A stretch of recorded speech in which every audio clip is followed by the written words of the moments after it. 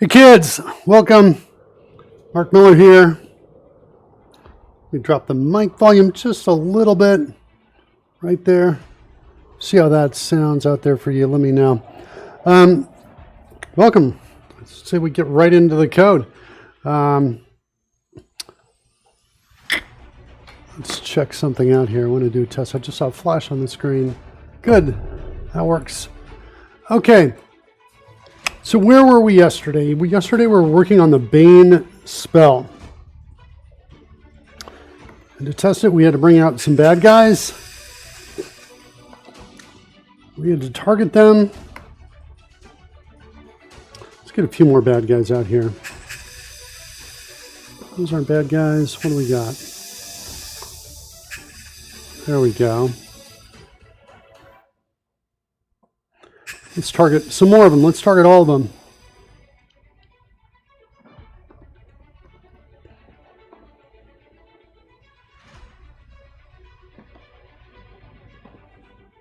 There we go.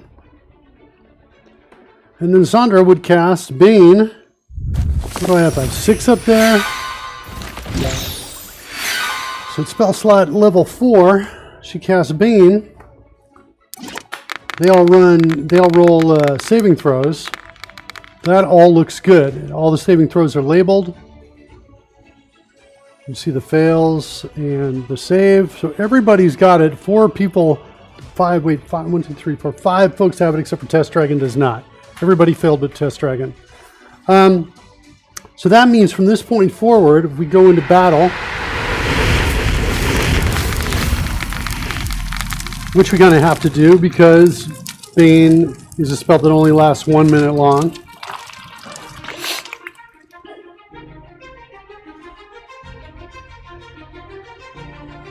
The colors here are all black for the, I kind of want to make a note of that, I think. And I got an erroneous wild magic check coming out here. Text, colors. Let's turn down the sound a little bit. In fact, let's turn the D&D sound off because we've got the Coders music playing right now. The text colors for initiative rolls are black, not in character color. The NPC color.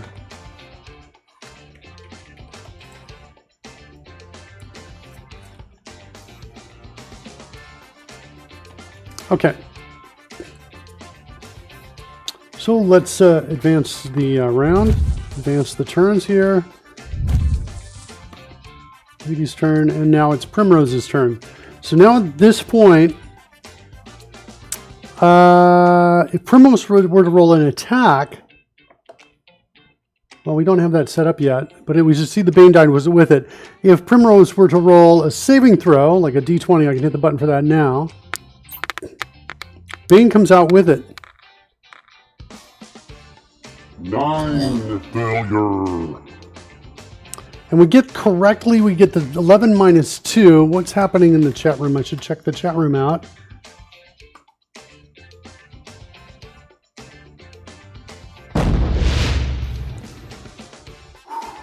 Gonna have to send it again here. And I kind of think, I guess I want to do a, let's do this, I guess, saving throw. Let's get this saving throw perfected, and then we'll move on. So if I do the saving throw again, there's a problem with the skull. 4 failure. So I want that 4 to be up there, but I want to see a -2 in parens underneath it because of Bane. Bane -2. Let's go figure out why that skull is all black.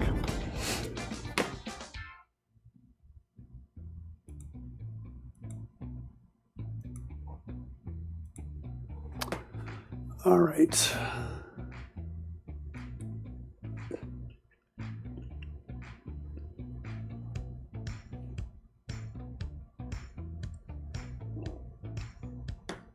It's going to be a dice layer.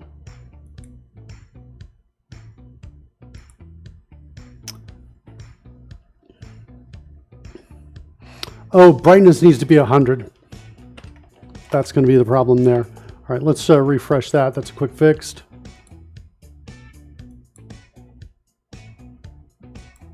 Okay, refresh.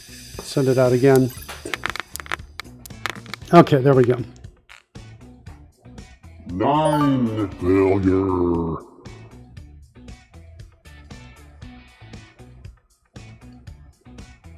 Okay, so we need to get, I want to see a little more text coming up here. I want to see 3 failure. Do I want to see a minus? I'm wondering about if I want to see a -3 near the D3 for the Bane to emphasize that it's a -3. I also wanted to say Primrose's Bane.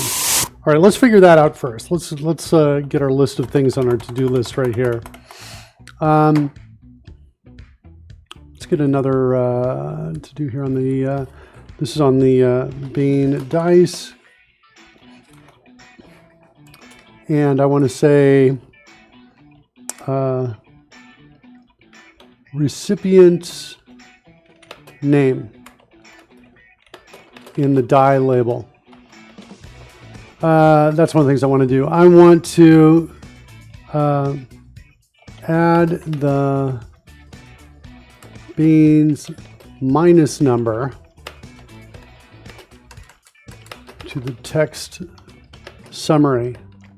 So we see -3 floating under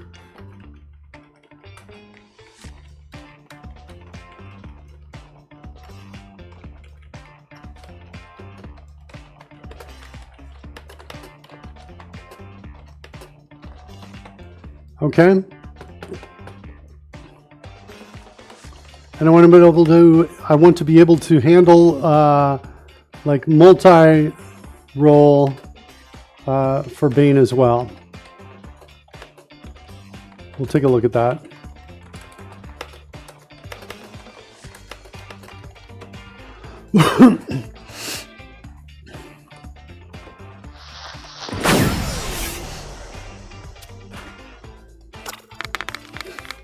Okay. So first thing on here, I want to get the recipient's name on the die label there. Success. So instead of seeing just Bane, I want to see the recipient Bane. The recipient name's Bane, and I think I want their first name. So let's figure that out. Somewhere over here, we're going to do that.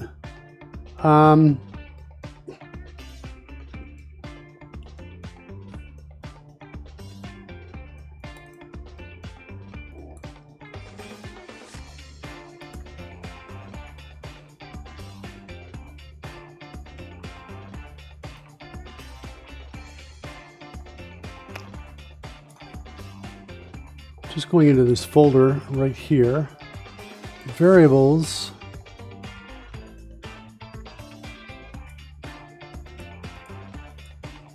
I thought we created a new variable.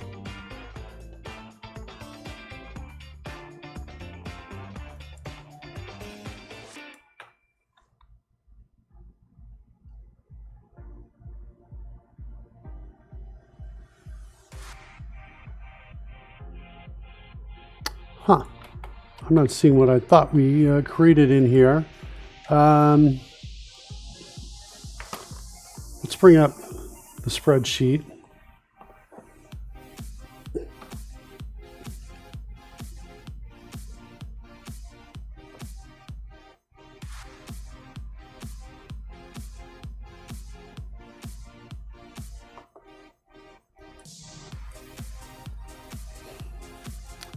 Multi-target notification offset. Where did I get that from?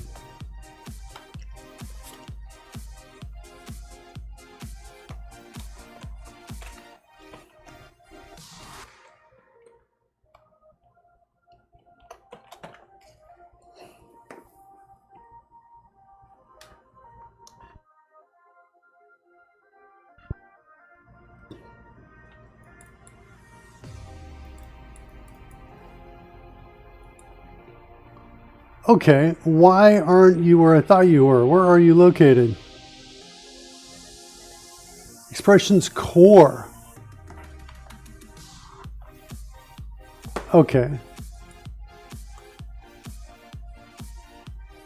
There. I want to drag you into here. I'm running, I can't do that. Okay. All right, so we'll throw a to-do up here.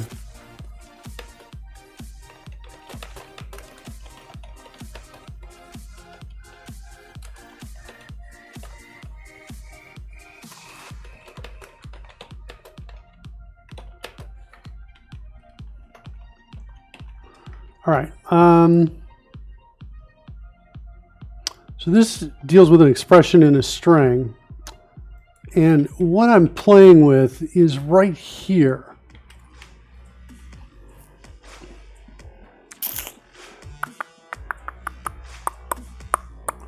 Yeah, I'm thinking about this. I'm thinking about putting a $sign in front of here so it's an interpolated string. And then right here, I'm thinking about referencing, doing something like this. Something's Bane. And here I think I want to say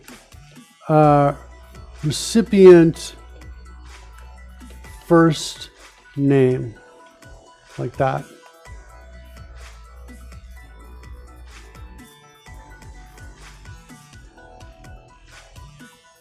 That's what I want to do. Let's paste it here too. So now I've changed the code a little bit here. So the interpolated string, we need to now declare a recipient's first name. And I think I'm going to have to stop this to get that to work. Yeah, pretty sure. Okay, I'm going to stop the app a second. We'll do that move from here to here. Here, I mean.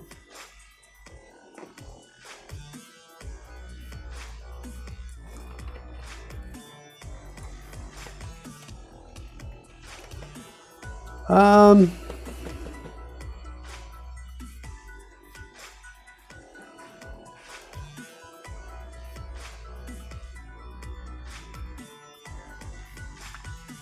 might change this. Let me do this a second.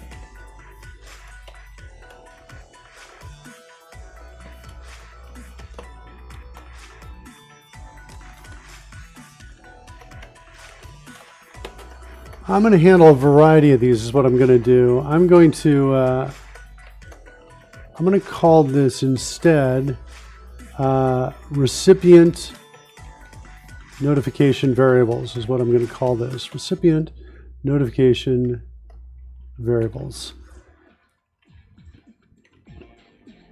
And so name doesn't matter anymore. What really matters is it in the list of things we know about?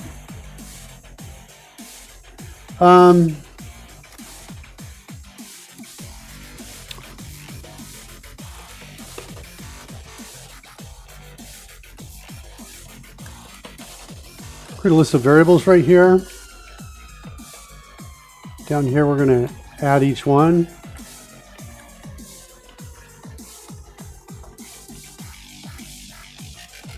And I think I'm just going to hard code their functionality, and I'm not quite at a command pattern here yet.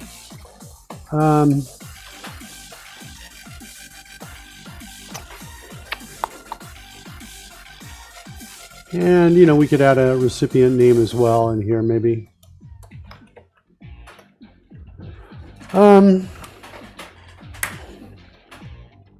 then we're going to say handles is going to look like this. Return known variables dot contains token name.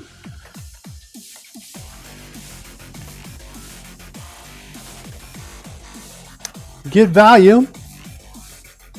This is where we need to kind of do a switch on the variable name, I think. And we're looking for that guy. I'll declare constant here in a second.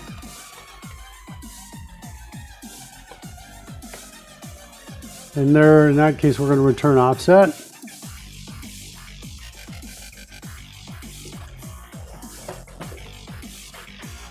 Now, where we set this offset is kind of key.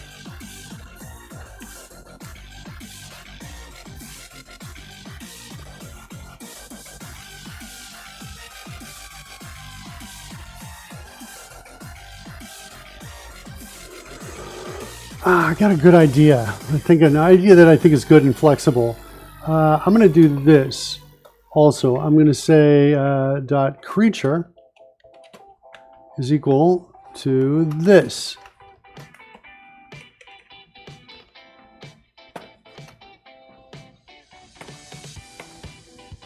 All right, so there's our creature.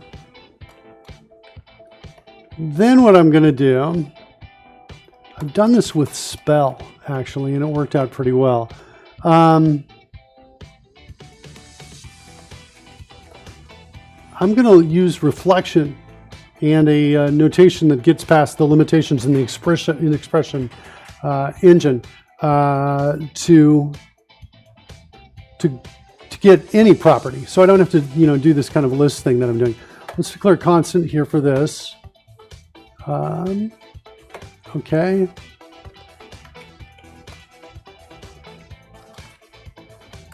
We call it var for variable. And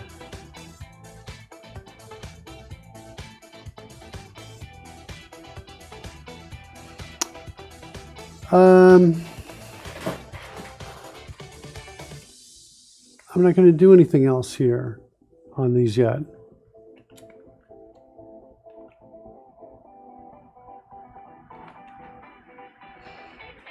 But down here, I'm going to say this. If variable name dot starts with creature underscore, like that,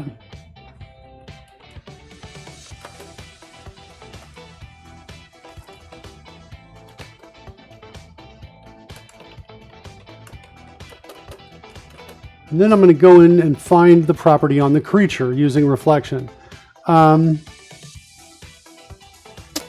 Let's declare constant for that. Creature prefix.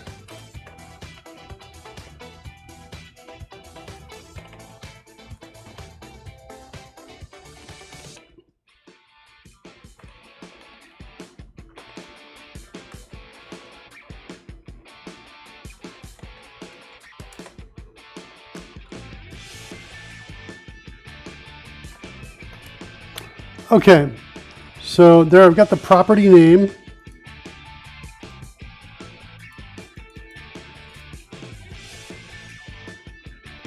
And now I got to get property info on it.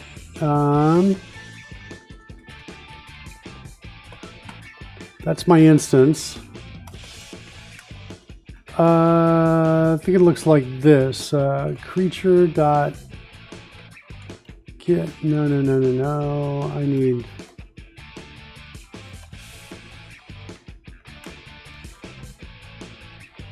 problem is I've got something with the name, the same name.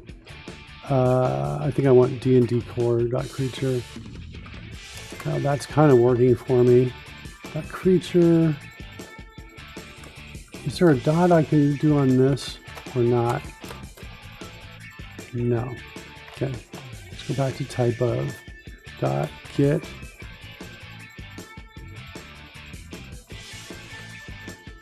properties.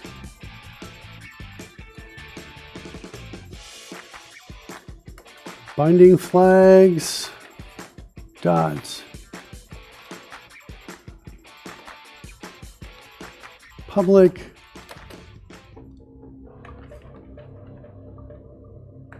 instance. Is that all I need? I think that might be all I need.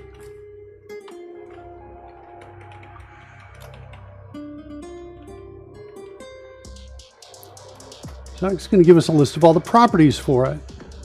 I want to actually get these in advance because I don't want to have to go use color reflection every time something comes in here to see if we handle it or not.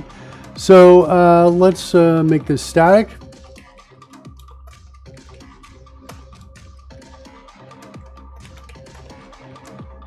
Let's call it creature properties. What's my problem here? Doesn't like any of this happening in a, what's the word, static here, isn't it? Okay, how about now? Everybody's okay? Everybody happy? Okay. We call this creature properties.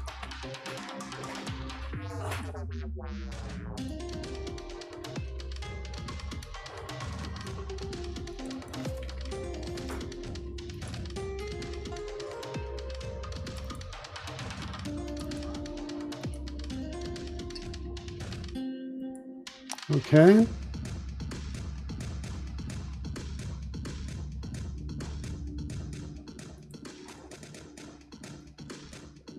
All right, so now we've got a static list of properties when we start up. In our handles, we'll check to see if it is inside of any of those.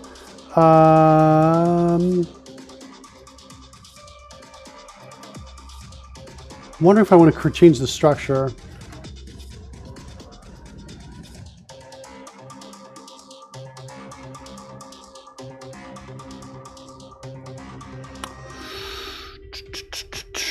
I'm kind of wanting to go into a generic list is kind of what I want to do.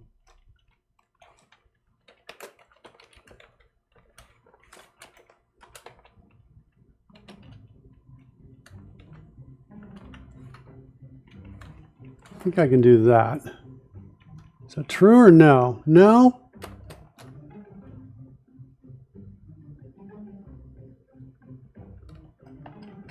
Fine.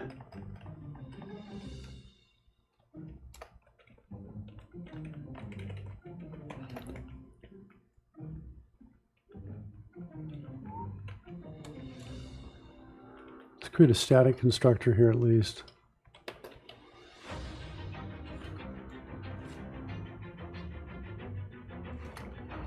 Let's do this.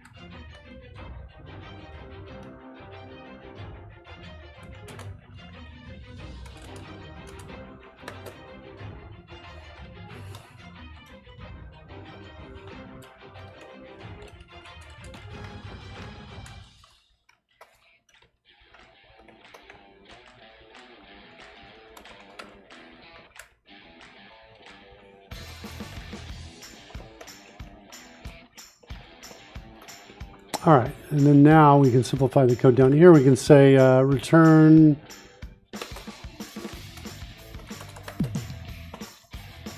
Frank, rating with a party of 11. Welcome, Frank. Welcome. And it's Frackberg.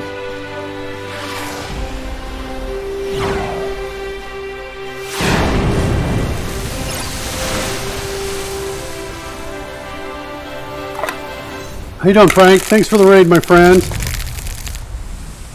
You know what happens when it's a raid, right, kids?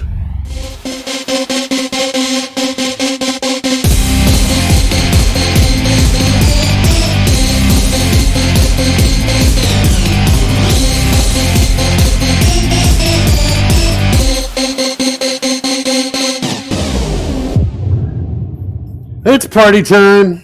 It's party time over here. Well, different kind of party now.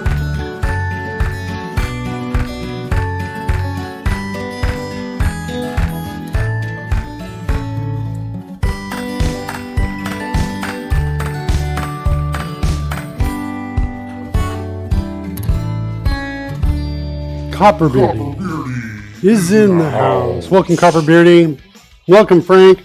Welcome, everybody, from Frank's stream. Cody Gorilla! What? Look out! Put on my special Cody Gorilla hat. Protect me from that. Whoa! All that code.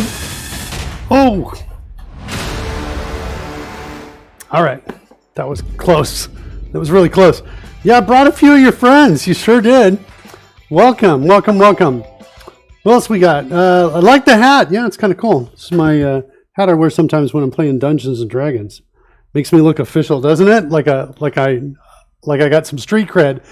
All right, we are in the process of adding a new command over here. I want to be able to come in here, and I want to be able to say, do something like this. I want to be able to say, in an interpolated string, say creature underscore, and then some property of the creature. I think first name is a property of the creature, like that. Normally in like C# we would do a dot here, and you know, but unfortunately the expression evaluator won't really let me do that without significantly reworking it. So I've changed the expression evaluator, or I changed rather what I pass in to be an underscore, and then that's how I'm going to do it. So this is going to get me the creature that owns the magic. So if you look right down over there, we're on the magic spreadsheet here. So this is how we declare magic that's given to people.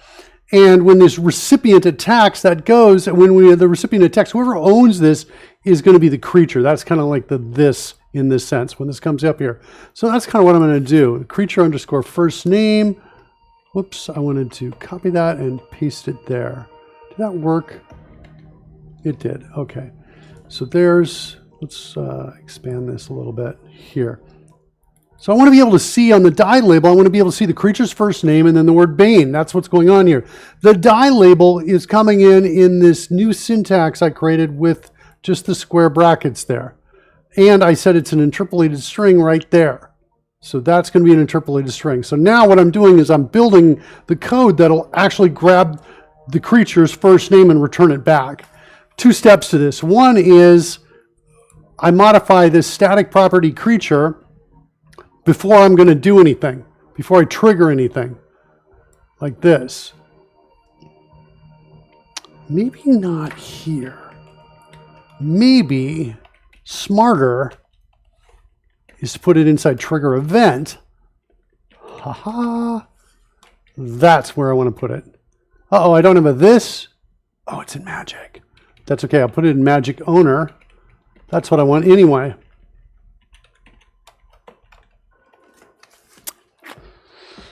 Yeah, that works. All right, better. So I'm going to set that creature property just before I trigger any event on the creature. So the creature is going to be the magic owner. That's what it's going to be. And then I'm going to come down here and see if the creature property contains that token. And if it does, I'm going to say return true.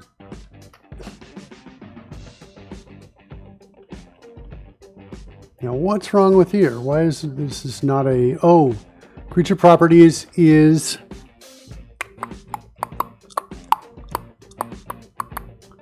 all right, I'm going to change this to a new dictionary of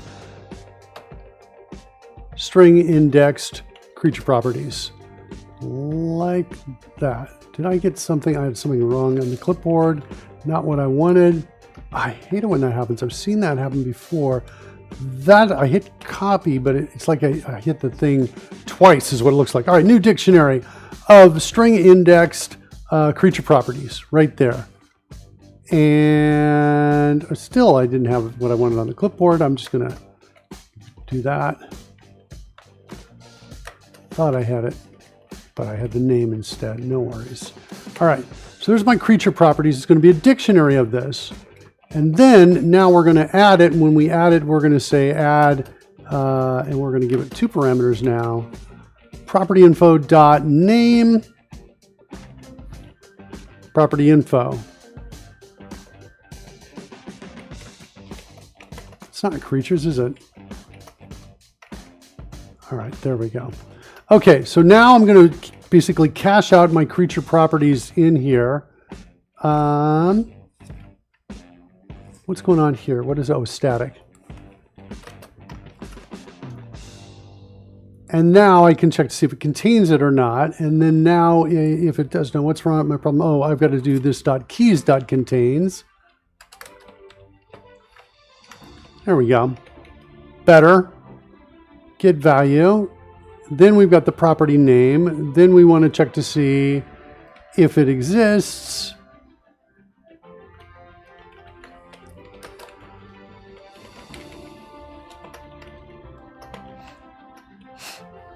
If it does, then we're going to say, do we need to do, that's property name, dot get value. We're going to pass in the instance. The instance is creature. And there's an indexer. I don't think I need that. I just need that. Just that. That's all I need to get the value. And then I think I can just call return on that. Whatever that is, it'll send it back. Now, the question is, do we have a first name? By the way, at the end of this, I'm going to type in, I'm going to send in a return null. So we've got the ability to add our own variables here to a list of known variables where we can kind of map one thing to another.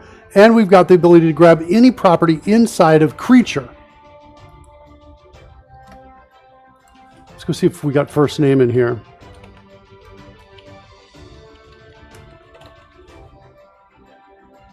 We do, but it's a lowercase f, which is important.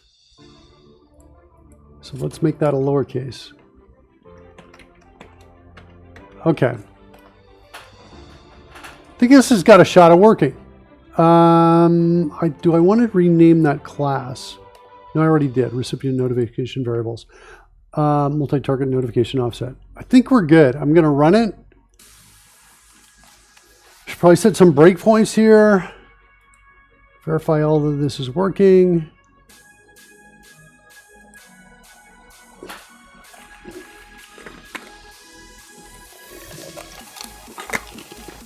Coding Gorilla says use contains key. Right here on this line. I'll change it when we get to edit and continue. Thanks, Coding Gorilla.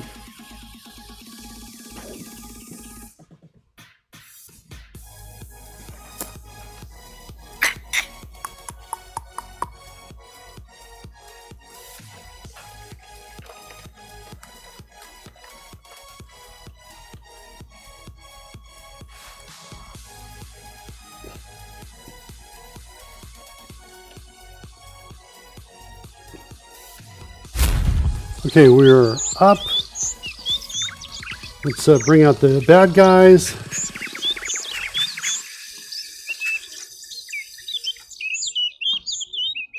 Let's go target all the bad guys. And let's cast Bane.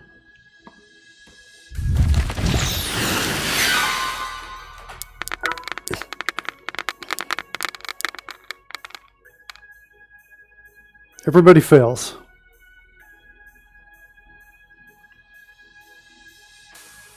We're at a breakpoint. Multi-target notification offset. Sweet. Let's come down here. Make the breaking point there. And you can see everybody's baned coming out. That's good. Cool. Let's go into battle.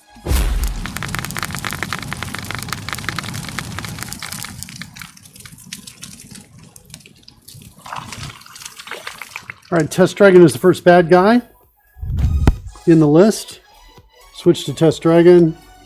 Let's roll a d20 saving throw. So at this point, if all the code's working, we want to see its first name. Actually, I want to skip past Test Dragon because its first name is not interesting. Who's the next one? Primrose? Fine. So I want to see primroses. I want to see primroses. I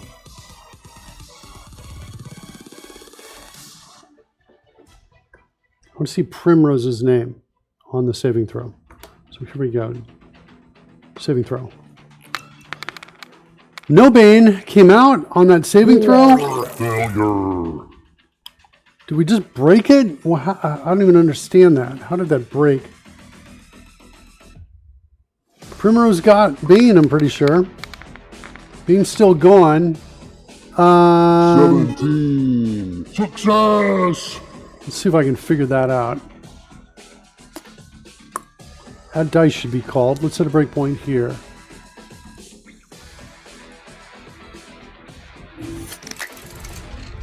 There we go.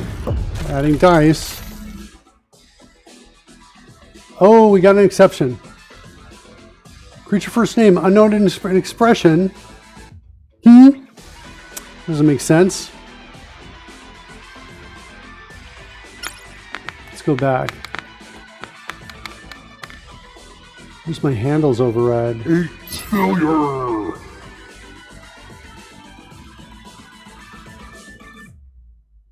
Okay, let's set a breakpoint here and try it again. Go. Whoa, add dice is coming in. Okay, wait, hold on. Here's where the args are. Creature's first name. Okay, that's where we should get the next breakpoint now. Good. Token name is creature first name. Ah, I forgot. I got to take out the creature. This is what I've got to do.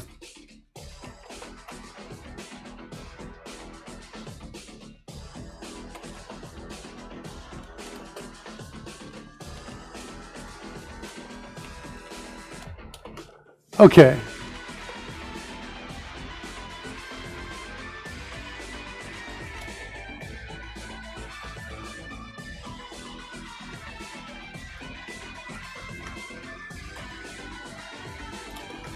The token name there, property name goes here. All right, let's see what we got. Okay, property name is equal to first name, and we got it. Good. Next, there it is. We're stripping it out again. We got first name, and can we do that? Primrose, sweet. Okay, that's good. Get out of here. Get out of here. Jumping out of the call stack, trying to work my way back up. Where am I? Gonna take a while, won't it? Right up here?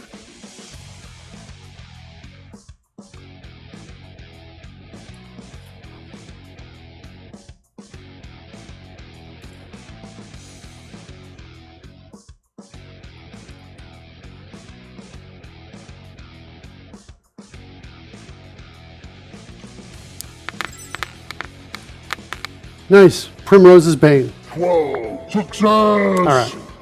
Should have just run it and checked it then. Okay, so that's good. Not too much we had to do to make all that work. Yeah, that effect, the Bane effect is super cool. Okay, that's good. Next, let's now, I'm going to cast Fireball at all of these folks. I'm going to throw out a lot of die. And let's see how this looks. Clear that breakpoint.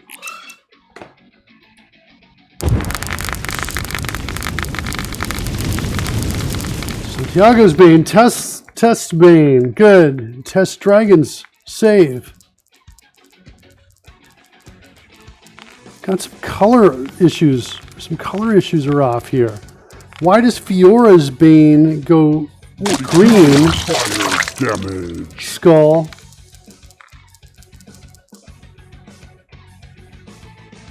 Yeah, the blue is going to green. Let's also check to see how we're doing in the chat room with that root. So here we go. Let's look at this. Fiora just took 84 points of fire damage.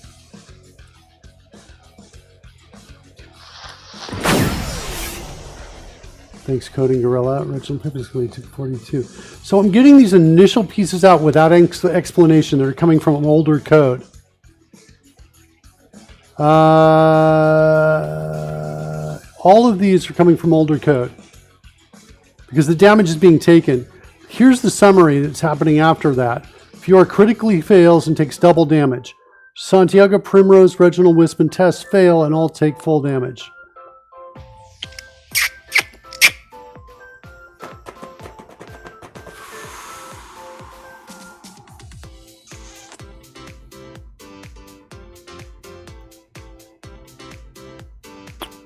I don't mind that because if you look at our chat room is showing less of this. This is information strictly for the Dungeon Master to show the Dungeon Master what their hit points are. So I guess I just would like this to come afterwards, but I'm not sure where in the sequence of things are happening. I think I looked at it and I wasn't super happy with it. Okay, so there was a lot of dye. So what did we have? We had a problem with the dye color. What's up with the dye color? Why are the Bane, not the dye color, the Bane shifted color seems wrong. Green sometimes?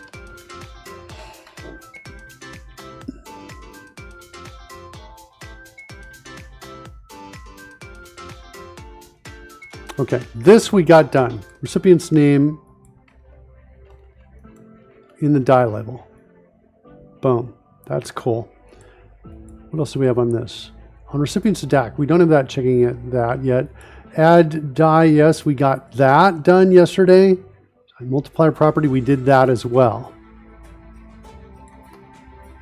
And we added the Bane animation to die rolls, but we got some problems. We still need to come in on this one right here. Let's create an arrow. Pop that down here. Got to do this one. Don't forget that. See if we can look at the shifting of this. I actually was looking at this last night, and I was like, I threw this out here as well to throw out what the dye color is. And I've got this RGB to S. Oh, I'm using RGB. That could be a big indicator of it. What do I have here? To HSL. I don't have a hex. How am I doing this before with color strings? Dice.dye color. Dice color. Well, maybe I can use RGB to HSL on the dye color. Huh.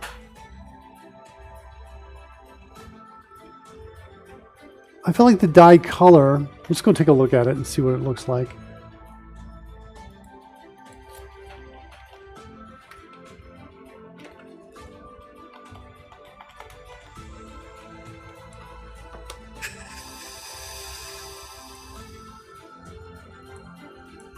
All right, let's do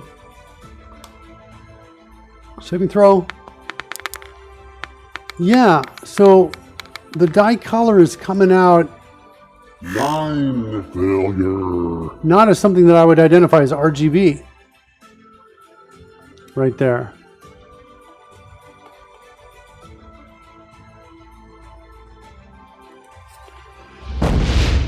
Is there by chance a 2 something else? It's just a string. Dye color is just a string. It's the RGB hex code. Was RGB expecting a hex code coming in? Oh yeah, it looks like it is.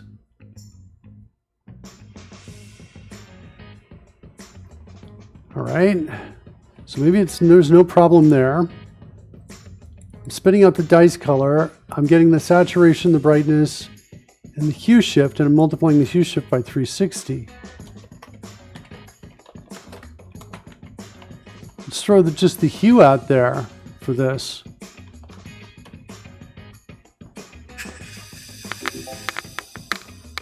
What's my hue? 256. Failure.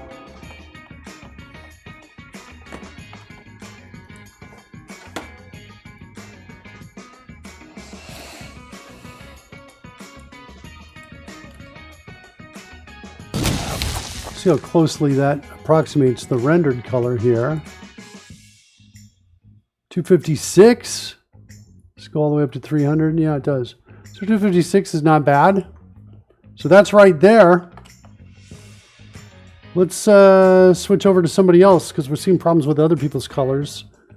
It's one of those things where it kind of looks right. Next turn. Santiago's got a different color. He's got blue. Let's roll it. And it's showing up this weird green. Hue is 217. Let's see what 217 looks like. 217 looking kind of like the blue. That's looking good. So why is my hue shift? Wait. I don't need to multiply by 360. H is already in degrees. Okay. That's my problem, I think. All right, one more time.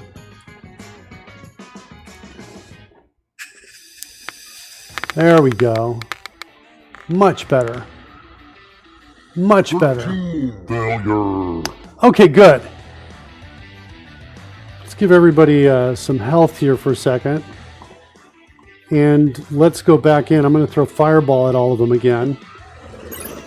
And we'll take a look at this. Oops, I forgot to refresh.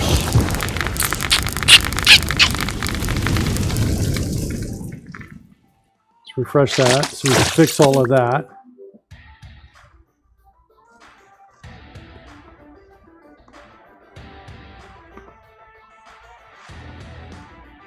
Let's give those players all some health back there.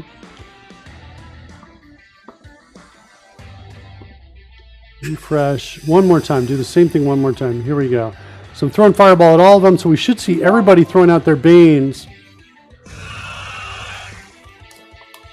Their Bane die, and let's see how it looks. Multiples. Let's get rid of this one in the back. Sorry about that one. Fire damage. I think when I've got a Bane die out, so first of all, it looks cool. I'm all about this effect. It's gorgeous, but I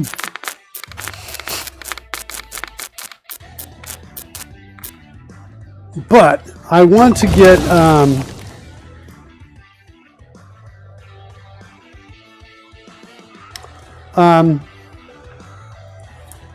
hold on, I lost track of where I was headed here. So let me delete this. I'm sure I'll get back on there. I want to put over the D20s the minus of the Bane, because your eyes are all over the place, right? When this happens, right, it's hard to connect, you know, somebody's die over here with somebody's die over there, especially if there are several of the same color. So Wisp's Bane is up there somewhere. Wisp's D20 is right over here. What I want is, I think over the D20, I want the minus something. I just feel like I want that somewhere, or maybe we're just going to hold it out here for a bit and we won't clear the die.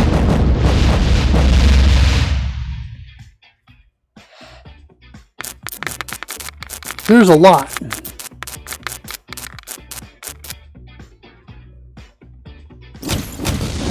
I think I want to put it over the D20.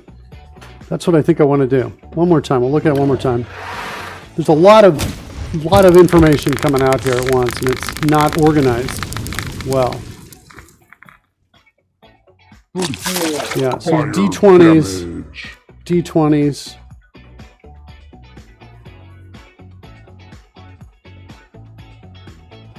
What if I got rid of the Bane die first? Started to clear those up, and then showed the D20 only. That would be something I could do in the future, but I don't think I'm going to do it because I think it's a fundamental change.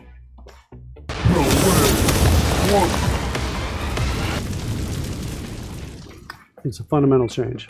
All right, do I have two of these up here? I do. That's why we got the interrupt here. Let's close that one down.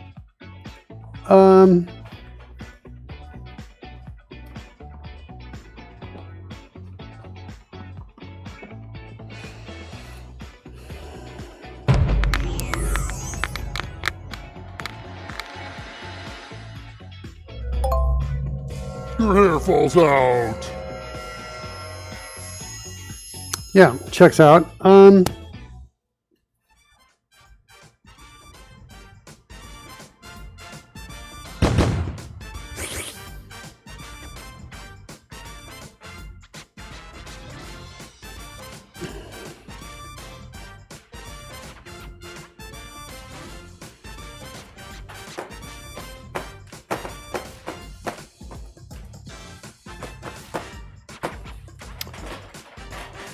Yeah, I'm thinking about it. We'll talk about this. New slide. Bane dice clarity. How do we improve clarity on this? Idea.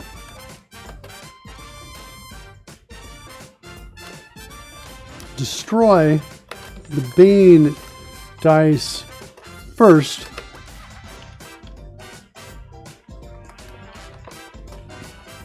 Show impact over d20s next, e.g. -1. Floating text. Yeah, I do think that this can simplify the results after everything goes out. So we destroy all the Bane dice, so we collect all of those, show the impact over the remaining d20s.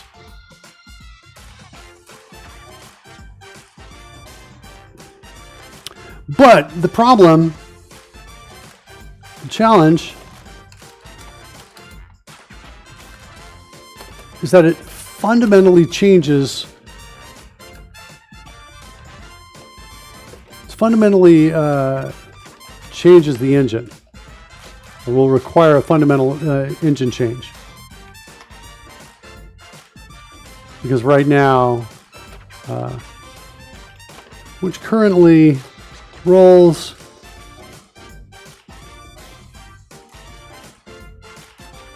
then clears all at once. Signaling ready to, that's not how I spell signaling. Okay. Ready to roll again.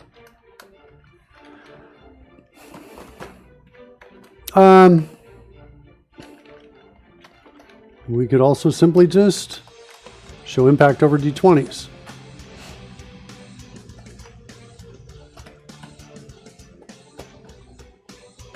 We could report in greater detail in the chat room.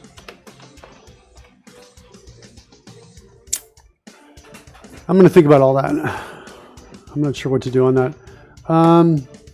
This one. I think I'm going to go after this one next. So this impacts us when we roll a single roll. So it's a single roll, not a whole bunch at once. So if I come in here and say, let's roll a d20, there's my Bane die as well. It's coming out there. Let's switch to a darker background so it's a little easier to see. 15. Failure. So there we go. Now I want to see a -2 right here. That's what I want to see.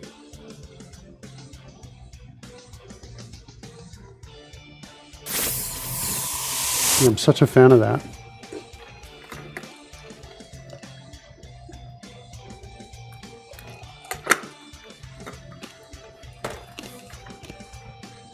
Okay,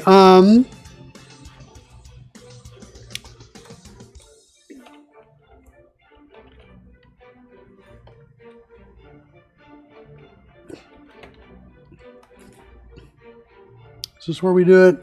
Yeah. This is where we do it here. All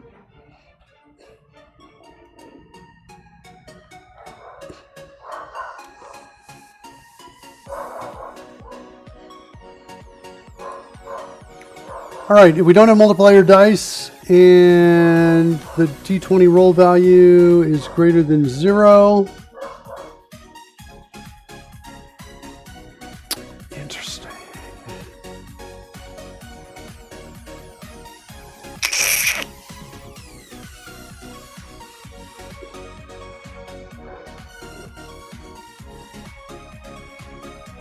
Okay.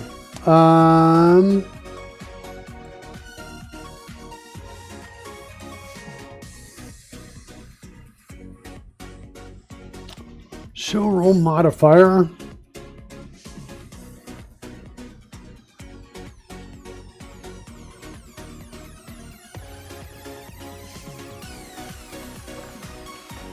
So we need to get the Bane.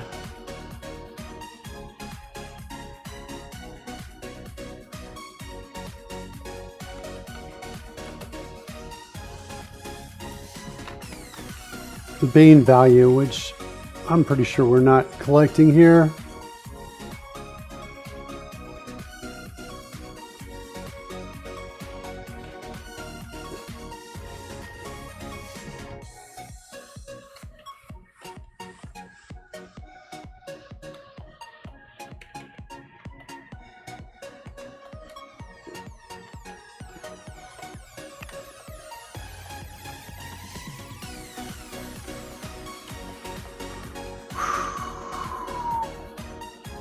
All right, let's go figure that out here. We're going to need to create a new map here to map all of the Bane mods like that.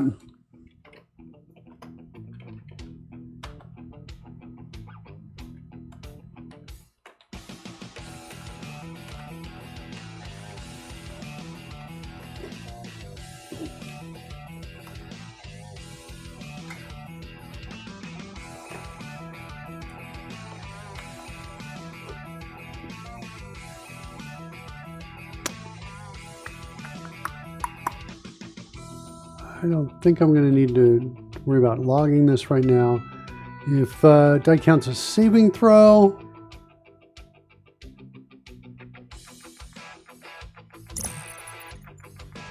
this is where we get it, right here. Score multiplier is coming in for total score right here. Jeremy Knight, welcome.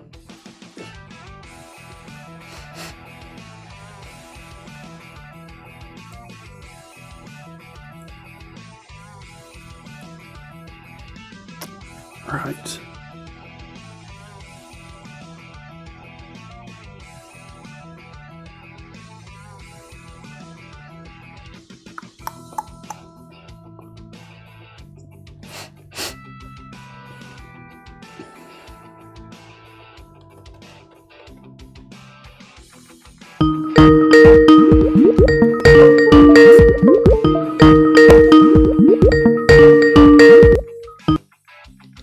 Hello, Mr. Miller. How are you? I'm pretty good, Mr. Becker. How are you doing? Not too bad. Not too bad. Cool. I see you are in full flight Pretty much. with many NPCs on screen. Yeah, it's getting crazy. The die rolls are Fair getting enough. intensely overloaded. I'm like, whoa! Yeah, I'm working on some simplification. I'm trying on, right now I'm working on putting some text up just to explain what's happening with Bane. And so Cool. I think I'm going to do this. I'm looking at my score multiplier. That's how I tell if it's Bane or not, is if it's less than 0, then I want to say banemods.set. It's kind of like I want this line of code, but I want it with Bane mods instead. I guess I could just duplicate it and CodeRush will do it for me. That's what I wanted. All right. And so now what I'm going to do, yeah, Bane mods. Top number times score multiplier. Should be good. All right, there's my Bane mods now. That's the piece I need to worry about. It's inside total score. Sorry, right here. Mm-hmm. If the die counts as a total score, then, and also there's a Wild Magic D20 check. I suppose I could put this inside of braces down here, because this is really, if you know, we're in a Wild Magic D20 check, we don't really care about Bane mods at all. Okay. Good. All right, I feel good about that. The cool thing about this is I can have multiple, somebody could cast Bane and maybe something else, or maybe several people could cast Bane on me, and I might be able to pick several, hold on to several of these, you know, negative D4 dice that I'm rolling, and they would just add them all up. Okay, so that's good. So now I want to go continue to see where total scores is used. Report new roll results. And I want to throw in at the end, where do I want to do this?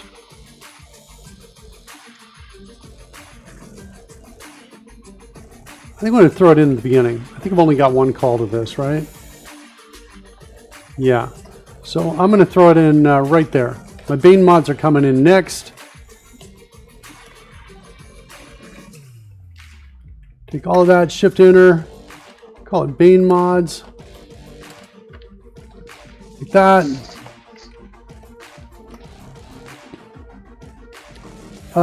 Okay, let's get my D20 roll value. Where are we using that? Let's come down here. Bane mods.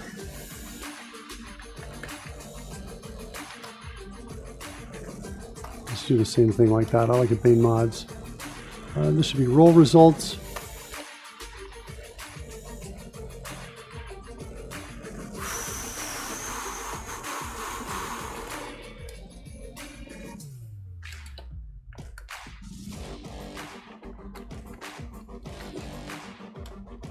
All right, now,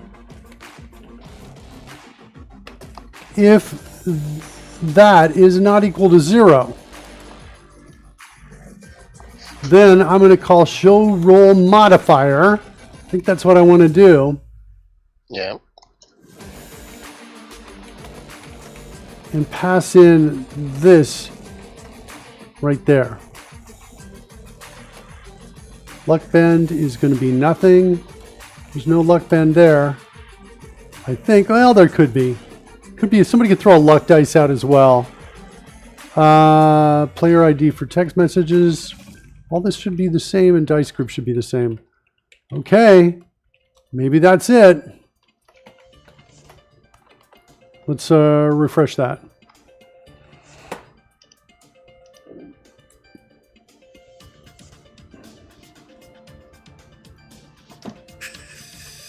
And let's throw the saving throw. I'm hoping to see whatever this D4 is, a -3 showing up right up there. 16. Oh. Success. Oh, it is.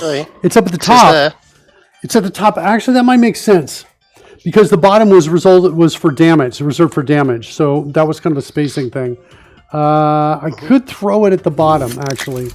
Let me throw it at the bottom because there's a damage modifier, I think, call. Damage health modifier. Let's see. Let's just try. I think it may throw out the word damage as well. So we may not. We might have to create our own call here. Let's see what it looks like though. Looks like I got a problem in the code. Should be some -1. Failure. What's my problem here? No, -1 there. Oh, that's my problem. Okay. Let's go back to roll modifier. Do we have any other parameters on that thing? We do not.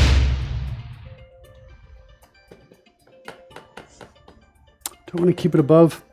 Let me watch it again. Yeah, my intuition is it's got to be below. You kind of want to see that first. Let's watch it one more time. Does this code have any impact on the same thing that is targeting sort of standard players? Is it inverted or anything, or does it come up in more or less the same place? Does it have an impact on what, Rory? So this is a saving throw, but for a targeted NPC in this case. Kind of. Yeah. Well, right now So I've if got it's a targeted player, does any of the UI react differently because of the location of the players, or is this always in the central area of the screen and therefore sort of the same experience either way? Yeah, this is always in the central area of the screen when it's only one die rolling. So right now I'm just for one player, one player. So Santiago's rolling it right now. 16. Success. Yeah. Okay.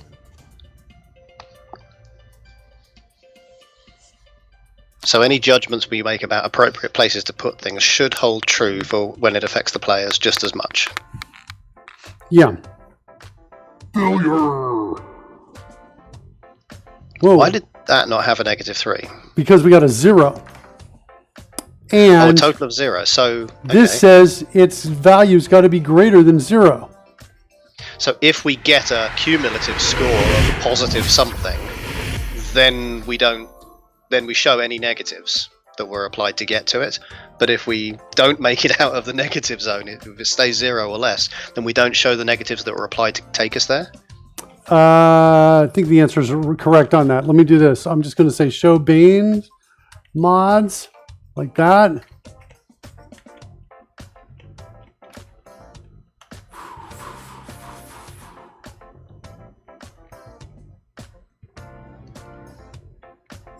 Now I'm going to take this piece out. This is what stopped us from getting in there. This is old code, but I think about getting this out because now we support negative numbers essentially in the total. I know. I agree with that sound you made. I'm gonna throw this out over here on the end, but I'm gonna do that. Let's refresh it. It's a hard one to test for because you got to get a low D20. Let me do this. Let me throw out a disadvantage saving throw. Nope, that didn't do it. Let's do another one. Whoops. 9. Do another one. Failure. Disadvantage. Oh, shoot. Failure. My disadvantage is thrown out 2 D20. Now we get to -1, but at least... You got. Wow. Okay. Yeah, that... So the least of the 2 D20s gave you a 3, and you subtracted a 3 and a 1, giving you a -4. Yeah. -1, sorry. The problem is with disadvantage is I shouldn't have 2 Banes. I should only have 1 on the disadvantage. Wait, is there only 1 now? I wonder if it's because I hit him. 7. Failure. There's only 1 now. That's true. I hit it like a couple really fast, and I think that may have been what happened. Oh, okay. Okay, so 9. All right, so this is better. 9. Failure. Yes. Let's do an advantage throw. The advantage has only got 1. Okay, good. I think it's just as I was jamming the buttons. And 17. Success. that's advantage. Let's do disadvantage.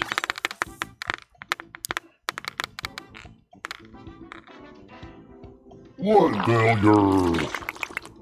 Yeah. All right, good. Good.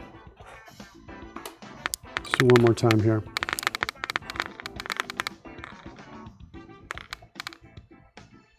Two. Failure.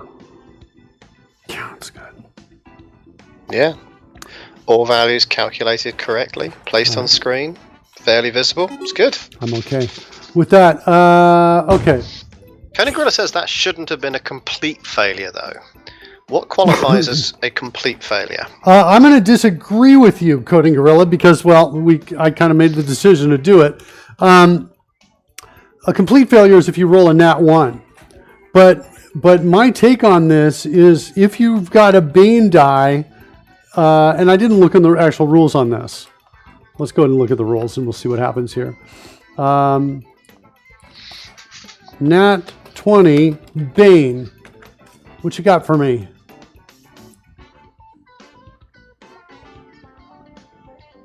Bane has no bearing on a critical hit. Shoot. Still a critical hit. Okay, what impact does it have on a complete failure then? Why didn't they answer this question? Dang. Okay, so the nat 20, I need to change that. Let's go find that. Bane mods. Bane mods. Bane mods. There's the Bane mods there. Oh.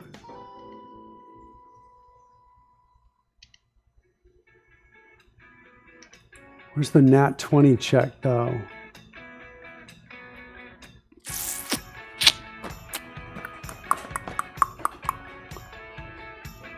Shoot. Am I going to have to store more data and send it? I think I might have to. Let's do something else, Roy. We did this the other day. Let's look for the number 20. Whole word. And we're going to look for it and replace it with critical hit. Yeah, so we're abstracting or extracting the magic numbers and replacing with something that has a little more meaning. Yeah.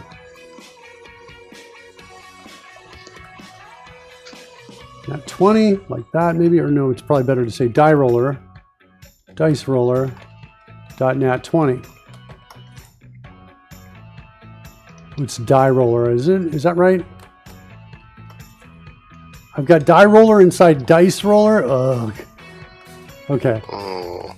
I know. You're Rory. It's the same. Feels the same. Go on then. Which one of them is correct? Yeah, don't even ask me that question. All right, so there's one of these. Let's keep finding the 20s.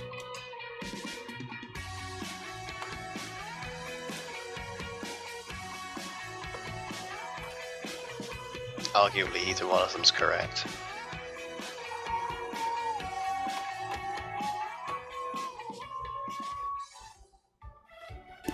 I don't know if I want to change that. I don't think I'm going to do that.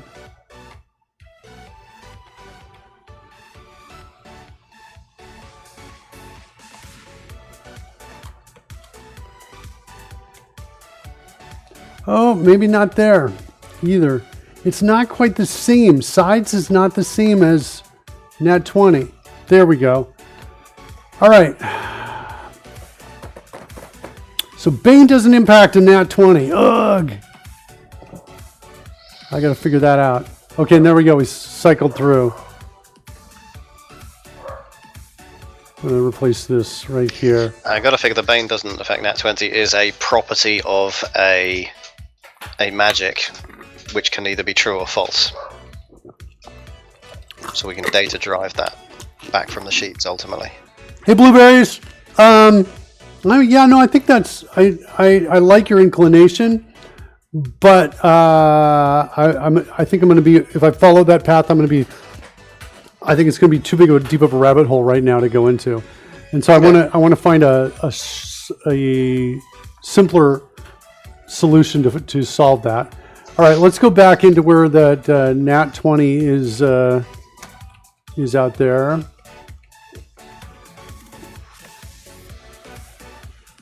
Let's go see where we're looking at for you to use that. Check skill bonus. Check skill check bonus rolls. Okay.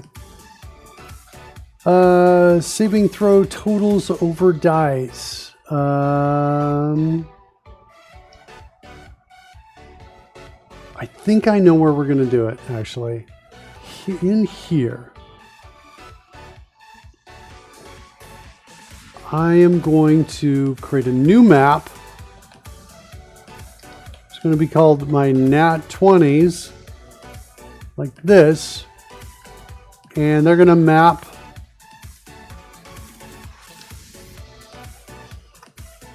I think to Boolean. It's going to be a yes or no. Did you get a nat 20 or not? I'm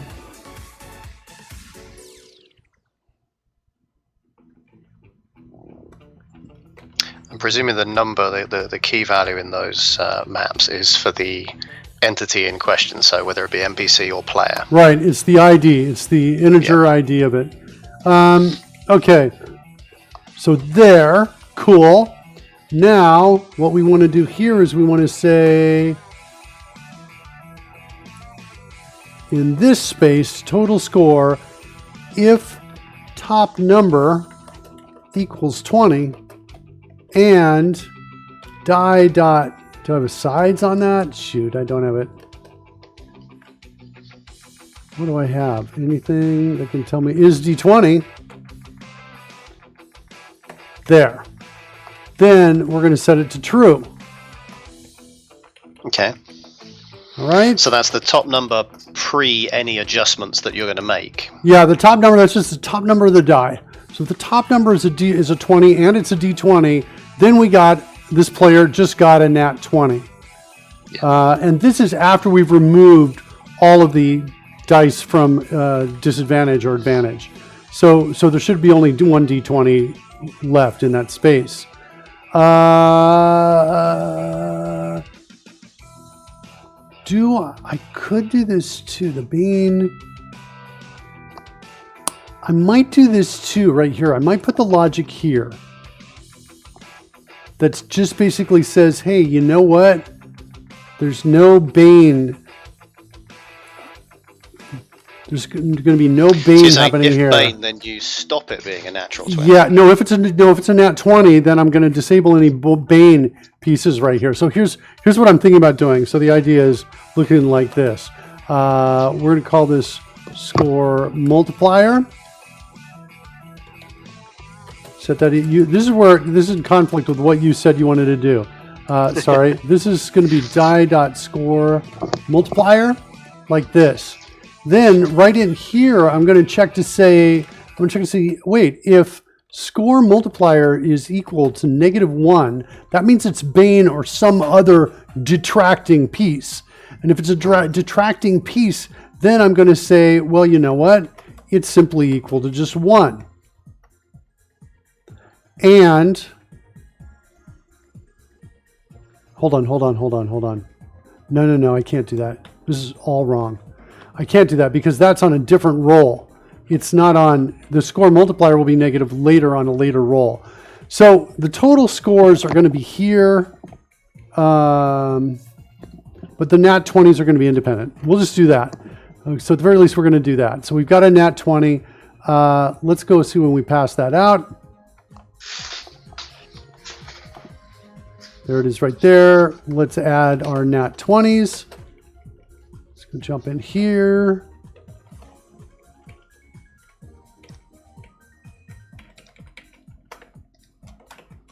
Nat 20s, and it's going to map from a number to a Boolean, like that. Next.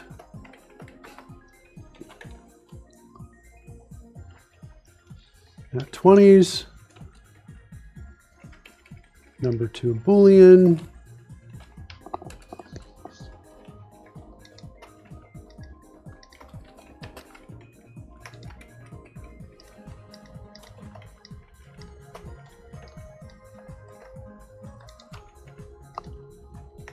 All right. And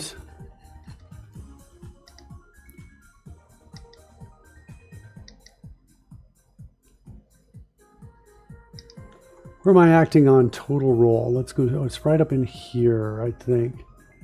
Let's see. Our D20 roll value.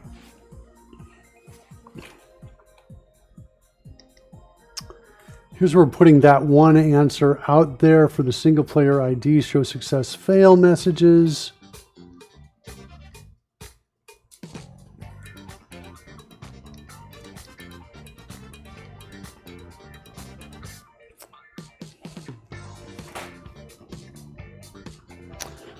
Yeah, we need to get an answer on the complete failure part of it too. Bane, nat 1, complete failure. What's our answer out there? No, not B, not ban, Bane. D and D. Change critical hits and fails. Yes.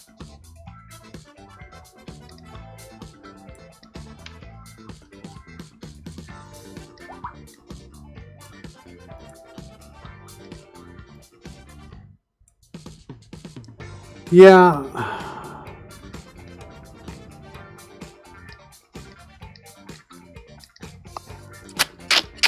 So I think I'm going to. I think I'm going to just use our rules, which basically says that we're going to go with the D20 roll that we saw in the rule book, and then we're going to go 20 roll total.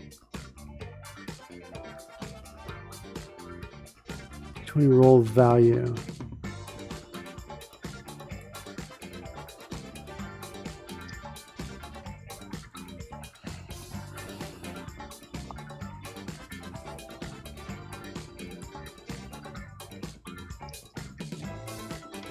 All right, let me get oriented back here to the totals. All right.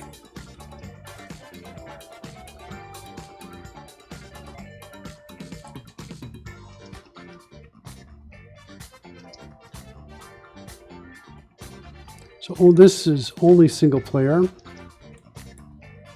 Show Bane mods are there. Do I want to show a Bane mod if it's got a nat 20? I'm thinking I probably don't.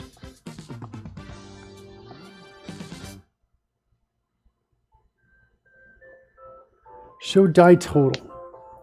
Here's the total roll.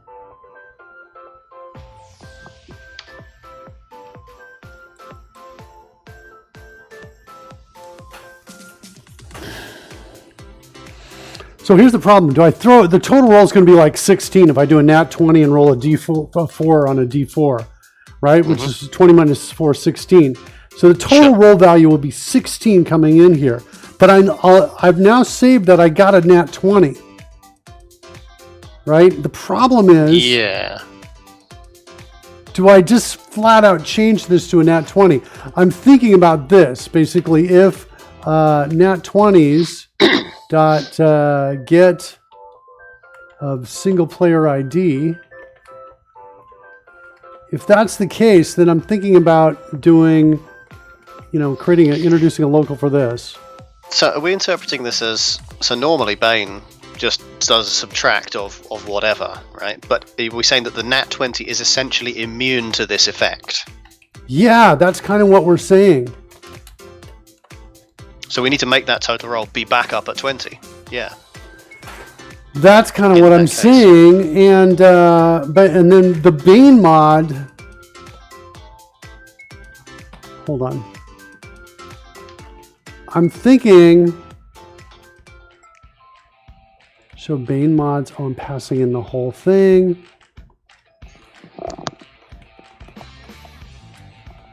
Ugh, it was dumb. Dumb refactoring. All right, so let's change this to just the value. Right there. That's going to be the value.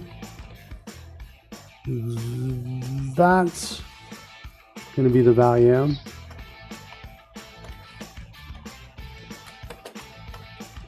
Like that.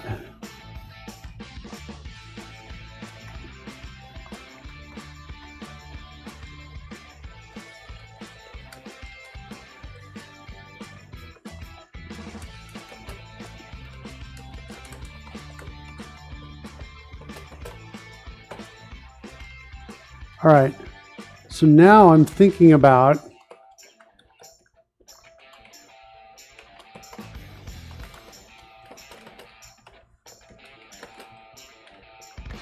that.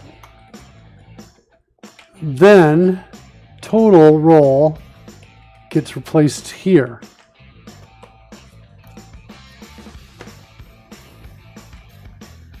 Nat 20 defeats a Bane is essentially what's happening here. The problem... Does that mean that the Bane is presumed to have... Well, let me see if I get the sequencing right. Somebody casts Bane on player X or NPC X, and subsequently, whilst that is in effect, that player has to make saving roll for some particular reason, and Bane normally affects that saving roll, for example. In this particular case, if they roll a nat 20, it has no effect. That doesn't stop them being under the effect of Bane. It just means that the numerical magnitude of Bane for the purposes of this roll is 0. Yeah. Okay. I'm going to back up, I think.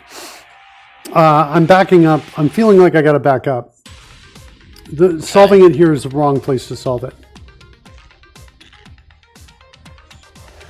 I gotta back up. Is what I gotta do. The Bane mods we're still gonna keep, but the nat 20s we're not gonna do. I've got to go back in. The problem is, I kind of realized my problem. The problem is,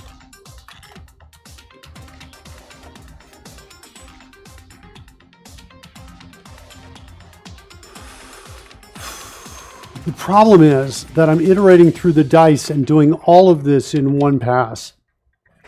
and I need to iterate through the dice first, find the D20s, and see if any of them are nats 20s. And if they are, then there's no Bane, is kind of what's going on. So maybe I do keep the nat 20s, but I Is iterate. that true? What happens if you go with disadvantage and you get a nat 20 and something else? By the time we get to here, that something else has been removed. Surly, I got a present for you. Surly Dev, I've got a present for you.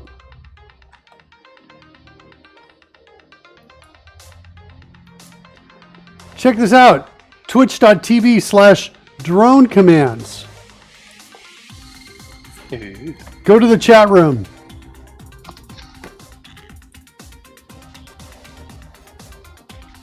Let me log out and log in as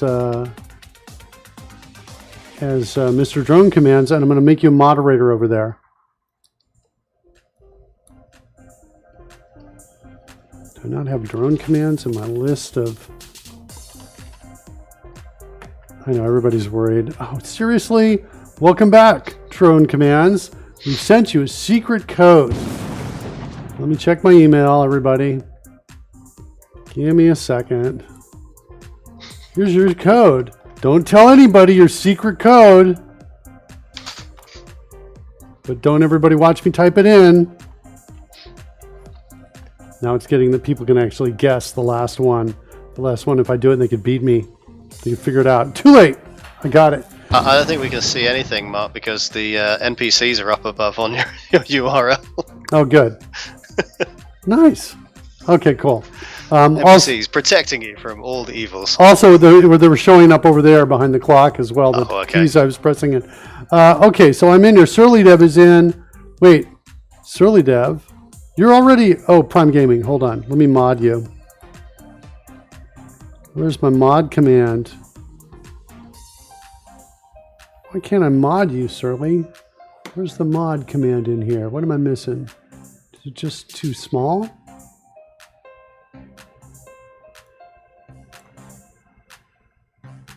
Where's my pop out? Chat settings. Just type mod Surly Dev. Okay. I'll do that. /mod. Like that. Surly Dev. Did it work? So is this sending chat commands to this additional channel will work every bit as effectively as to the normal chat? They should. And thus not getting in the way of actual chat. They should, exactly. So if I were to come in now, I'm flying the Code Rush drone.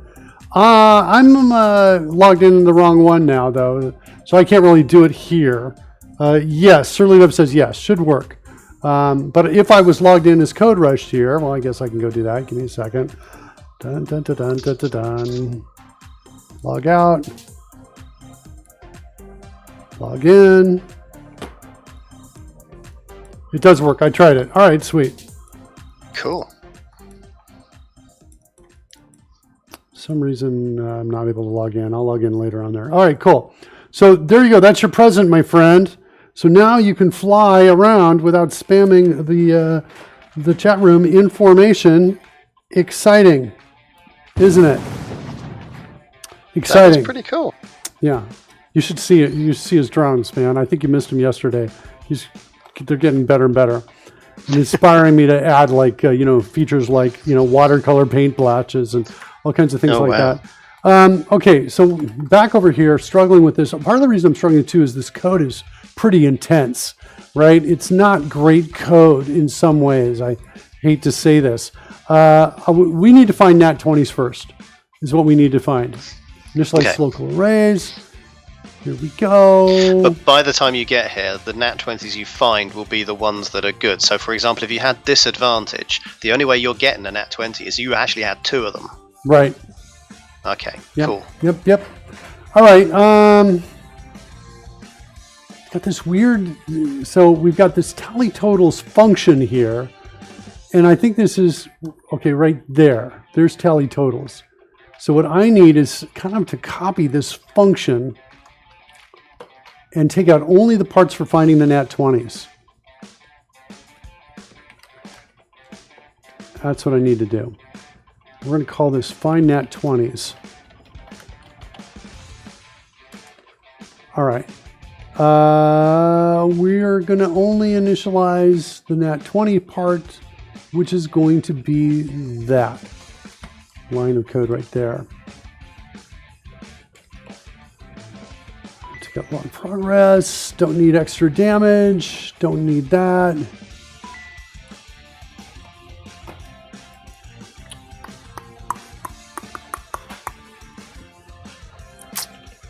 I think saving throw.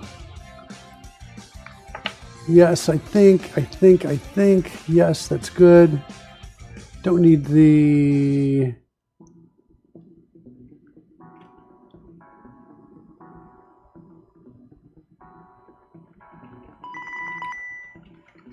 I think I can also do a check here as well that just simply returns. Nice! Look at that, Surly. Everyone in the chat thanks you. Yeah. I'm liking it. Okay. So we would return... What are we returning down in here when we get out of here? Nothing? Why does it feel like it wants something here? Oh, no, it doesn't. Okay, good. All right. So we're going to ignore it if it's that check. Is it really able to detect this? Nice. Good job, guys. I like that.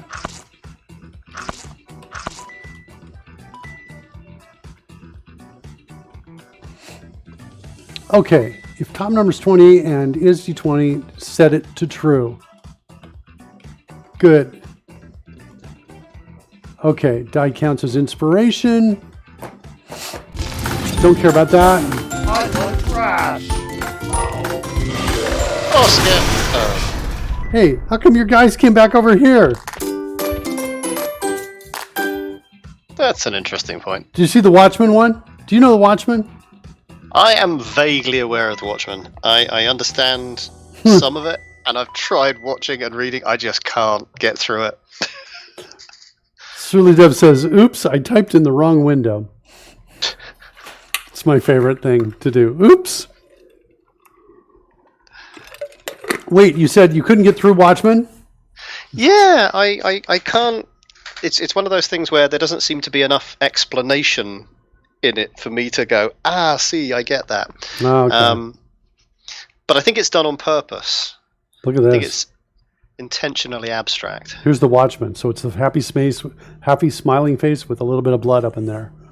A little bit of splatter of red paint in the upper left. Gotcha. That's it. Nice.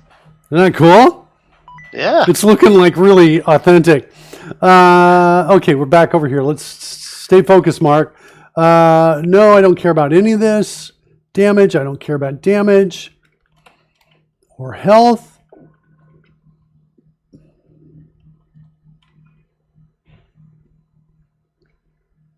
And I'm not going to log it. Okay, find nat 20s. Feel good about that. Now let's go find where we call tally totals. And let's call that first. Then inside tally totals, get rid of that. Instead, what we want to do is we want to check to see, hey, if the score multiplier is less than 0, and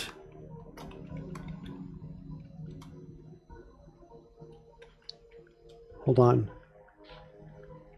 Bane set. So if all of that is true,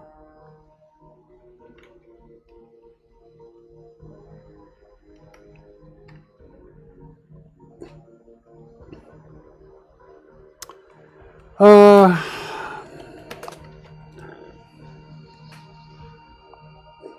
we kind of want to just break right here is what I think we want to do.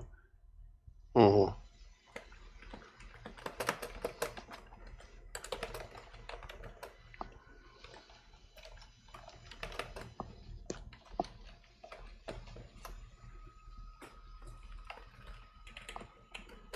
Can I do the break right there? Will that work? I'm just not sure about the syntax of this. I think it will. I think it should, yeah. Yeah, break should get me back up. Yeah. If it's less than 0 and we got a nat 20. All right. I think that's the fix. Let's go refresh. And let's see if we can get a nat 20.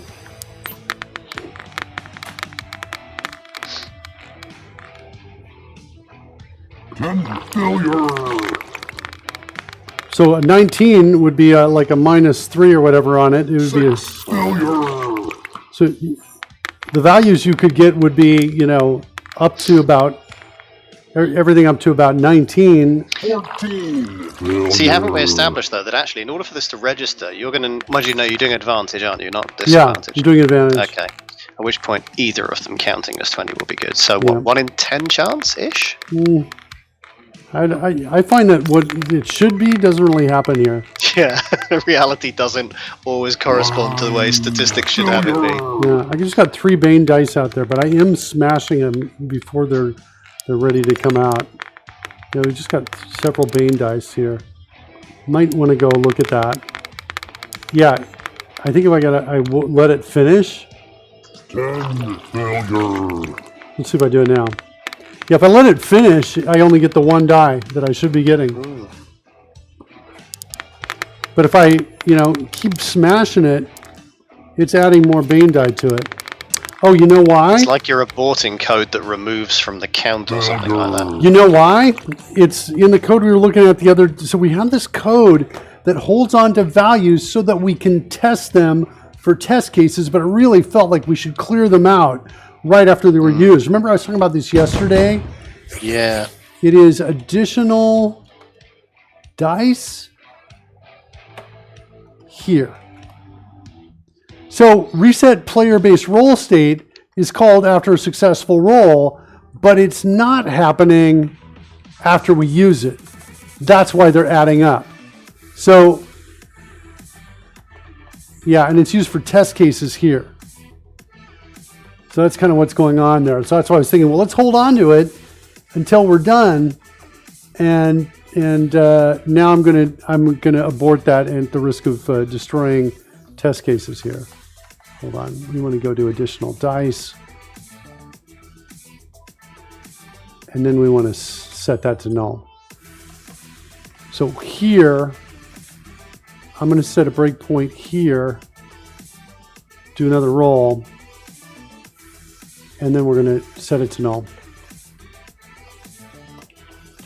Like that. And then we'll also grab the other piece of it. Additional dice this roll, set that also equal to null. Is that correct, setting it to null? No, I got to set it to this. All right. What's wrong with that? Oh, double space equals space. Okay, now let's run that, and now I bet I can jam it, and we won't have a whole bunch of these. So there's one. What did I get? All right, let's do another one. Let's jam another, jam another, jam another. That was the problem. Okay, cool. All right, give me a 20. Give me a D20, kids. I want to see a D20 as a 220. I also have a method in here that I can change the results just to test the results for this, which I may go to. I'll give it a few more runs. Nope. Nope. Nope. It's interesting. I tend to wonder about, so okay, you know, 1 in 20 is 1 in 20, but as you say, this seems not to turn out to be the case. So I was starting to wonder maybe why is that? And it's interesting because you can see individual dice do impact each other, and they also impact the sides of the sort of throw space. So each of these additional events, based also on the velocity of the throw, are going to impact things. One success. Critical success. All right, nice. Bane does not impact it, and that was the test we wanted to do. That Sweet. was it, yep. Yeah, you're right. I know. It doesn't seem like there's, there should be any kind of trends of numbers. But I would like to kind of create a test that just runs nonstop and just rolls and takes a look at the distribution. See, I reckon the distribution's fine if the dice are only thrown with sufficient power and random start point, such that they do not impact each other and also do not impact the external throw area.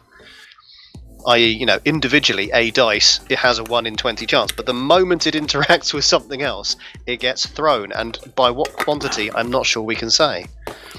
Yeah, well, I did look at the code for this. The code for creating the die, one of the things I saw was that looked like it was pretty good. I think it's in prepare die. Prepared base die. Here we go. So depending on where it's being thrown from, we set up its start position. So its positioning is like it's off screen, and I've got a die here. The next one's going to be here, and they'll kind of stack, I think, like this, right? In this kind of roll, like this.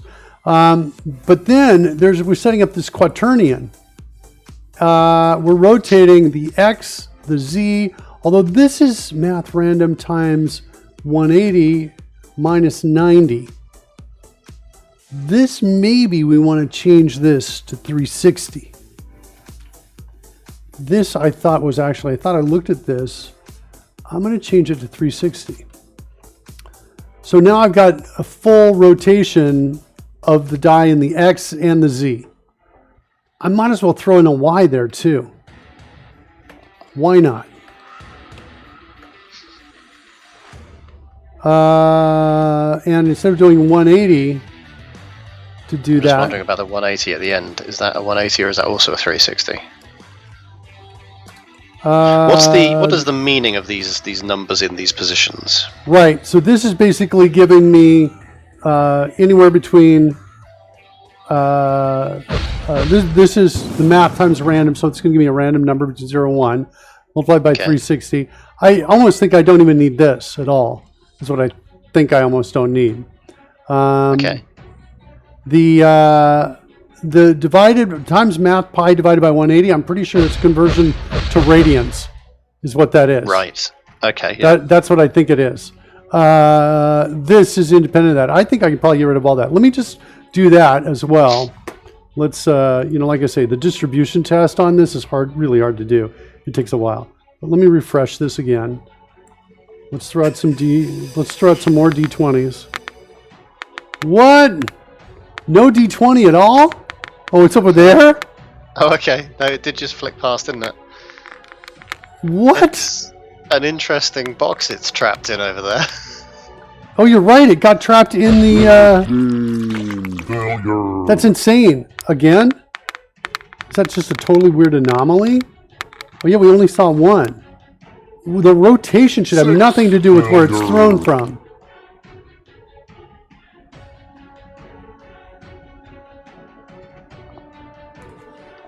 Is there another property to quaternion? I think there might be. Come on. I think it's W. As I say, it feels like there should be a fourth, given the naming. Yeah. Let me, let's go over into... Wait, where is it? It's in WW root.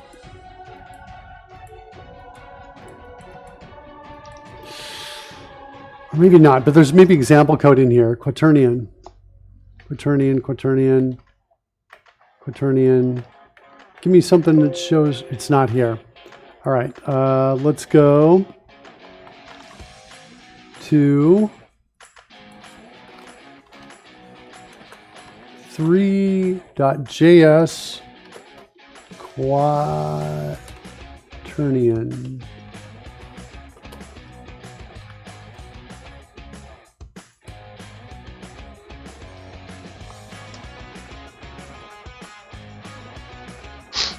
Set axis angle. That's what I want. Well, isn't X, Y, and Z the axis? And W is the coordinate. Okay, so let me go back over here.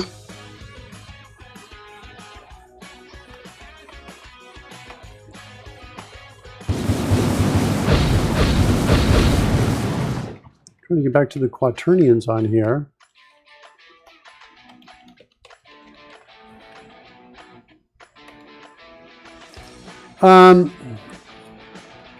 It's W, right? Yeah. So this defines how we're going with the angle. So I'm actually going to go back to where we were. This is the angle of rotation. Okay. This is 180 minus 90.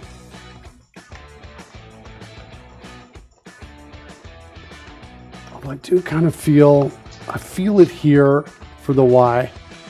So this is going to set up a vector around which we will rotate. And then the W is going to be equal to, this is coordinate. Well, I could just call set from axis angle. Let me just do that. Because then I don't have to worry about what units I'm in.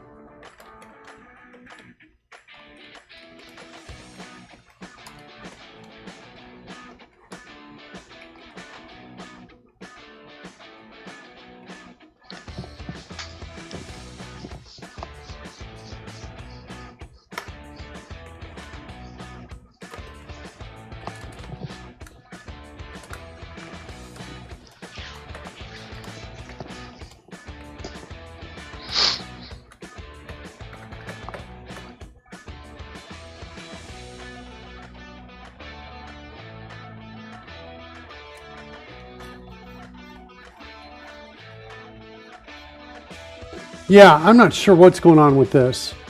Why would they convert to radians if it's an X? I just don't understand enough of this. Yeah, I have to say I'm a little for bit sure. But lost. I mean, I'm looking at the example you pulled up, and it's math pi over 2. Because I understood that there were pi radians in a circle. That was my understanding. So if you have half of that, that's a half circle. Yeah, but I don't understand the So X, Y, and Z. I thought X, Y, and Z were for the vector. Sorry. So, if we were doing this just in 2 dimensions, we'd say that there's a point around which we would rotate, and we'd give that point an X and a Y probably. Okay. Yeah? In 3 dimensions, we'd give it an X, a Y, and a Z. So that's a point around which rotation happens. No, it's a vector around which rotation happens.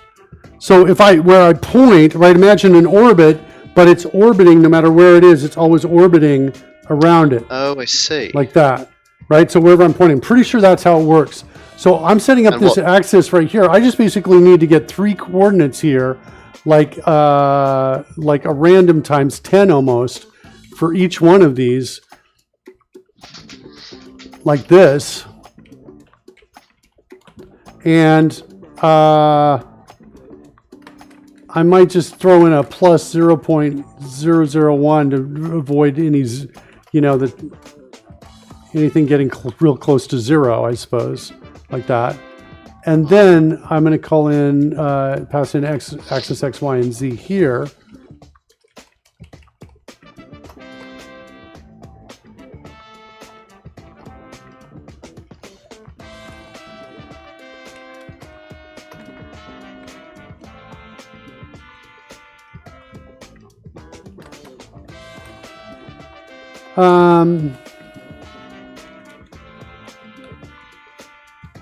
Let's comment that out. We need a TS ignore here, which I forget what it looks like. TS dash ignore. That's what it looks like. And then we want right here.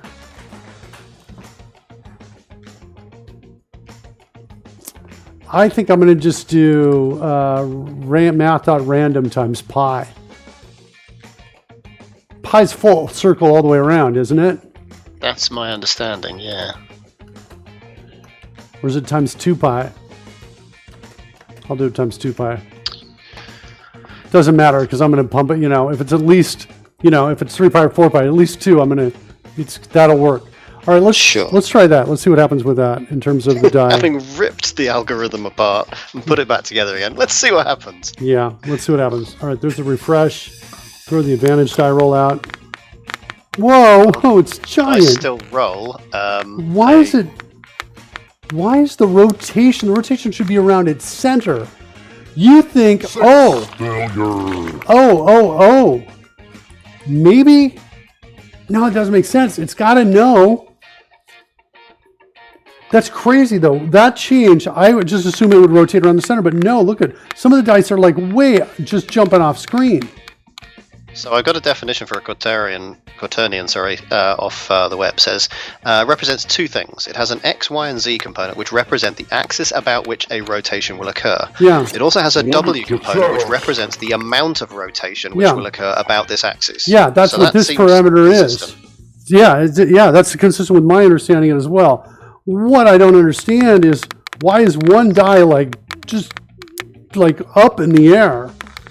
This rotation must not change its center point. It must not rotate around its center point. What if I were to do the quaternion before I set its position? I set X, Y, and Z here. I'm just playing with this idea. Let's try it. If it fails, we can always undo it. Mm-hmm. Throw it back up here now. I don't know. I would think the order of modification shouldn't impact it, but just in case, nope, just as bad. This is like almost insanity based on what I understand this to be, how I understand this to work.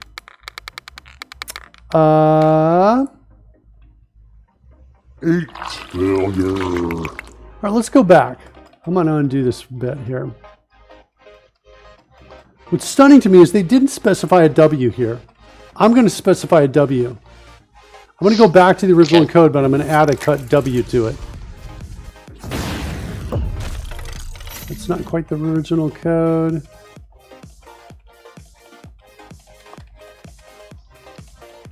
Getting there, almost there, there.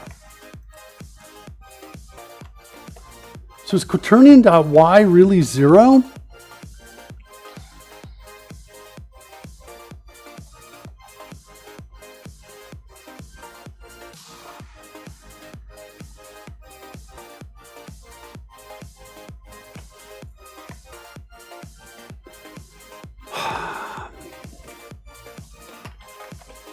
So let's say W is equal to something like this. Math.random. What if one of these was supposed to be a W, not a Z? Would that have made any difference here? There. So these are my degrees. Yeah, this code looks like, that's like what to me a little bit. The W,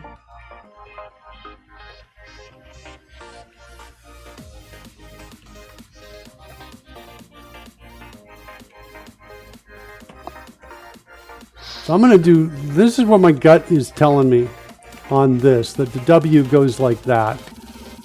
Let's see what happens. Okay. Or should I do this first, just to restore? All right, I'm going to restore.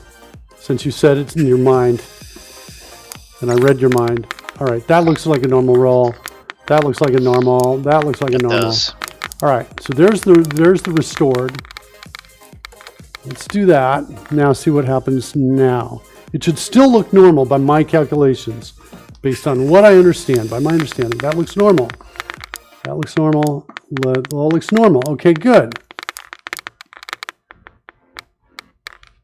Although that last move was a little weird.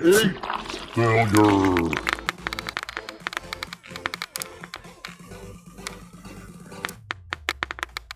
All right. Let's see what happens when we throw a Y in here. I'm going to throw a Y in there like that. Okay.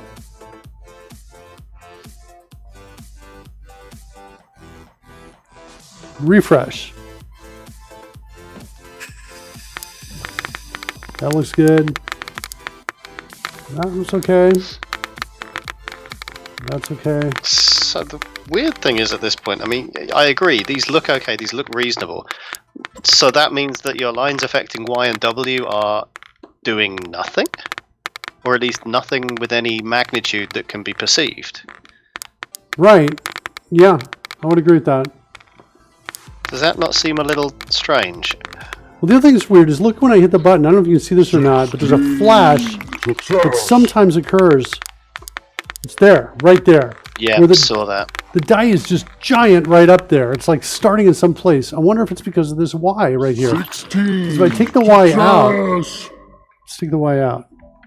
So are they doing anything? Well, I think they're deciding how it's going to rotate, where the angle is of rotation. Glad you saw that. I thought I was having a stroke. This is why you watch the show, Coding Gorilla. You check in with us when it seems like you might be having a stroke. Yeah. There's a bit of a flash on Santiago on the Bane animation. It jumps right to the middle. Success. If I do it too quickly. Oh, nope, there's something there too. It's still there. Yeah.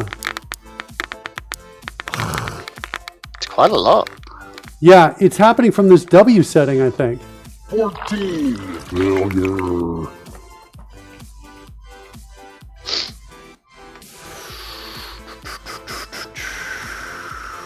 What if I did that? I don't think that'll make a difference based on what I know and understand about this world that we're working with. Whoa, whoa. It got giant again. I can't seemingly modify this. I can't modify W. Oh my gosh.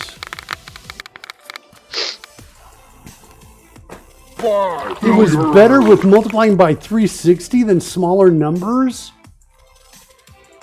I have no way to really test this either, to really understand this.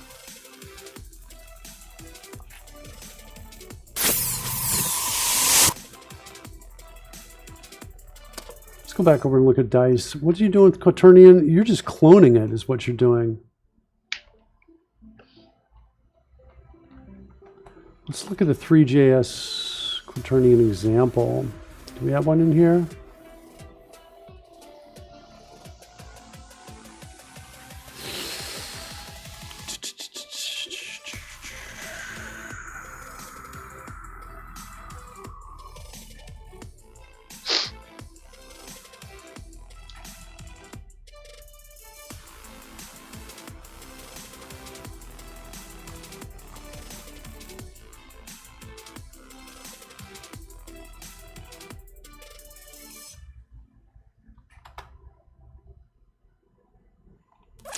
Yeah, I'm not happy about that. I'm not. So if I did it at 360 times pi, I didn't notice any of the jumps up.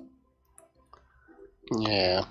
Which doesn't make any sense. When I turned it to just math random times pi, I totally did.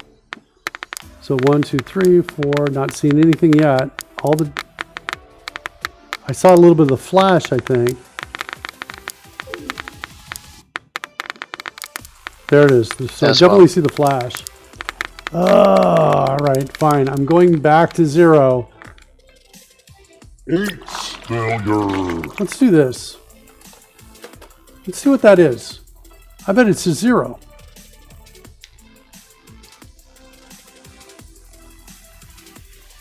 Actually, well, let's find out what it is first. Let's just save that. Come out over here.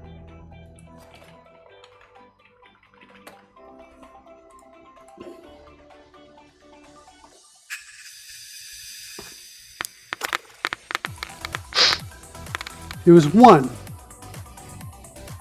13. Failure.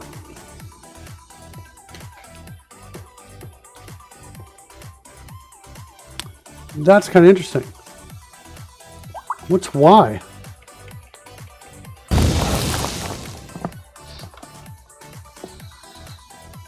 So these are the default values because we're not modifying them. Y is 0, yeah. Just looking at that. That W is 1, which makes me feel like 1 is a full revolution almost. I'm almost thinking What if I were to just, this thing's crazy. It should just be okay with everything. It should just really be okay with everything. You understand what I'm saying? Everything. Yeah. Just be happy. All right, I'm just going to throw that out.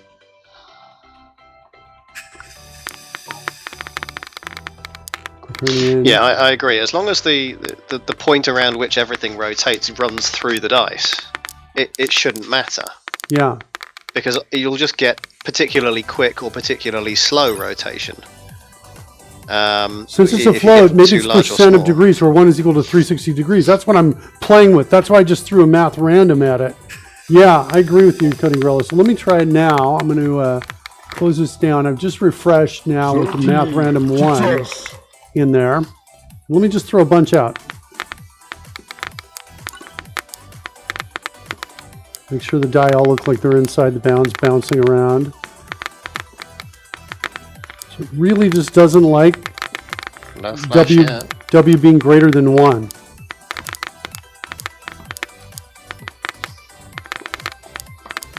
All right, I'm going to call that. That looks like it's okay and safe. So now, what happens if I throw in the Y?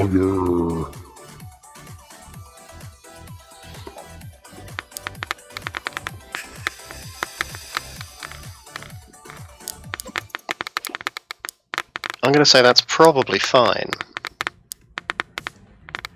Yeah. I think it's okay. All right. So now, what's interesting, we always had 1 before for W. So there's some random positioning pieces, but it could have been that the orientation was always the same because W was always the same. It was always 1. There's never anything to change 1, W, right there. So I'm now kind of feeling there's a chance that our distribution may be more even. Like if we roll, let's just try it. So if we roll 10 of these advantage ones, right? We'd expect to see a 20 or close to. Yeah, or maybe within 10 or at least in 20 rolls, we'd expect to see a 20 for sure. Maybe 2 inside of that. So let's just throw it and see what we get. Let's look for... Understandably, though, random is still random, so we're looking for close to. No, I get it. So let's also let's look for either a G20 or a D1, right? Those are the end extremes, right? So on opposite sides of the die. So let's see if we get those. We're looking to get each of those about 1 or 2 times in 20 rolls. This is kind of what we're going to do. Well, let's see what we got. I'll count the rolls. Oh, look who's here. Just in the nick of time to cover up all the results. Wait, we're looking at the screen. I can't see. I can't see my screen. Rory, he's taking over the show again. Pudding. Hey, Pudding. I got a 17. Where's the other one? Pass. I didn't see what happened to it. I'm a little bit worried. All right, so that's 1 roll. That's 2. Looking for a 20 or a 1. See if we get... Almost got a 1 there. Close both times. There's 20 before, almost.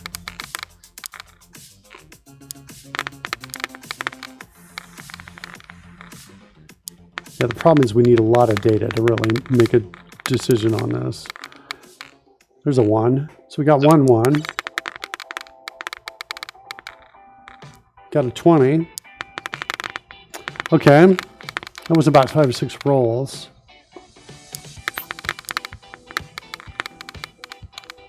Another 1. I think we're up to around 9 now.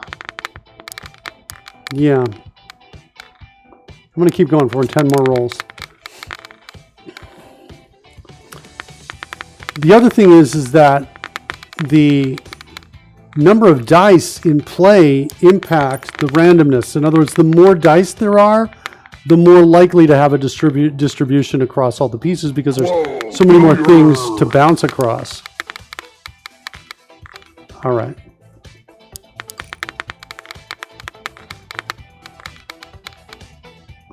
Expect to see 1 more D20 or 1 more D1. Maybe 3 more rolls, feels like.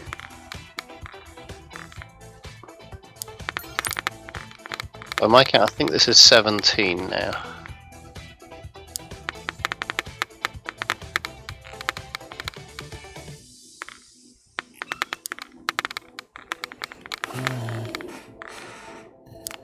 most I like about the last one, I think. All right. So we got one D20, two D1s, not too far off from what we might be expecting for all those rolls. There's another D20. Okay. It certainly doesn't feel particularly laboured on any specific values.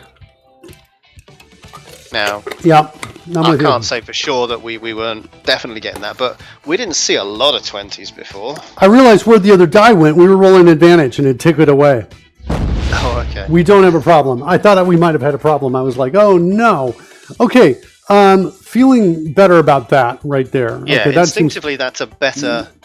I mean, we don't know for certain, but it feels like a better spread. Certainly it's not bad. Yeah, the code, certainly, that piece right there, I think is the key to that. Okay, so that's good news. Next, attacks. When Santiago rolls an attack, that's the attack die, there's no Bane. We need that to work as well. So 7. let's see, we're working on that. Handle being shifted colors seems wrong. Green, sometimes we took care of that. That's fixed. On recipient attacks, this is what we're working on now. Make sure this event is called. Let's look at on recipient save, see how we're calling that, where we're calling that from. Somewhere over in this space, I think.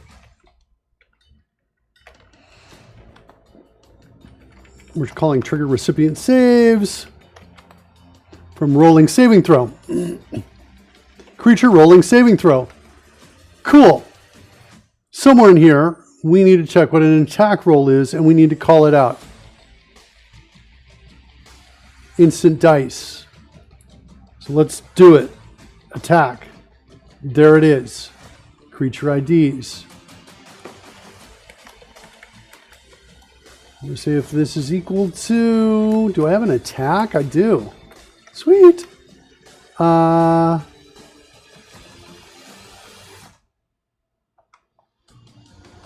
Just want to see if we're ever checking any... There we go.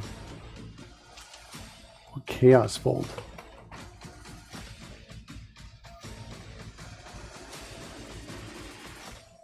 Huh. All right, code rush issue. Let me report this. All right, kids, roll back to see it again, what I just did. But let's see if I can duplicate it here for you.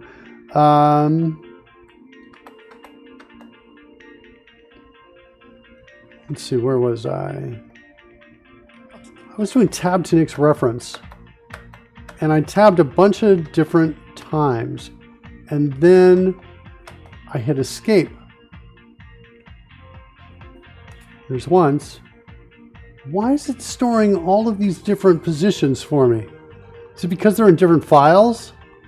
It should only store the very first position as my marker and then take me back to the very first one. I think it opened up new files is what it did. I think these files were all closed. Let's try this. Let's close that. Let's close this. Let's close that. Let's close that. All right, let's start it. Here we go. Starting here. So 1, 2, 3, 4. Are we opening up those files? I think we are. And now I'm going to hit escape. Go back to player action shortcut. Is that where I started? I think it was. So that time it worked. It's because I hadn't opened them up before. Dare I start up a new instance of Visual Studio?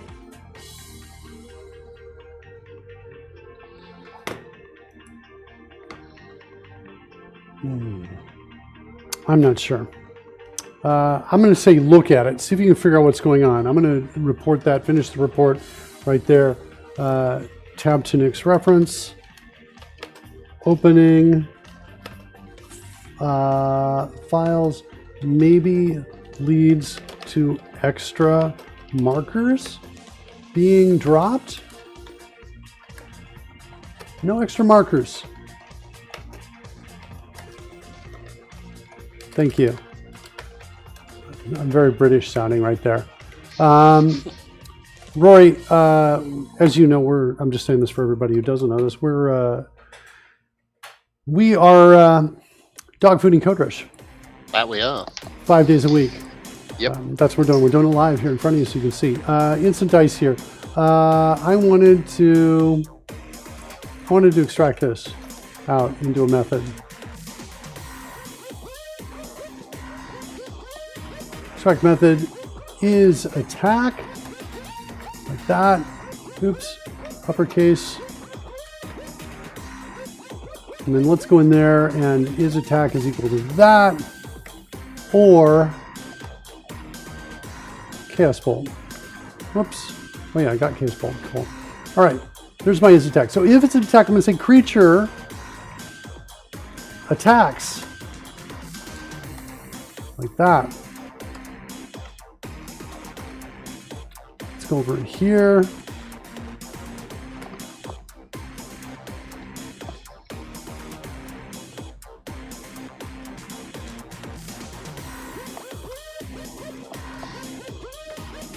Like that.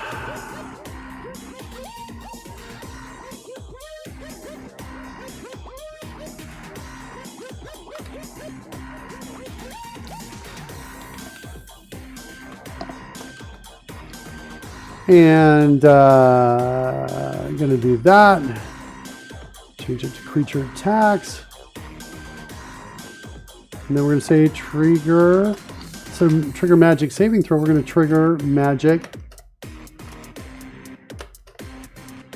That's all I got is saving throw. Okay, so maybe I got to trigger magic attacks. Magic attack. Attack. Like that.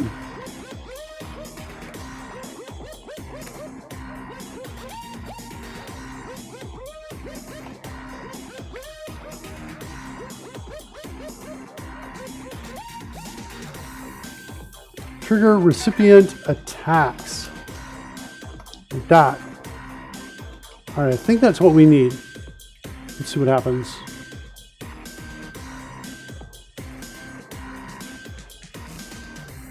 Just got unresponsive for a second. Are we locked? Ouch. All right, let's do this. To prevent an unsafe abort when evaluating the function,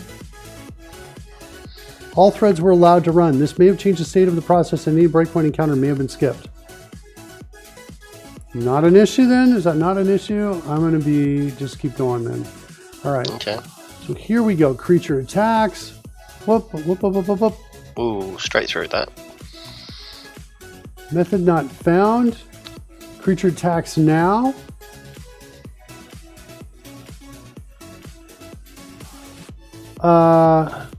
That's an edit and continue. It's weird that I'm getting an exception in my code, isn't it? Is this because we are being told to fire that method from outside, i.e. from code written in Google Sheets? And whilst we have added the method, we haven't done it in a way which makes the whole of Studio recognize it. Yeah, I don't think so. Yeah, but it's this feels like, yeah. Chat message came in to do it. That triggered it. Yeah, this is an exception. This is a Visual Studio exception, I think, that somehow got into my app. I'm pretty sure. I created the method. The method is clearly there. I'm not calling it in any other way. You saw me write the code. I'm not calling it using reflection, for example. All right, I just stopped it and restarted it. We just crossed some boundaries right there. Yeah, I mean, my guess is that we stop, we restart, and we can't get that to happen again. No, there's no way. Well, in edit and continue, maybe I might, but I've done this. I've been editing and continuing. Sure, but you'd have to be poking it with a pretty large stick to force that circumstance again. We're poking it a lot. Yeah, that was insane. It took its exception. Is that true? Is it its exception? No, maybe it's mine. I think it's because, I always see it report the error, but it is my exception in my code. It just couldn't find it. My code was trying to call the method I had added using edit and continue, and it didn't work. That's kind of what's going on. Okay. Give me a second here. I want to only show Fred's nameplate. And let's bring up our situation again. And target them. Cast Bane.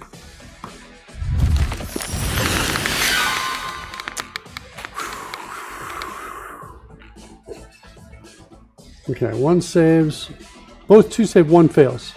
Looks like Reginald is the one who's got Bane.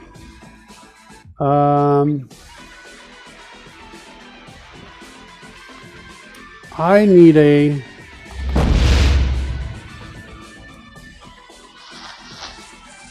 on received. On received. I want to add some code here. Tell all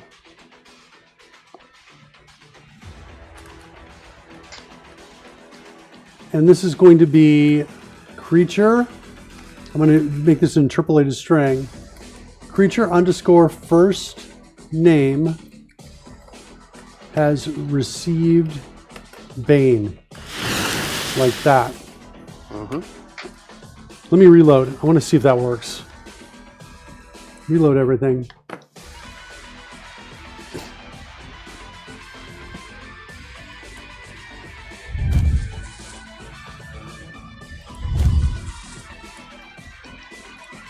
Okay. Now we've got Bane in here. Let's do it one more time. Bring up those bad guys. Target them. Cast Bane. Go. And I'm looking to see in the chat room if we see who's received it based on the fail. Please work. Not bad. There we go. That's not bad. Cool. It's not, Like that. it's not bad. It would be better if I could consolidate all of them. Yeah. But that's really hard to do. That's hard to do. Okay. Now that that's the question, let's enter combat. Now that that's the situation, I mean. Enter combat. Wow, lady. You roll. Holy cow, she got a D20. Let's start the turn.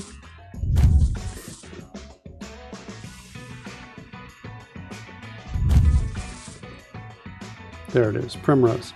Let's roll an attack for Primrose. Rolling the attack now.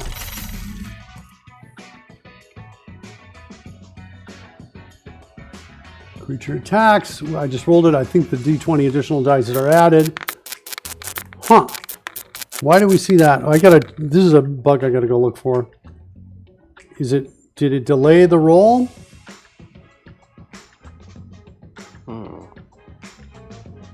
Or not? Clear that die. The die's not clearing itself. It's not disappearing, is it? Should happen in a second. I was just like, where's the... Magic's faded. What? Don't give me a new bug. A new bug? That's not what I want. Let's try again. Roll the attack. Now I got 2.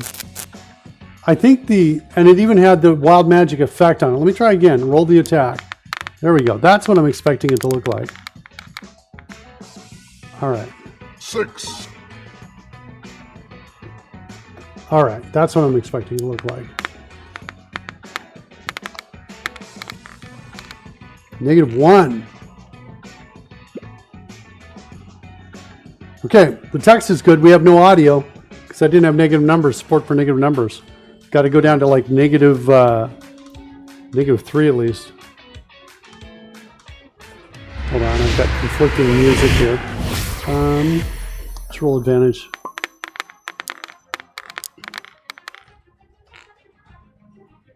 Advantage. Good. I like to add it. I like that we're correctly, doing all the totals. Let's throw a disadvantage out. 1 spectacular miss. Yeah, it's pretty good because there's a whole bunch of dice get thrown out, and for somebody who's maybe less than up to date on exactly what's going on, it's like, well, which one do we pay attention to? So the first thing that happens is one of those dice gets removed, so clearly that one's not counting. Nice big visual clue for that. Then you've got the remaining dice, which you can sit there totaling if you like, but it's okay because you don't need to. We're doing it in the background, and where possible calling it out as well. So everything is there for you to either digest or not, and it doesn't matter. It doesn't disturb your enjoyment of what's going on. I think it's not bad. All right, that was not bad. Whoops. So, okay, so we've got this. We're now telling people who got the Bane, which I love that. I love that we can now pass in, access properties of the creature and include them in messages and strings, including the die roll as well. We've got, and I feel like, holy cow, we totally implemented this. Let's just go in here. We've done this now. That one's done. Whoops. There appears to be nothing left on your little list here. Yeah. Let's look at this one. So queue up next list, he says. Handle multi-roll for Bane as well. We need to look at that. And we've got the Bane dice clarity. Let's take a look at multiple rolls for a second with Bane. So what does this mean? This means, well, you know what I really want to do, though? I want to also add Bane to a player. I'm going to add it to Fred as well, because we haven't tested Bane with players yet down here. So I want to do that. So I think we may find new bugs coming in. We might also want to look at that. Why am I rolling the, hold on. Let's go to instant dice a second. See if we can duplicate this again. Instant dice here. I think this is the call through which the wild magic roll is being triggered. Let's exit combat and enter combat one more time and see if we can trigger that wild magic roll. Oh, I bet I have to cast a spell from somebody before I do it.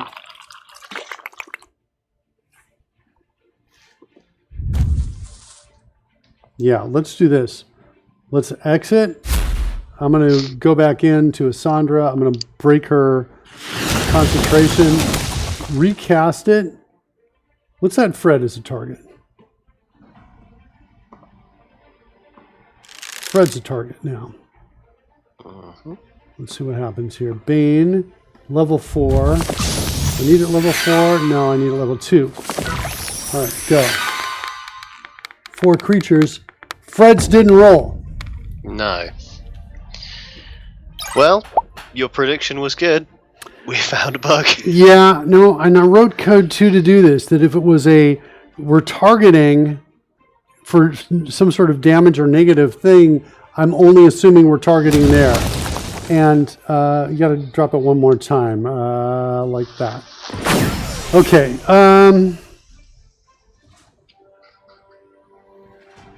Okay, now I'm gonna. So you're expecting this to a degree. Yeah, I was expecting it. I want to see if we can trigger. Let's go back to the other rabbit hole, which is I want to see if we're going to get this breakpoint here after this. If somebody casts a spell, and then we come in and go into battle. Nope, we're not getting it. We're not seeing. Let's clear the dice.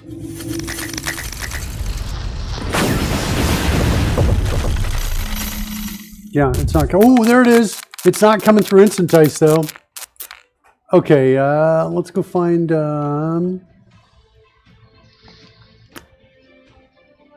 Is it going to be? What's the best way to find this? Because I think it's coming from the script code.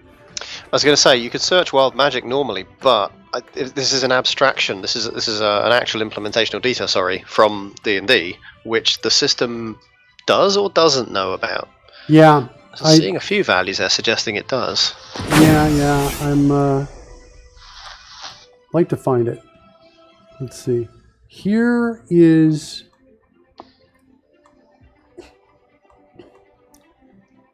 prepare roll. So prepare roll. I can set a breakpoint. Well, I can go check the wild magic part of it in there. Here. That's in prepare roll. There you can see it right up there.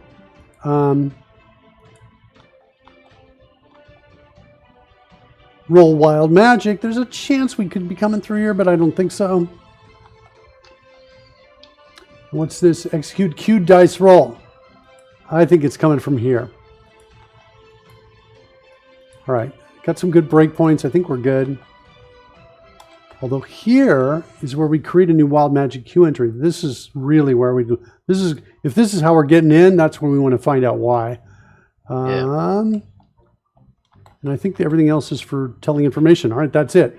So let's do that. Let's work on that. I just realized we didn't clear the die. Why haven't we cleared the die? No. I feel like that happened before as well, for at least one die. It just hung around until we effectively threw out the next set. Yeah, it's kind of weird. Let's exit combat. Let's repeat the steps to get in here. Break concentration. Go back in. Throw it out. Okay. And cast it.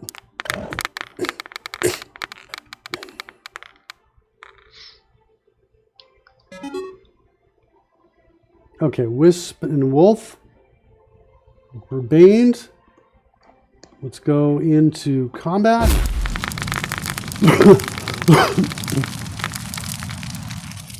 And let's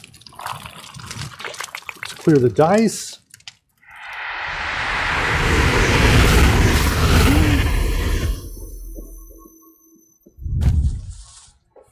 Reset wild magic checks. Okay. Whoa, we got out without any of our breakpoints. That means it's coming from the script. I think I know what sheet it's in. I think it's in features.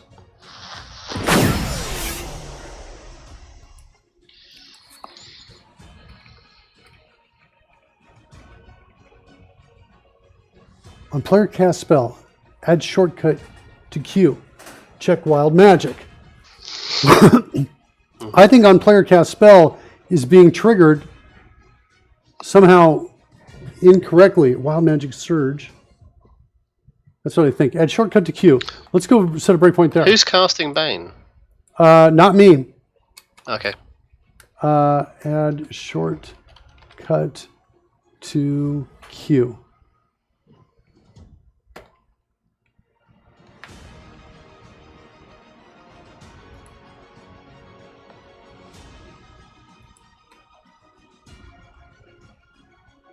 Set a breakpoint there. And it's still, we're not clearing the dice. How are we not clearing the dice? It's interesting because we are clearing the magical effects that's around the dice. All the wild magic that was around it has evaporated. Yeah, I'm looking away, but we need to, I'm going to write this in here, you know, hey, we need to clear the wild magic dice.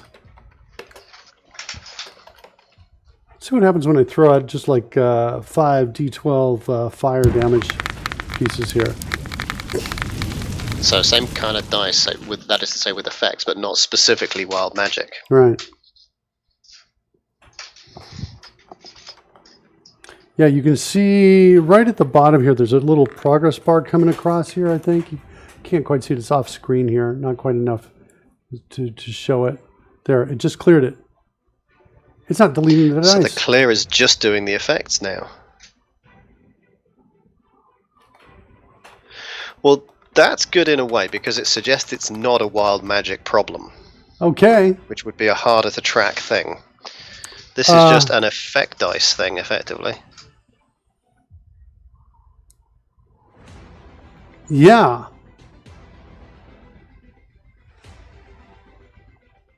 I'm trying to figure out what has impacted, what has changed. Yeah. We worked in this space, which we're tallying up the totals. Is this a thing which definitely was working prior to today? Yeah, it was working this morning. We were watching die cleared up as of a few minutes ago, I think, actually. I was noticing it all the time. Explosions, all of that stuff going on. I feel like... Oh, that's true. Yeah, sorry. No, you're absolutely right. We did see that. Oh dear, that is my alarm, Mark. I'm afraid I have to disappear. And that's not your alarm. You just hit the button. You hit the button that says, if things get too bad, let Mark go on its own. It's called Escape Hatch. As this thing opens up beneath me and I... All right, Roy, you know what we always say about you. He's awesome. That's what we always say. He's awesome. All right, buddy. Take care, my friend. All right, pal. We'll see you this time tomorrow. All right. See you tomorrow. Bye.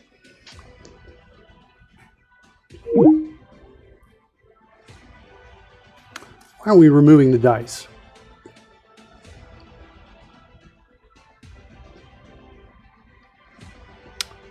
We're not seeing any of the animation, I think.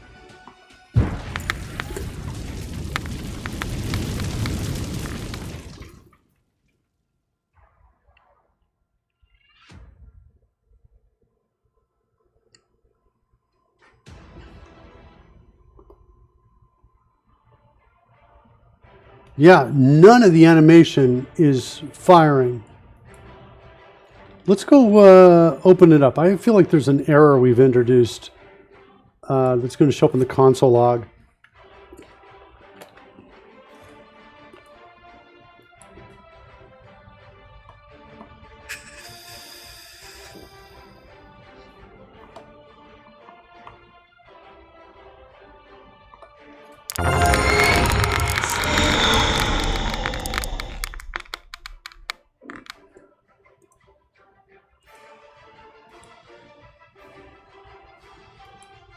That could be my problem.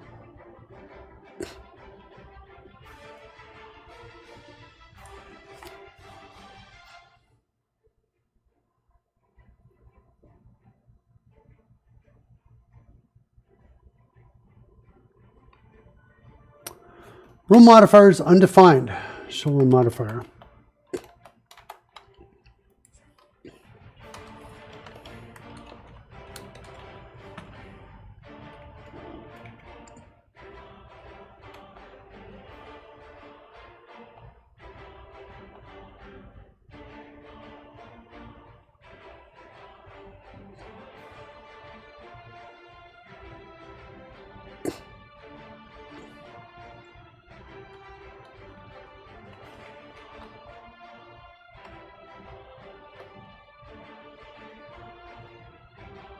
Here's my problem.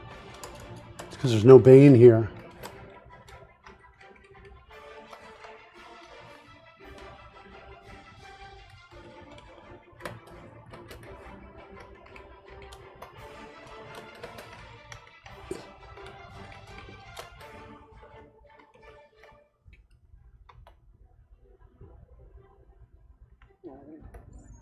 That's my problem. I feel pretty sure about that.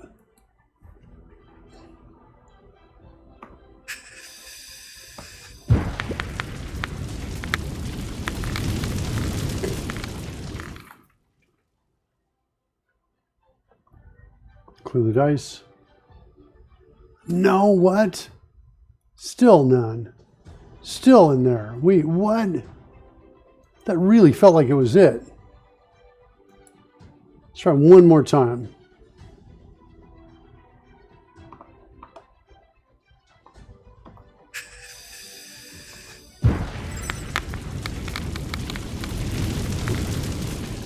Let's try again. Okay, that looks like that fixed it. Okay, so it just needed a hard refresh on it. Let's get back over here.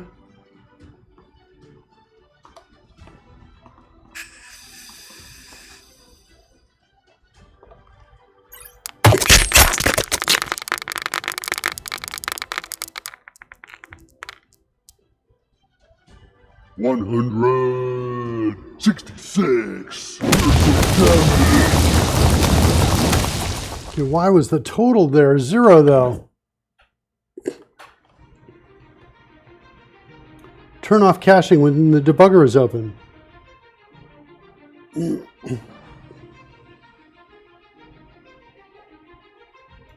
Okay. All right. I wasn't a big fan of that total being 0, though.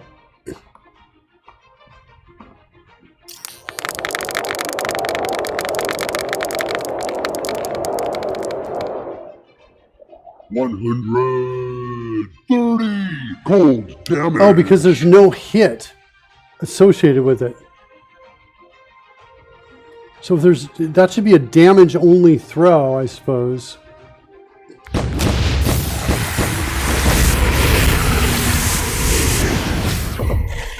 That's what this check was to prevent, right there.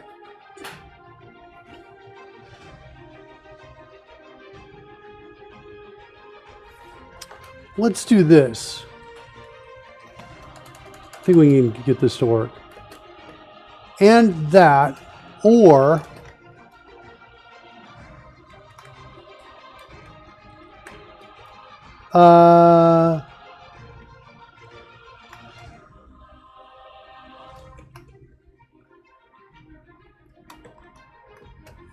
Bane mods get single player ID is greater than 0.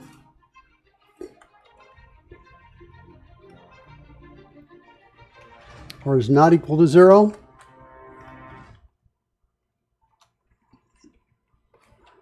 I should have had at least one Bane mod initialized to 0.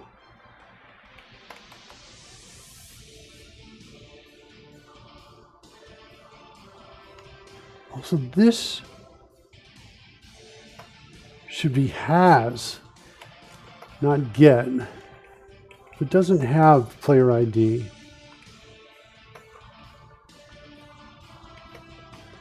So initialize local arrays, boom, that should get the Bane taken care of. That should always have at least 1 0 in it.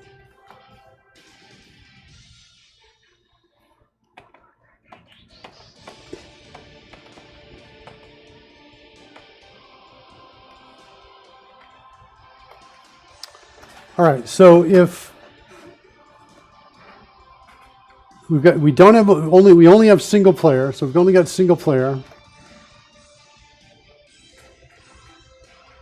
And the single player D20 value is greater than 0, or the Bane mods are not equal to 0,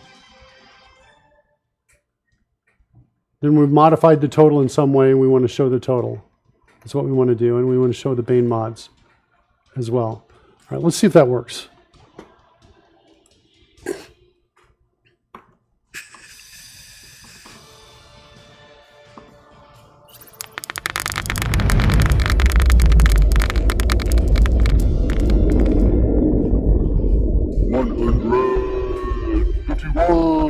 Force damage. Ah, that should have done it. Are we coming back with Bane mods? Coming back something other than that? Do we need to say has?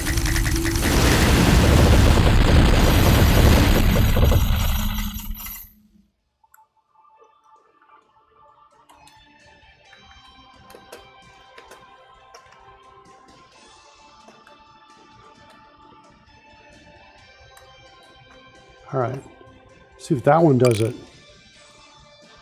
We'll always have it though, right? You added it as 0 if it wasn't present. I'm pretty sure I did, but I'm wondering if somehow I got here in a way that I didn't expect, in which case it's not, doesn't have anything in it. That's what I'm wondering about. Let's try one more time here.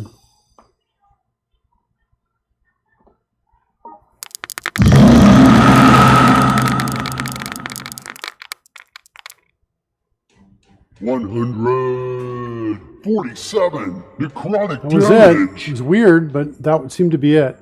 So we have to check to see if it makes sure it has it and it's not 0. So, okay, cool. All right. Back to our battle, which I think we're in.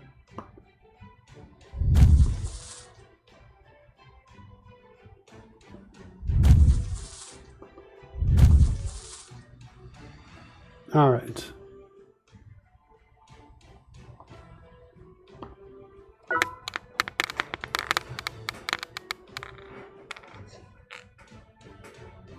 10. Good. That's good for me. That's good. Let's roll. Let's do saving throw. Let's do one more final attack on these kids. To acquire a saving throw. Reset wild magic checks. And then we're going to try and duplicate the 27 fire damage. add shortcut to Q. What are we adding? Check wild magic is true. That makes sense this time. Okay. Let's clear the dice.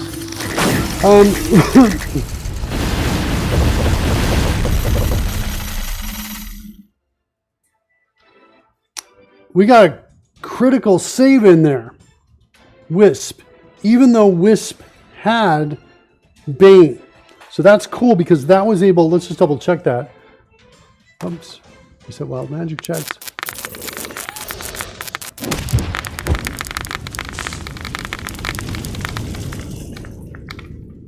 Got Wisp's Bane. 35 Yeah. fire damage. So cool. Wisp must have rolled a nat 20 on that. Okay. All right. Let's give all of those bad guys some new hit points.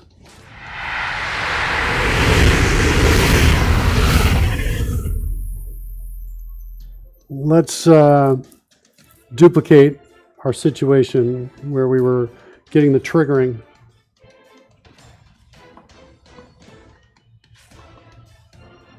Just tried to break concentration. Why didn't that work? Oh, I'm at a break point. There we go. Okay, let's now...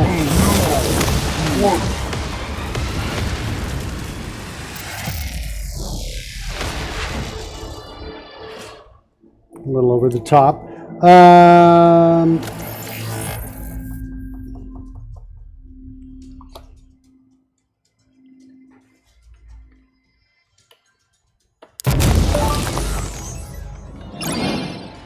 Regain all sorcery points. Okay, let's go now. We're going to cast Bane. That's a Sandra casting it. They're rolling their saving throws. They all fail. And now I want to go start combat.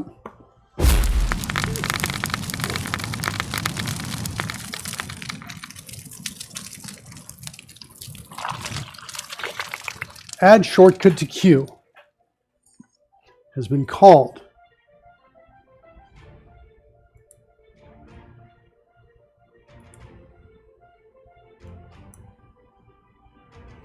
Trigger player casts spell.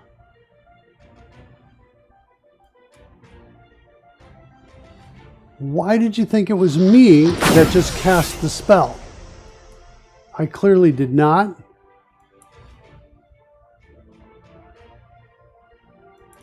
Even back here, we thought it was me.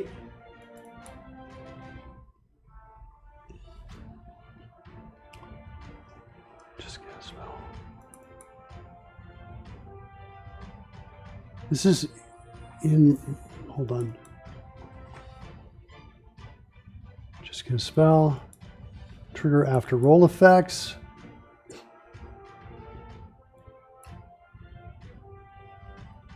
Where's we getting single player from?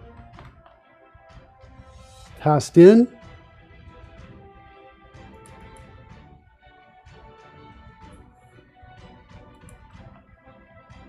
Get player from ID, player roll. Whoa, stop rolling summary. Aha. Okay, I just rolled the dice. We got a multiplayer after roll effects. Trigger after roll effects. dice stop rolling data has got a spell name in it, though. Is what it appears to me.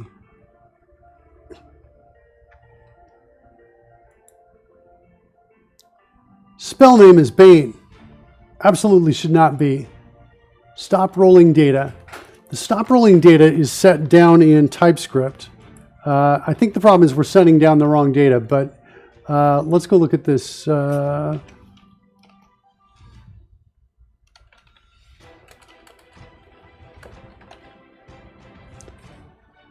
Yeah, it's just passed down from above in dice roll data spell name.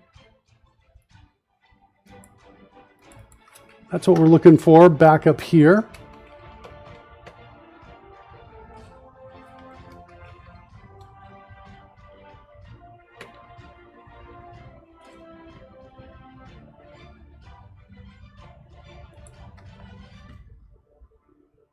We initialize it to empty there.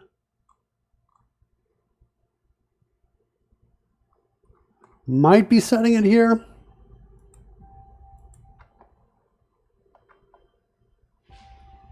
I bet we're setting it here. That's the problem. Active spell name. Yeah, it's Bane. What's going on with this? We got some state issues here. We set it to null when we unleash the next roll.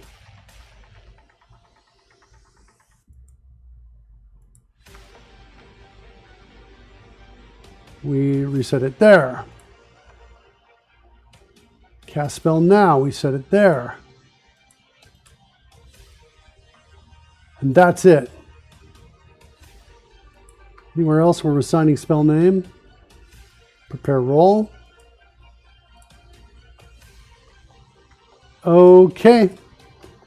Actually, I think back where I just was in prepare roll, we won't need that as a breakpoint. All right, let's continue. Let's clear this. We don't need that breakpoint. Let's temporarily disable all breakpoints and go.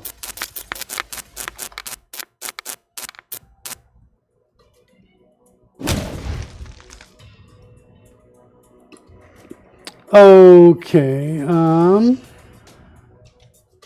breakpoints are disabled. Let's hide the scroll. Let's exit combat. Let's break concentration. Let's cast the spell. That casts it. And about now, I think I want to start enabling all my breakpoints. Here's the dice.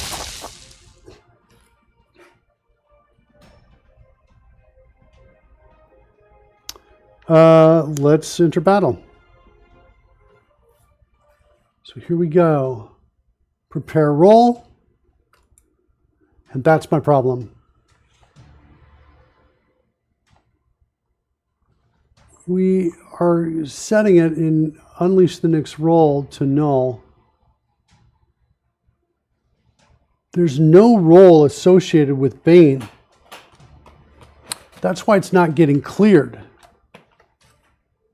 Well, is that true or not? There's a different way out, is what I think is happening here with Bane.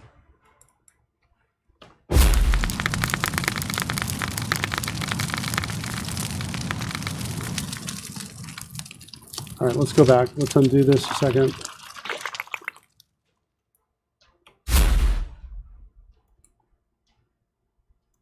Disabling all breakpoints.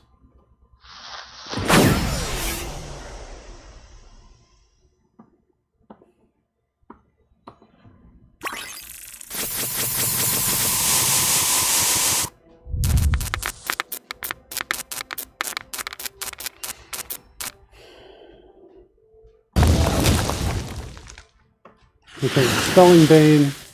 Let's re-enable our breakpoints here.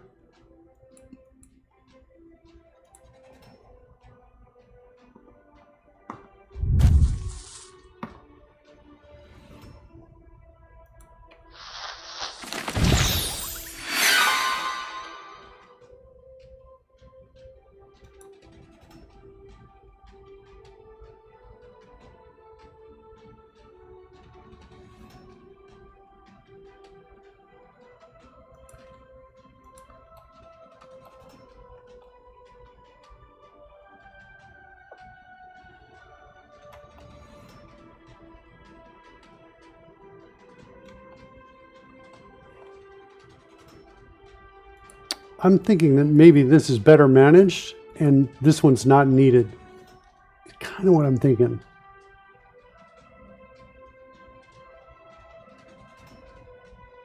Okay. At any rate, we're setting it there. And we're setting it here.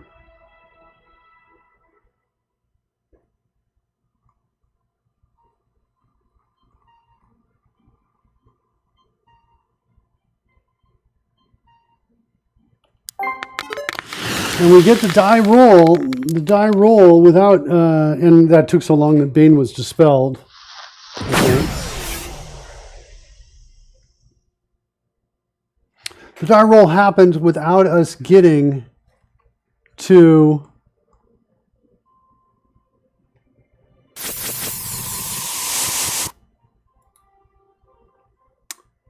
all right, let's go on to fantastic base station.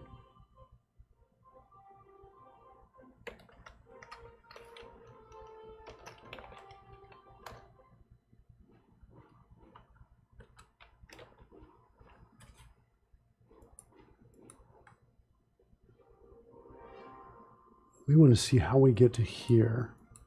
Or maybe if I just tab the next reference, I'll get it to us. Seriously, roll the dice. It's only called from here. Nick's spell we're casting is set to null there.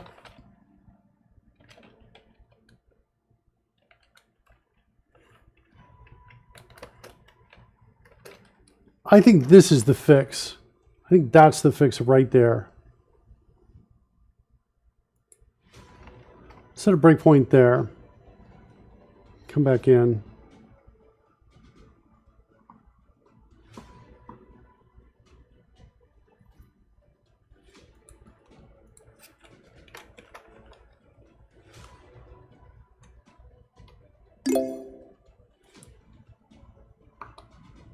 Cast it.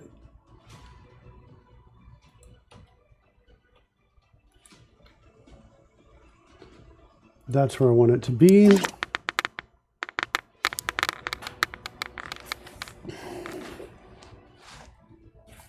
Good. So that means now, theoretically, I could, well, let's just do the way we did this always, the way we reproduced it. Cool. So we've cleared it now.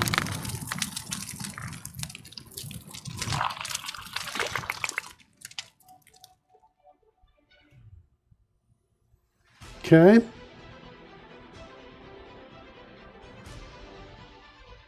And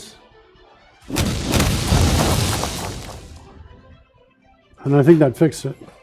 That's like, looks like it's fixed. Okay, good. So better on that issue right there. Okay, so that bug is fixed. Let's go. Need to clear the wild magic dice. That bug is fixed too. Multi-roll for Bane. We'll take a look at this. I'm feeling like a little bit like that one's kind of done. I think I'm going to say it's done. That's what I think. There's this kind of clarity thing I can come back and revisit, but I've got everything checked off. I'm going to say it's done. All right. Is that a show? Is that a show? That's what I want to know. Do we have Bane working to the point that we want it to work? I feel like that's the case. It is.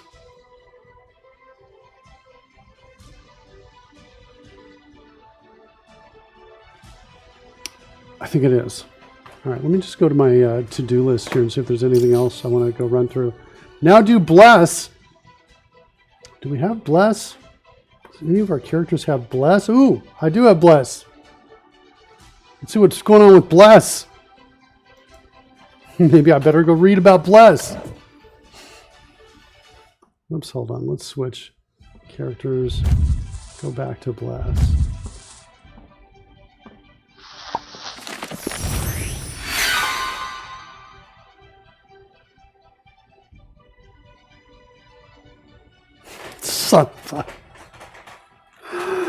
Okay. Bless. You got me, Coding Gorilla. I did not realize bless was the same thing.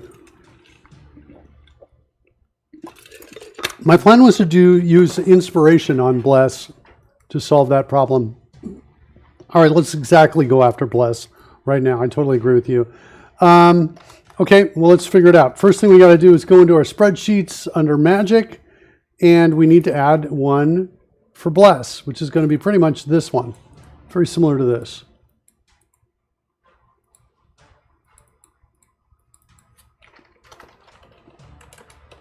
Bless. Float player text. Blessed. Like that. Has been blessed.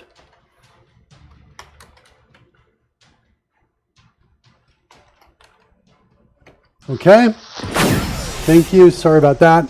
All right. Now we're going to add some dice. This is going to be 1d4. Bless.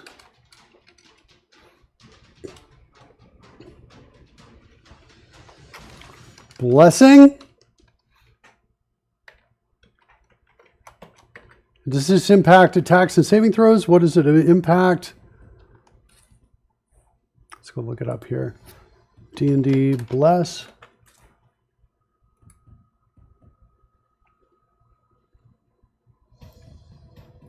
Saving throw. Sweet. Okay. So we need, let's see, back over.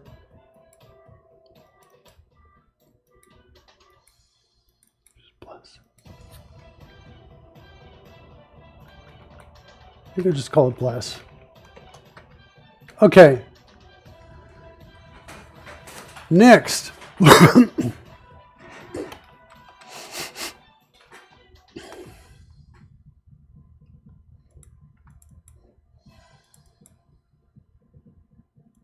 I think I got to create a new damage type for it.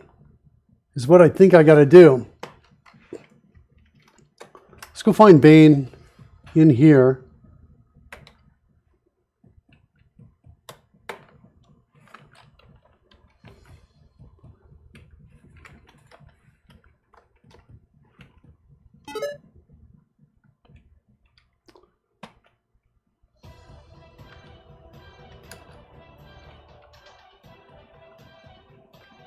I think that's correct. Bless. Like this. Let's go to...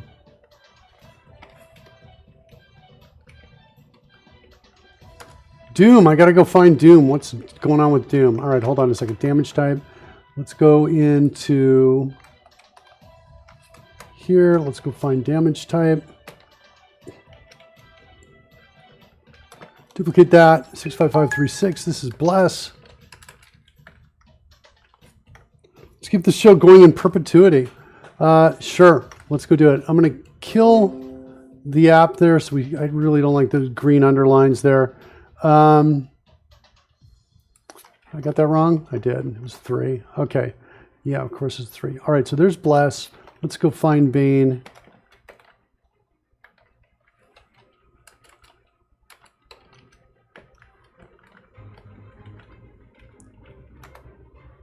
Bane. Attach Bane. Bless. Attach bless. Sweet. Where else are we?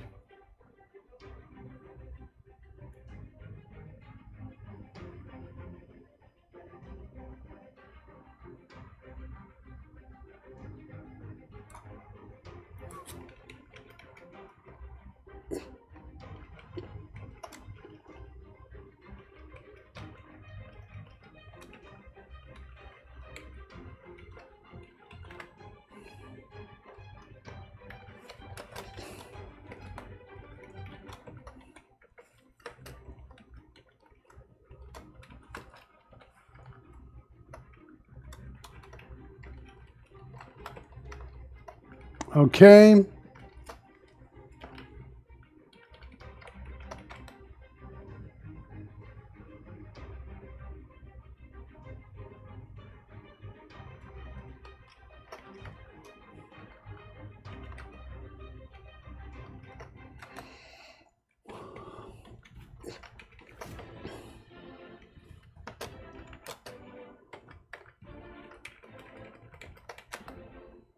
Okay, we've cycled all the way around.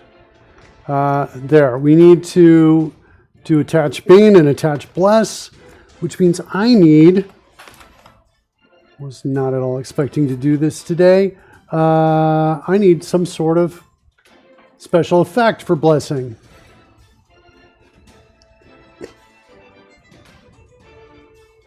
I almost think it's like a particle effect.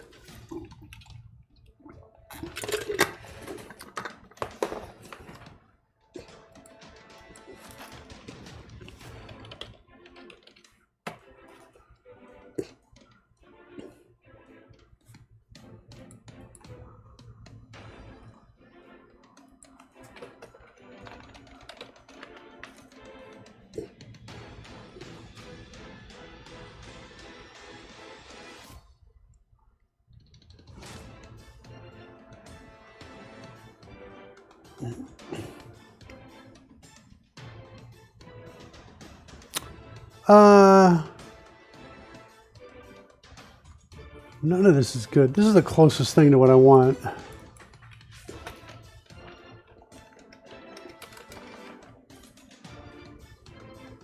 No, no, no, no, no. Do I have to make my own particles?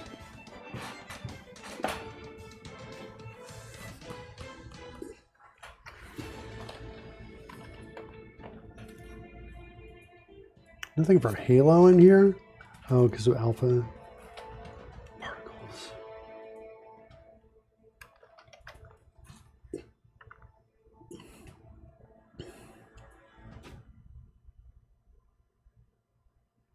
Oh, I do kind of like that.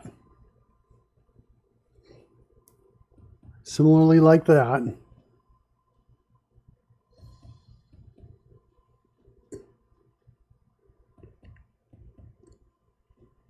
And I like this.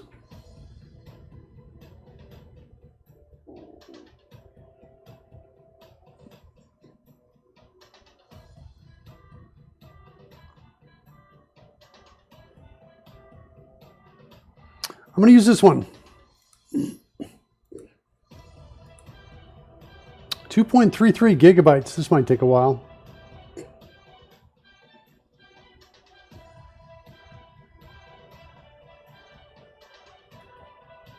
It's called Magic Dash Orb.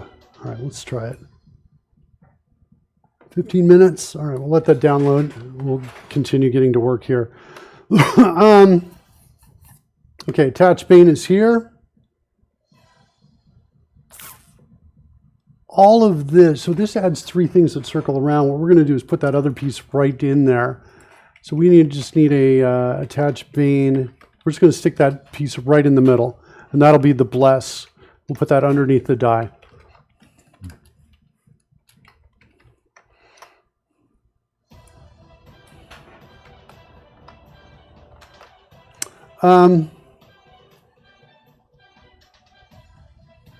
Okay, we're going to need to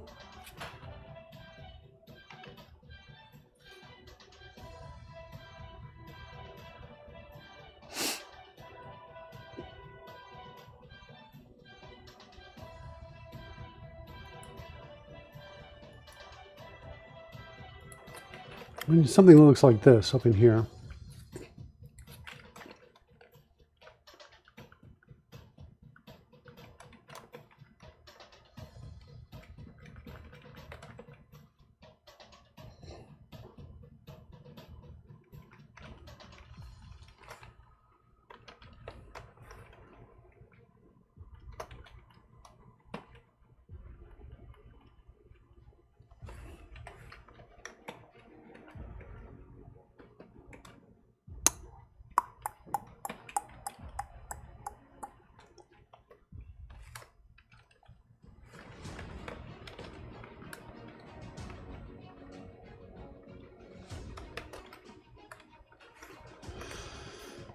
Play with that.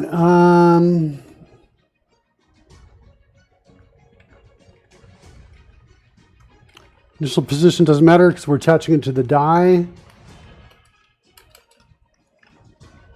The sprites are going to be this dot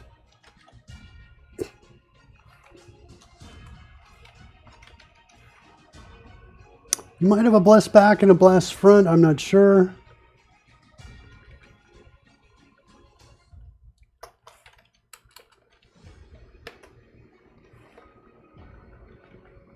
All right, let's go find Bane back.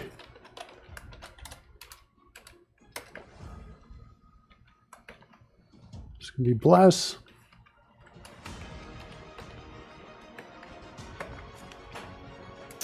I think we're going to have a forward and a backwards on those two as well. We're going to need some code here that initializes them.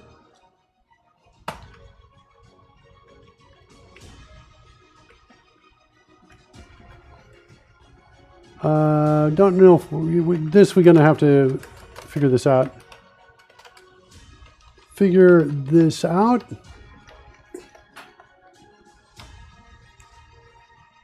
$11 minutes left. We got the magic orb is the one we pulled down. This one does look kind of cool. I'm thinking about isolating out just the white of this on the top of the die. And taking out the purple, so just have the white on the top.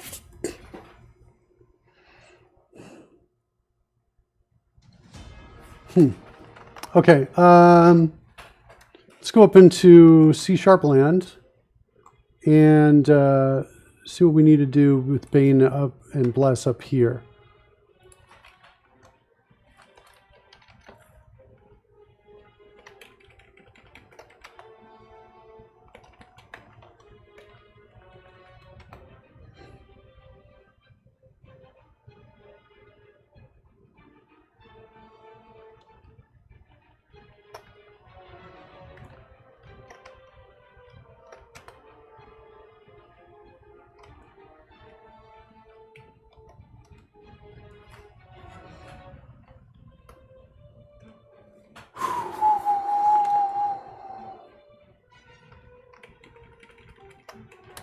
Look more closely at the code.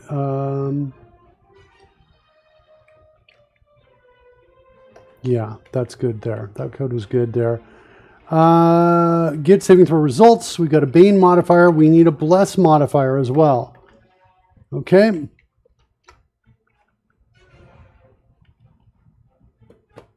Wait, it just occurred to me there was something over here in dice roller.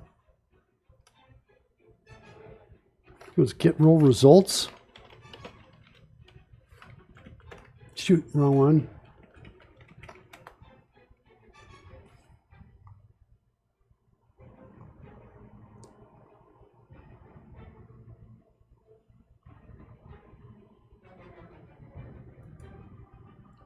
Bane cannot impact it at 20.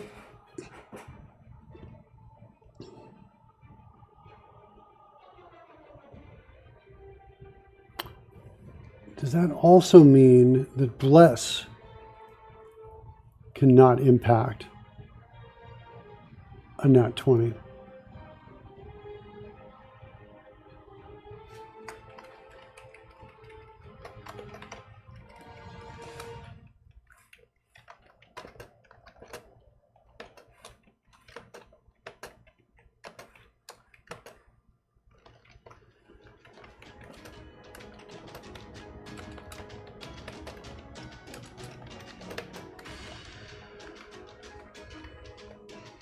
Consider that as a possibility. Okay, back over here.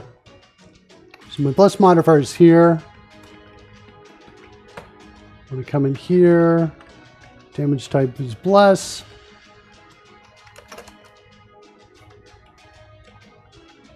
And my bless modifier is going to be that.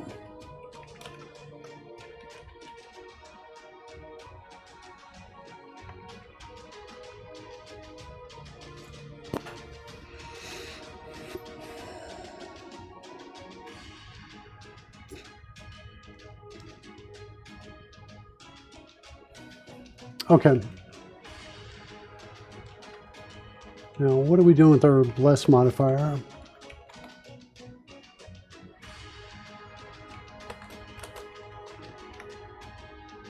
Just like that.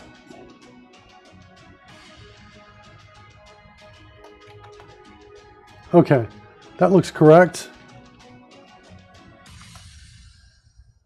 And then we're back around. We did a full loop. Okay, next. We need to go find the spell. How are we doing over here? 8 minutes left. Let's go find Bless. Actually, the better place to do it is actually running. Well, we can do it. It's not too much code. There's Bless. There's Bane. Let's go find the code. No target saving throws are on Bless, I bet. Are there? They're just like willing creatures.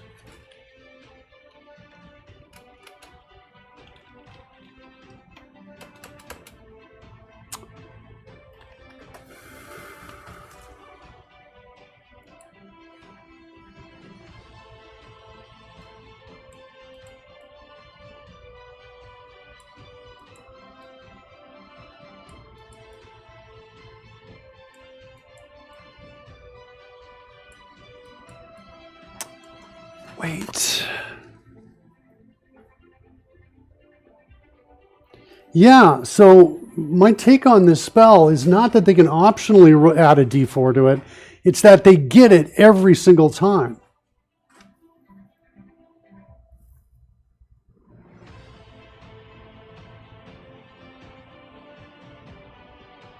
Whenever a target makes an attack roll or saving throw before the spell ends, target can roll a d4 and add the number rolled to the attack roll or saving throw.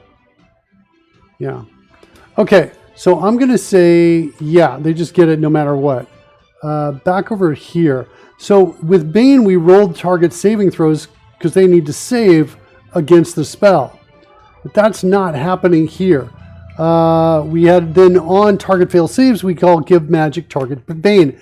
What I want to do now is on Bless, is on cast. This is just spell effects right here. The wording is odd on that. But you understand it the same way, right? That it is, and to be clear when I say that, that what I'm saying is you can, anytime I want to, I can add a D4. Well, if I can do it anytime in our game, we're just going to do it every time until the spell expires. Okay. All right. Yeah, it seems like it should read must roll a d4 or, rolls an additional d4 every time. Okay, so now we're going to give magic the target Bless. I'm going to put that up at the top of this here. Okay, so that will do that part of it. We're going to give them Bless. Sweet. That's done. 4 minutes left on my download. Really, is it like that easy? Is there something I'm missing? I feel like there must be something I'm missing. All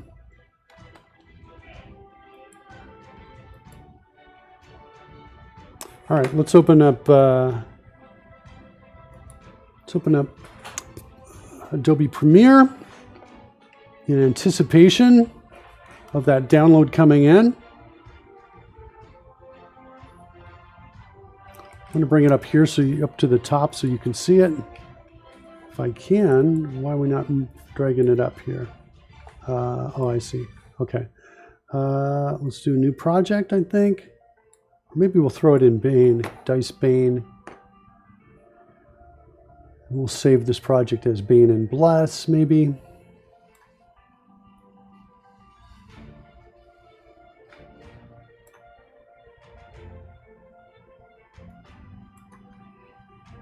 All right, so here's current Bane right there. Let's do a file save as. And change the name to Bane and Bless. I got this guy right here. Let's create a new sequence.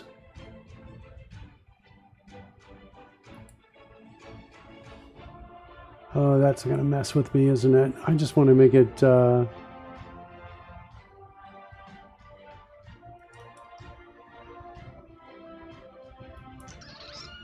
This one I ended up not using this one. I'm going to rename this one.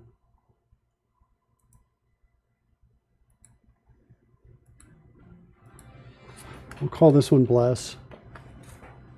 We're going to get rid of these right here. I'm going to throw the die in. So we've got a reference for the size of it. We're going to come in here, sequence settings. Let's drop it down to about 600 by 600. Oops, try again. Good. And this we could probably remove. Just a delete key. Okay, that'll maybe work on it. Okay. How are we doing on that download? 3 minutes! Oh, it's killing me. Let's look up D&D Doomed. What's going on with D&D Doomed?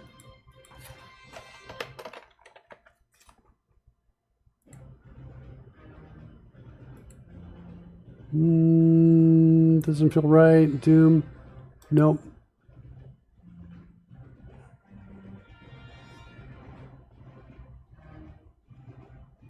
Doom spell.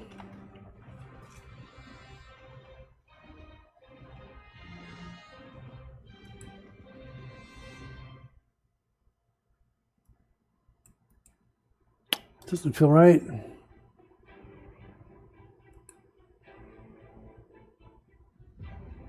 Yeah, it's 3.5. Oh, that's Player's Handbook 3.5. Coding Gorilla, let me know if I'm looking this up wrong.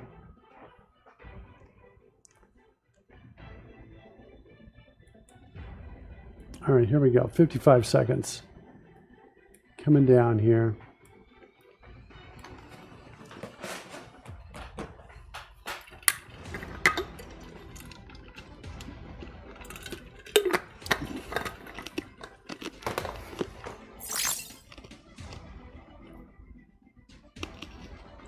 Okay, gotcha. 30 seconds. What else do I want to look at down here? I wonder if there's any other existing effects I've already downloaded here.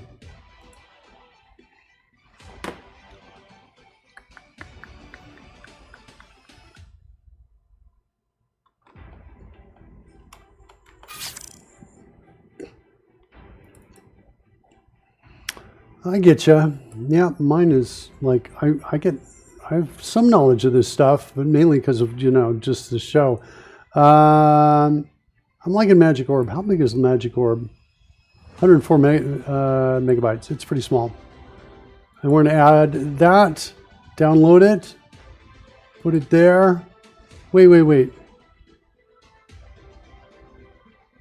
These are both called Magic Orb?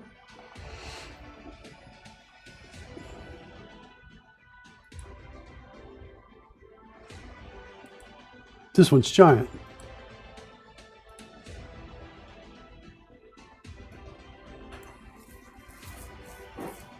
Oh, yeah, they color shifted the same image each time to make it seem like there was more they were giving you. Yeah, they just color shifted. I don't need all those color shifting. I can get rid of all of them but one. All right, let's drag them in here. Drag that in there.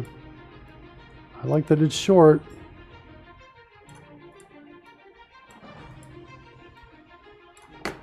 Let's shrink it down.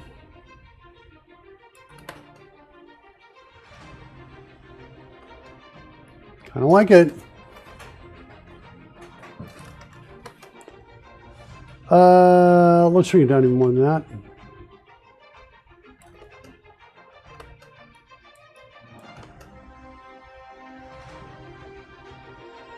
Cool. Let's shift it to color shift it to red, so that we can have this kind of foundational base hue from which we can then color shift to match the dye color. A little tricky because there are a couple colors involved there, but that's kind of what I've got. Now the length of this is longer than I want this to be. So I used 4Ka as my piece here. They're all 4K. I don't need any of those. I'm going to delete all of you guys. Okay. Here's the other magic orb that just came down, I think. Extract here. That's the other one. We're going to get rid of these two. And we want this one up here now. Cool. I like it. Let's shrink it. See how easily this is going to work here or not to take away the... All right, let's see if we can try color key on it.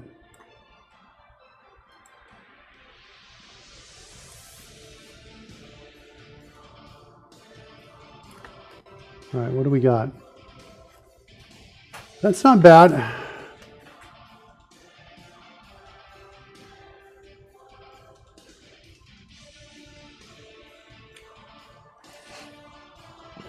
Let's just make sure the end and the beginning that is indeed a loop here. That, yeah, it looks like it is. Okay, the next thing I want to do is I want to cut a hole in the middle of this so we can see the dice, the value on the dice. So I'm dropping the crop on there, crop everything off to the side, add a mask in the center. And that's looking about right, what I want it to be.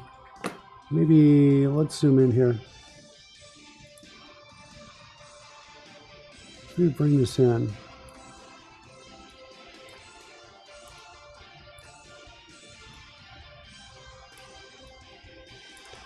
Let's feather that out. And let's expand the mask a little bit. Okay, so now let's look at it on top of the die.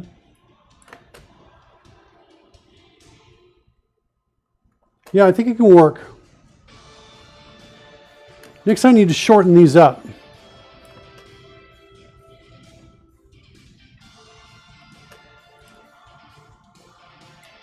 So I'm going to take from, whoops, I'm going to take from here to there and remove it. And then crossfade between those two. Shoot.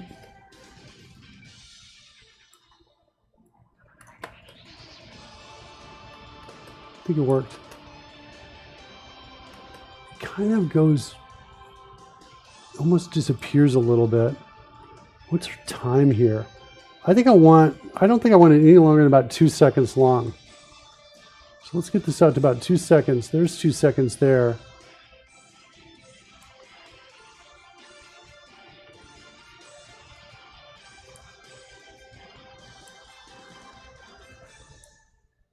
Okay. Stretch that out there. How are these two looking side by side? There to there. Almost entirely goes away.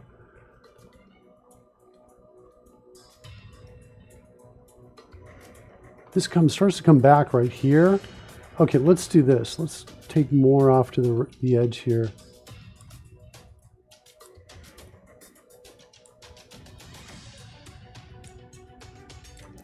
Let's cross dissolve those. I think that's better.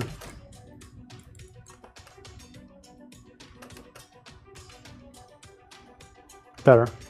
Okay. Let's do that. Let's take that and nest that. I'm going to call this Bless Front.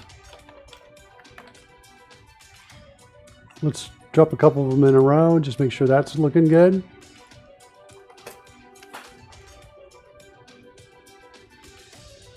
Okay, that's good. Let's get the back going now here. The back, I want to also drop it down. I want to try, just for a second, what would it look like if I increase the speed of the back? Board anyways, now following.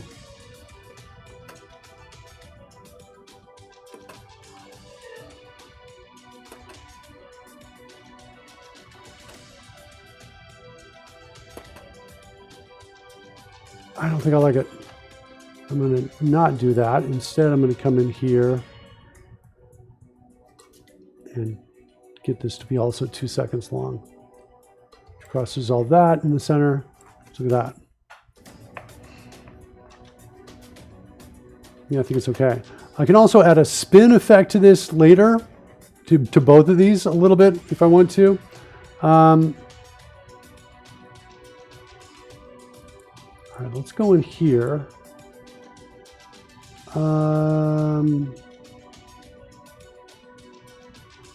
Where's my color key?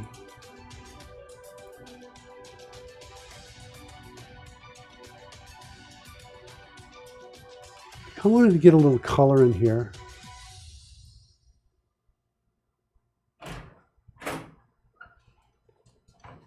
How's it going, Karen? Great. Yeah, you good? Okay, cool.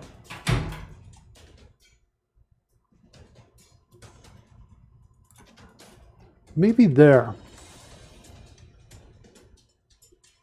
Let's do color shift on this too. So we'll make this red as well. There we go.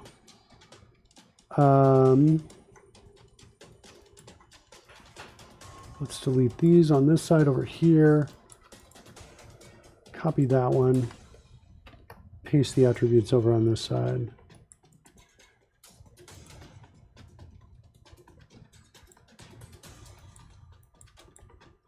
All right, feeling like we're close. All right, good. Go back over here. Yeah. Okay, that's better. Yeah, I like it. Kind of gets a little bit of color there. It's kind of soft on the top. We can also do a little color shifting a little bit here. The back is not quite right. Let's delete this and delete this. But Karen asked me before you did to give it to her when I got it. Okay. Bane is like less, but negative D4. Yeah, that's true. Okay, let's come back here again. Yeah, I like these color shifting pieces in here. This is very cool. All right, we're going to come in here. We're going to nest this. This is going to be called Bless Back. 2 seconds.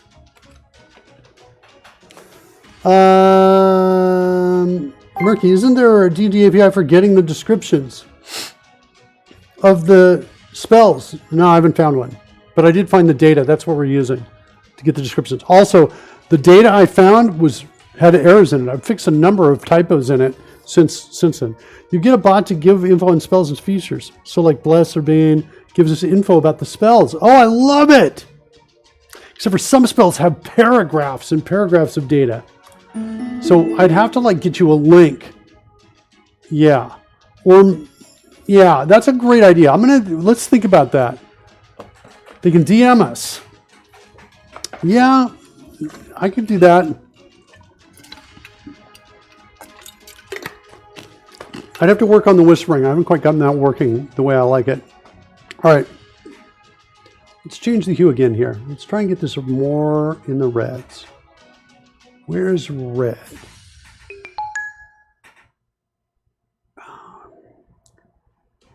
I think it's about there. And let's go back over here. Let's delete my hue shift here. Just delete the color balance from that one. And delete the color balance from this one. Let's get out of here. And let's impact that color balance from this side.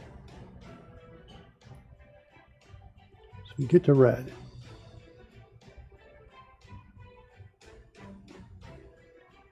I'm going to say that's about red. All right, sweet. I think we got it. I think the only thing I want to do is I don't really like the hard edge that I'm seeing around here. Let's look at it 100% in a second. Well, it's not too bad. I don't like that hard edge.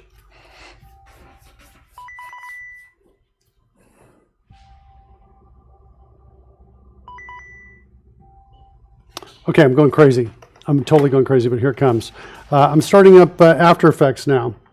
I'm going to fix the hard edge. I want to put a kind of a wavy kind of effect on the back of it.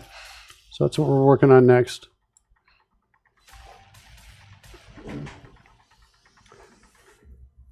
Chips F Gaming asks, can the reptile speak? Well, apparently it can.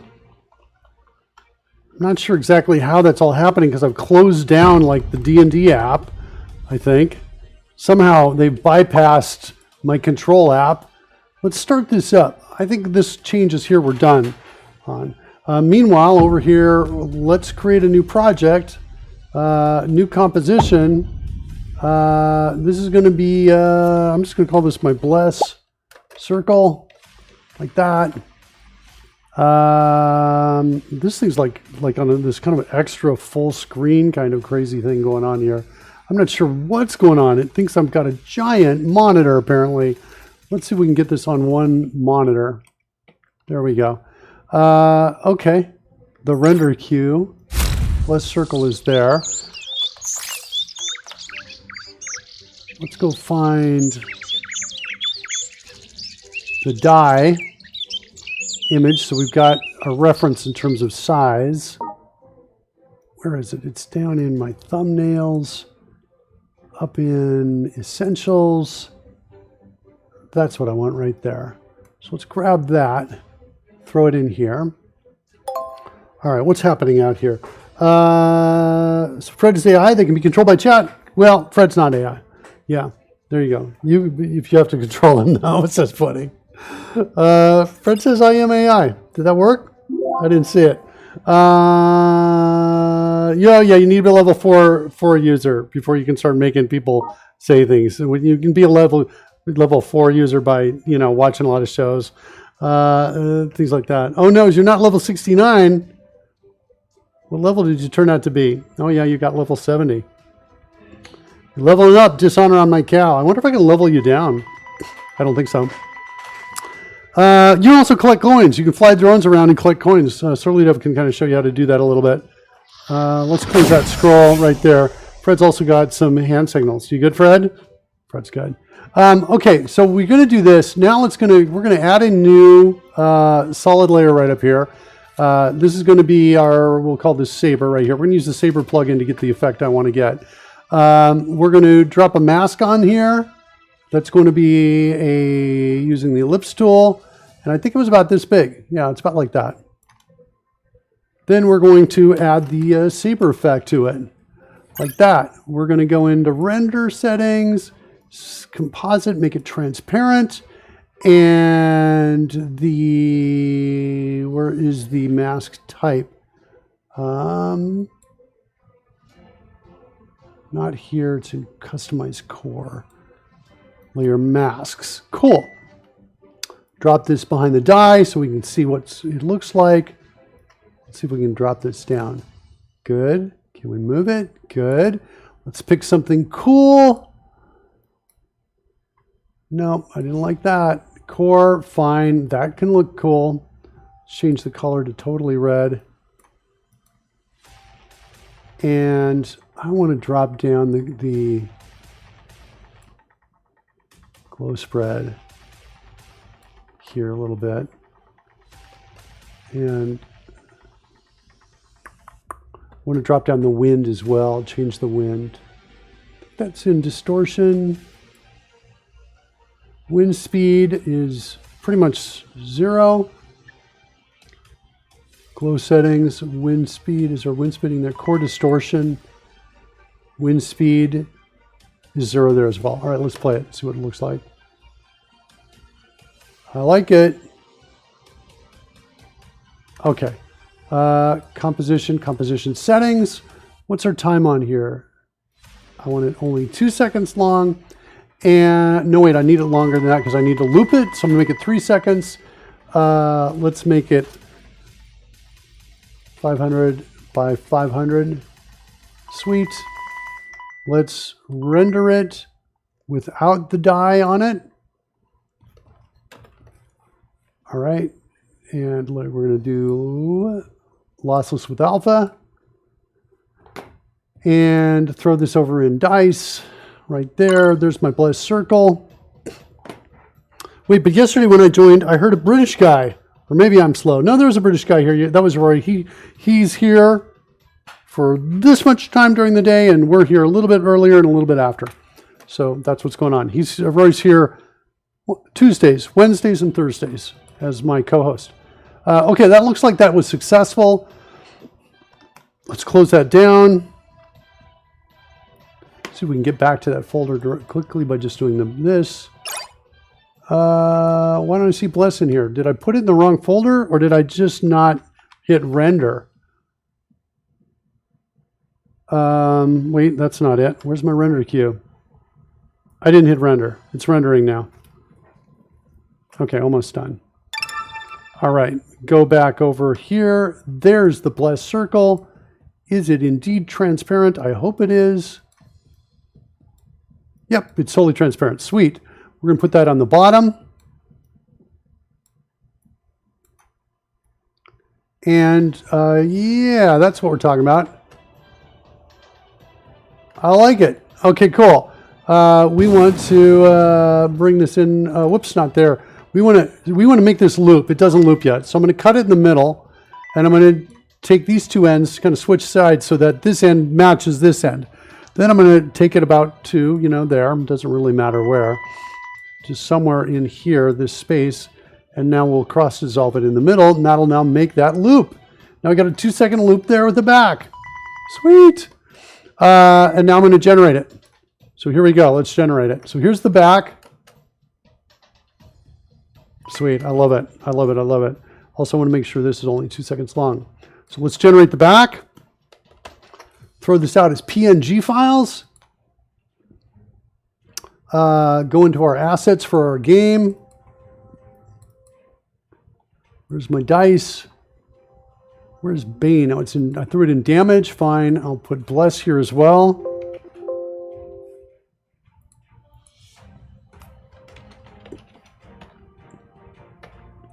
All right. We're going to call this Bless Back. Like that. Go. Generate. Meanwhile, I'm going to start up the Monster Cropper app we built, which is got this cool image cropper utility in it. Starting that up. Okay, that one's done. Let's generate the front as well. Turn on the front. There's our front all by itself. It's going to look cool.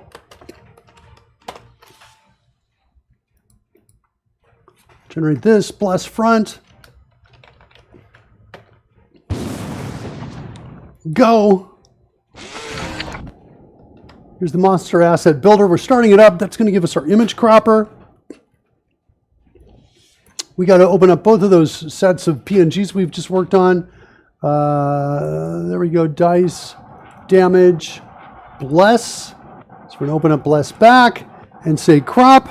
Now it's just going through all those images, getting rid of all the transparent pixels and cropping them out. Meanwhile, we're planting in the chat room.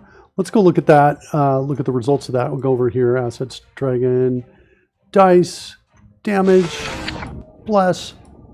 There it is right there. So we've got those cropped images there. We've got to crop the next piece to the front. So let's go do that.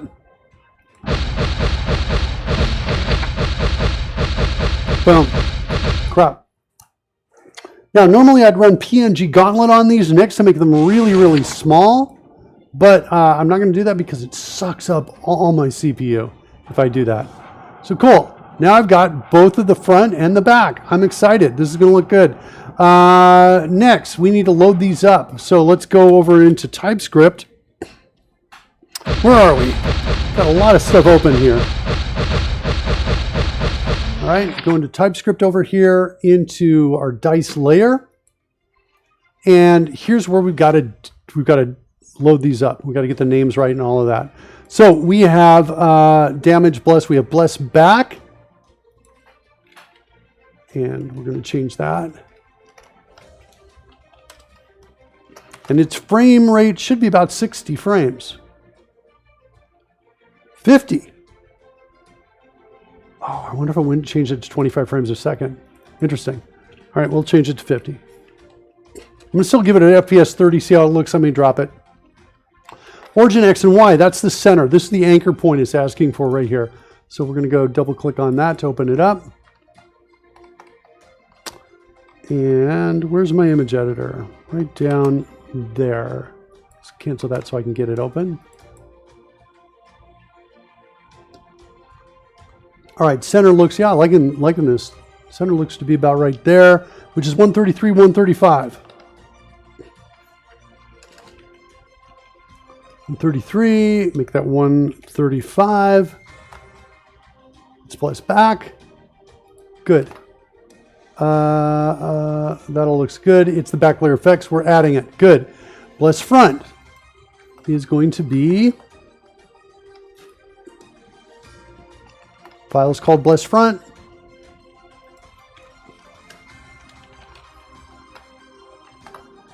Should have 50 frames in it as well. It does.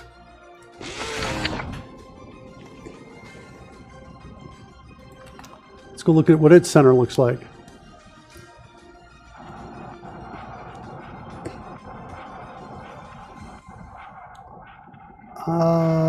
I want to say about right there. It's kind of a little bit wobbly. 8273.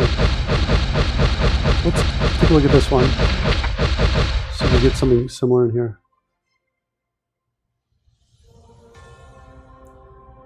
I'm getting 75, 75 on this one. 79, 75. All right, so we'll do that. 79, 75. Don't need that anymore. Okay. Bliss back, bliss front.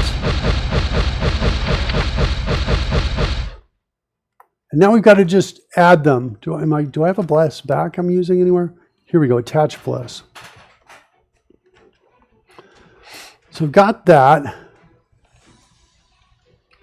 I'm going to just make this a big fat void here. We're not going to return anything.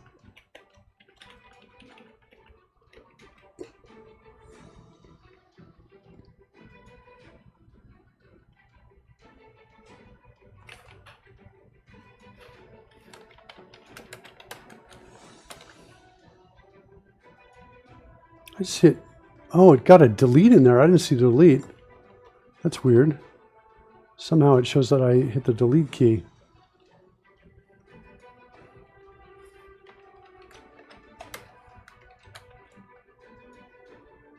I've not hit the delete key. Interesting. Now I'm going to hit enter. All right, there we go. Bless back sprite is there. And then I'm going to do also a bless front sprite.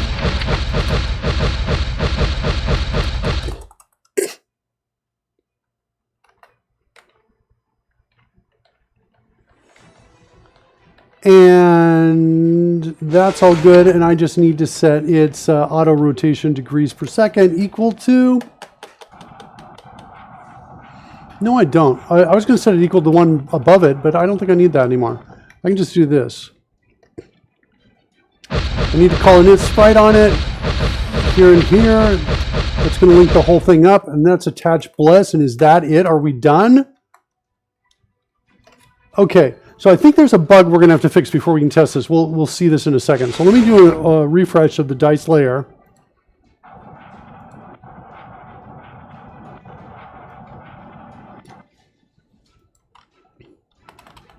All right.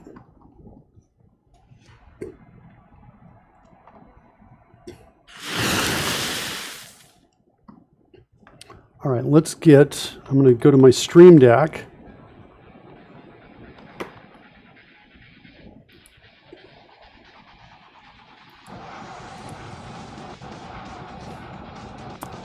Switch over to the Dragon Humpers page. By the way, kids, if you want to see this this gaming system all happening live here, go follow us at twitch.tv/dragonhumpers. Watch us play Dungeons & Dragons. We're actually playing later tonight.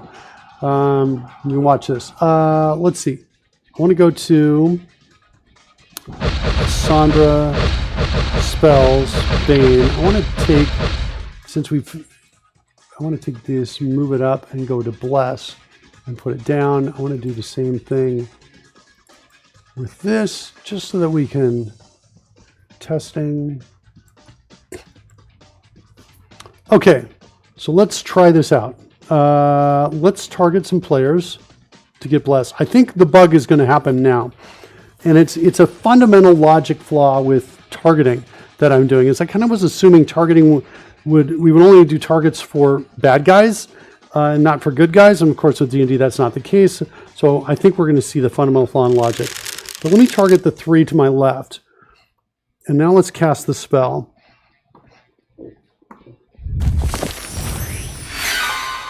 Cast.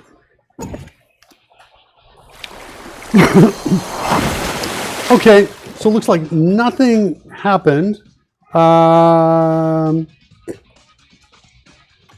Yeah, we're expecting to see, if we look at the data and spreadsheets, did I reload everything now? Maybe I need to reload everything just in case. Let's do a reload everything on this. Let's check our spreadsheets out.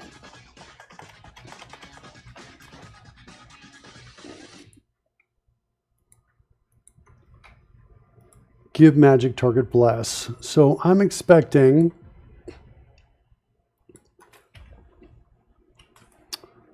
let's freeze the data here. Freeze one column. Okay. Sorry, one more time. I'll get that for you. Okay.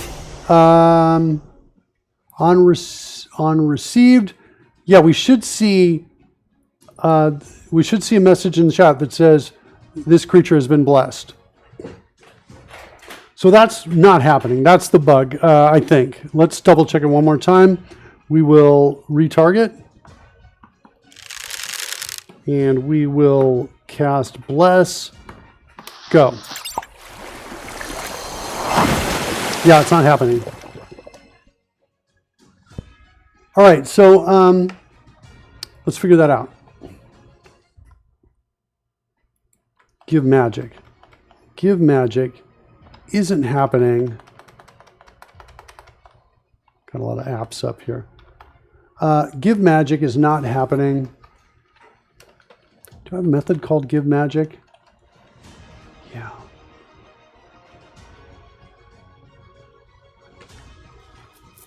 Let's see what happens. Set a breakpoint here. Sorry, there. The entry point there. Okay, one more time.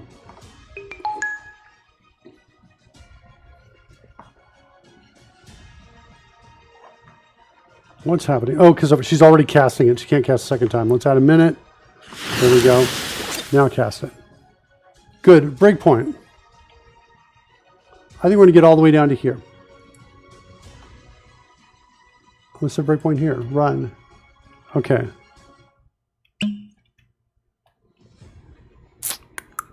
That's not good. No target. No target at all. Okay, that's my problem. I need the target.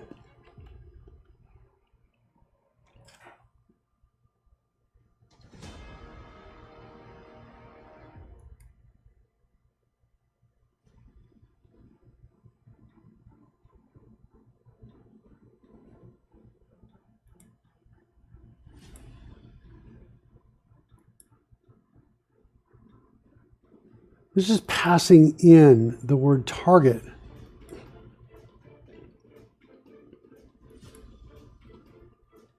Now I'm a little lost. Why is that happening?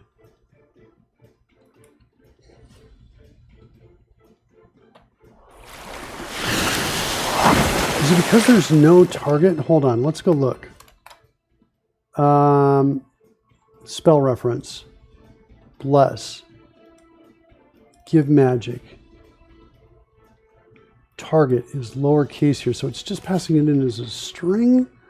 What is happening in Bane? Bane is working. Roll target saving throws. Give magic. Target. Oh. On target fails save. Yeah. Give magic.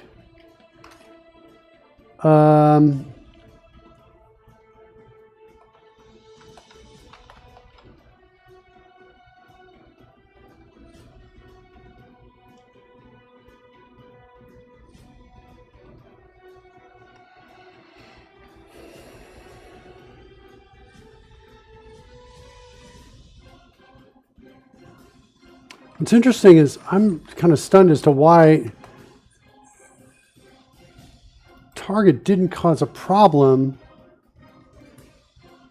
here. There must be a property available. Something's wrong about that. I want to do this.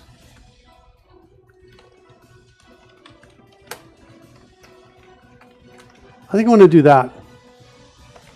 Give magic friendly targets. I like that. So every target that's friendly to that player would get it. I think. I still have some thoughts to work on this, because it should be all targets. I guess I could also just change it to all targets. Give magic to all targets, bless. Oh, yeah, it's an easy mistake to make.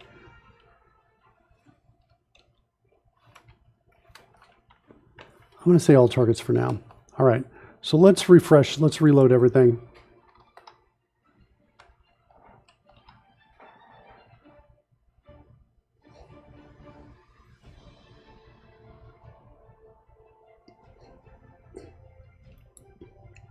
Now, how are we going to get all of the selected targets from here?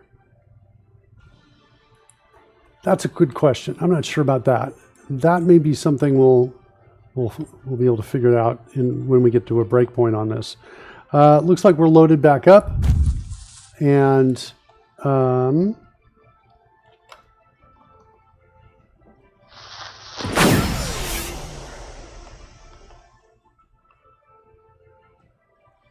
right, let's cast it.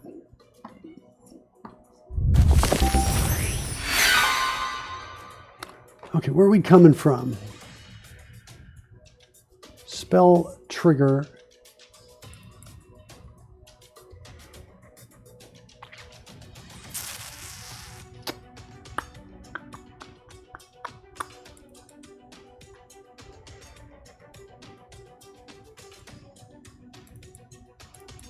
So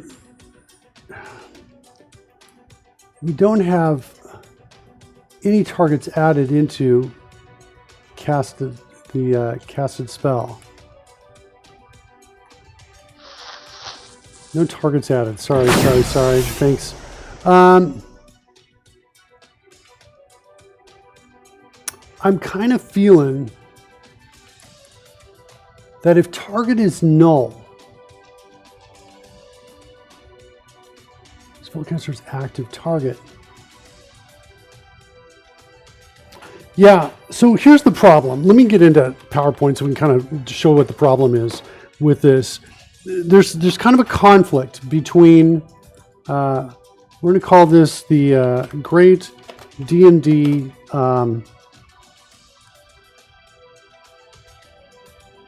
Friends and Foes conflict.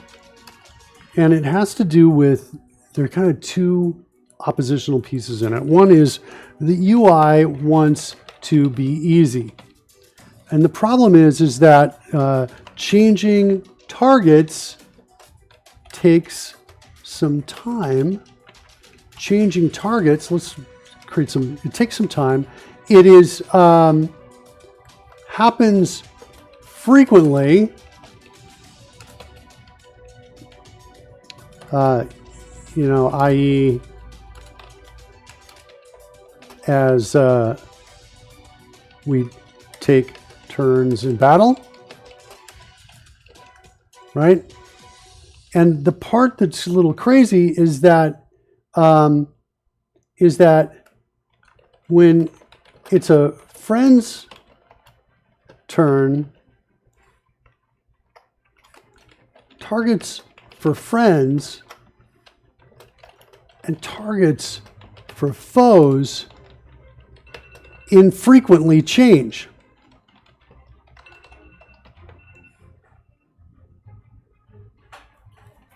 That's the part that's tricky, which means if a friend plays and then a foe plays, the targets switch, and then a friend plays, the targets switch back again. So there's a couple solutions I've been thinking about here. Possible solutions. Well, one. One is give spells a target preference field.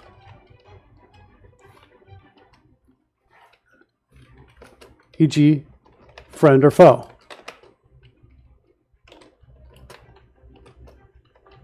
Foe or neither. Which I like. I also like saving the target, saving the last target for each player. So when it's their turn again, we change the targets.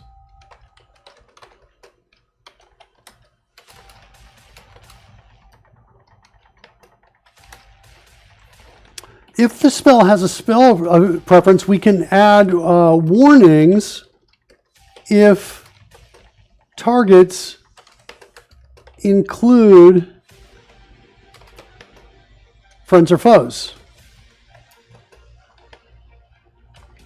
Unintentional friends or foes.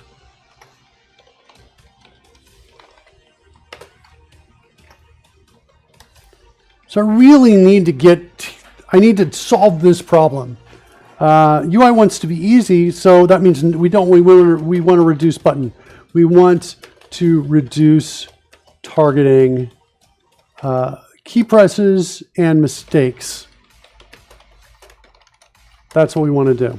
So anyway, those are things I'm thinking about. Back over here. Where am I? I'm down here. I am almost thinking that the code I want it to be here along the lines is something like this. If castedspell dot preferred target equals friends, spell target dot friends, and I'm just like, I'm spitballing here. And I think we also want to do this. We want to say, hey, if castedspell.target is null and castedspell.needs targets, something like that. It's like my pseudocode here. And then we're going to say castedspell.add. We're going to say add targets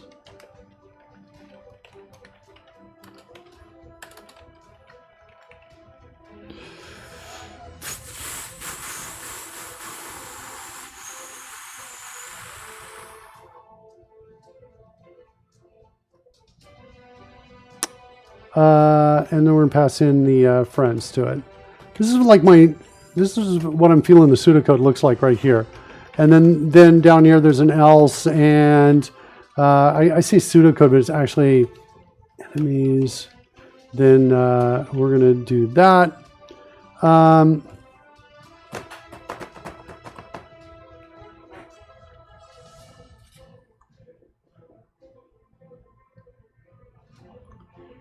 Complete cast.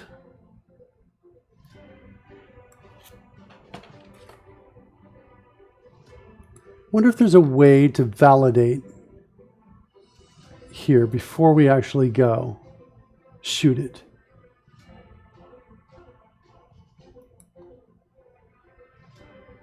Complete cast. Where's this coming from? Yeah. I'm almost thinking, I bet we could abort out of here and complete cast if we don't have enough targets selected. All right, with all of that said, though, in the interest of time, what I want to do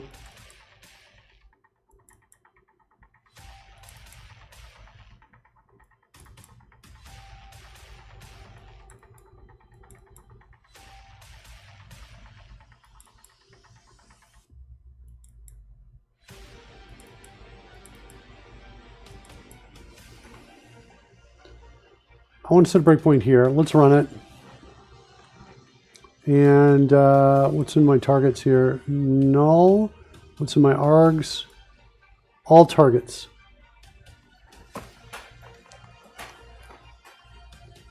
I don't have a way to get all targets from here.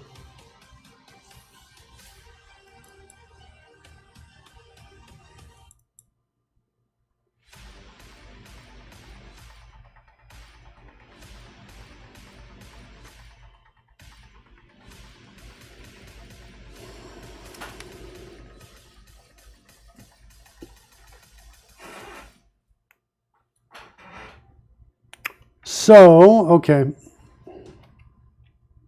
So I'm getting the right data down.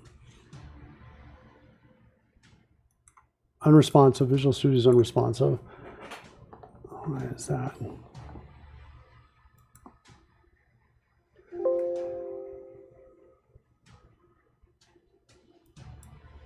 Okay, I've seen this before, but that didn't continue. It doesn't like it. Doesn't like the changes there. So we need to get the target from here if it says all targets in here. I also am playing with this idea of up above in complete cast, or somewhere prior to that, we do a validation on the target that checks to see, do we have target selected? The problem is,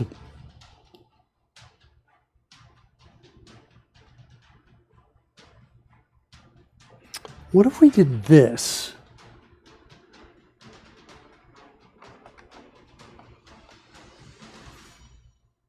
On cast for bless, what if we said, what if we did this?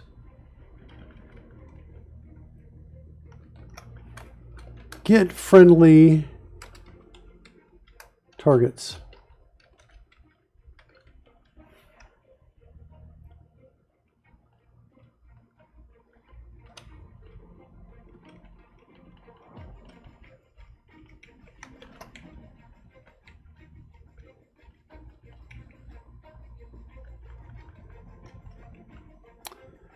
And we passed in the spell ammo count, which is going to be how many targets they can get. Then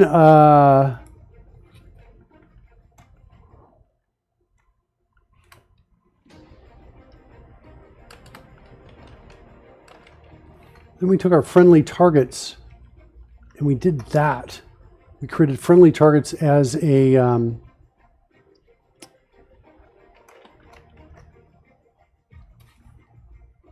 let's play with this. This might take a moment to do this.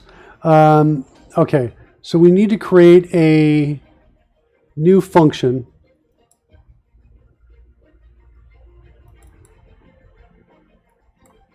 It's going to look like this a little bit. Call it get friendly targets.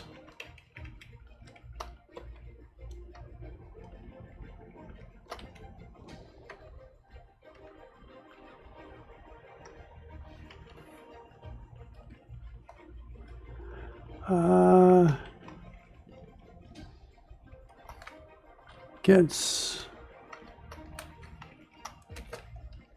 the friendly targets. Gets friendly targets and assigns them to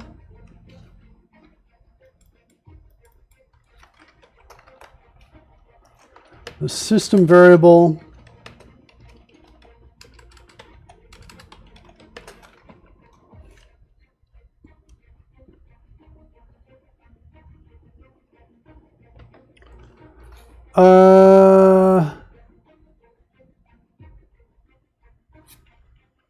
returns true if successful.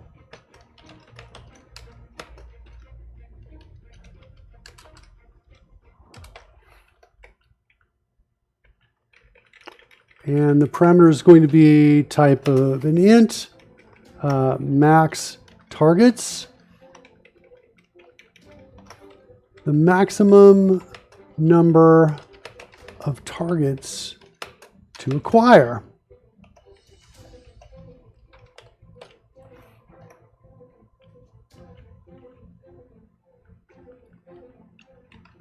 Okay. Get friendly targets.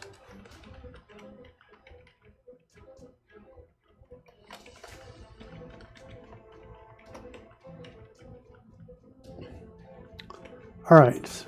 We're going to expect one argument. We're going to return true or false. One of those two. Let's move type to file. Next, we need a friendly targets piece. Now, we were already working with, is that going to be helpful or not? I think it's going to be independent of the recipient notification variables.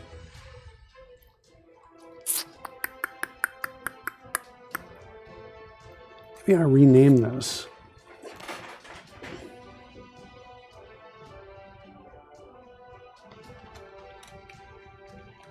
I'm thinking about renaming it.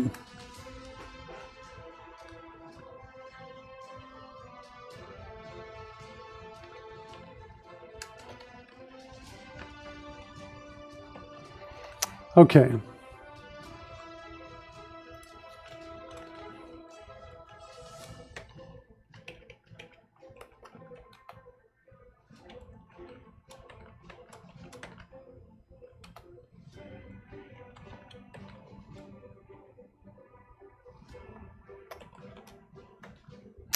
And we're going to return, I think we're going to return get all friendly targets. Is that right? Yeah, that's right. Friendly targets. Or sorry, we're just going to return friendly targets. Friendly targets is going to be up here as a public static type target. Like that. It's going to work similar to the way offset is.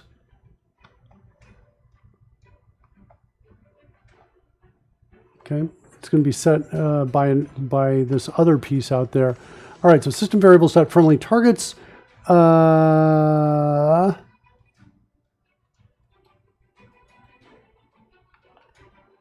Okay, now at this point, we need to now go make a request out to the API. So I think what I'm going to do is create a new event here, and I'm going to call this, let's create a new delegate actually. We're going to call this get targets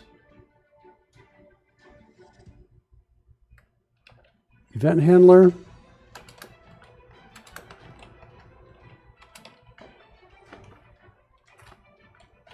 Target event args. I've already got one. What's inside it?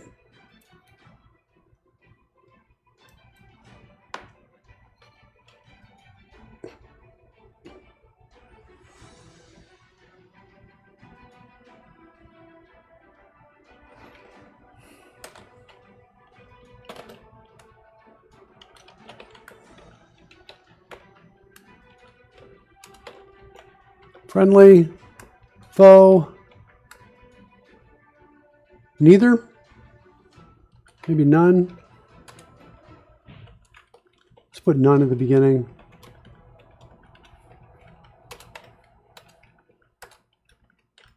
Target type, we got a naming collision.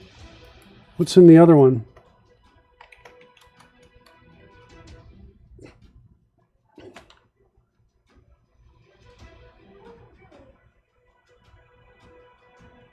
That doesn't help at all. What's this one used?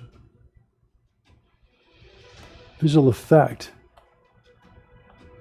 Okay, let's go get the other one here. Not that one.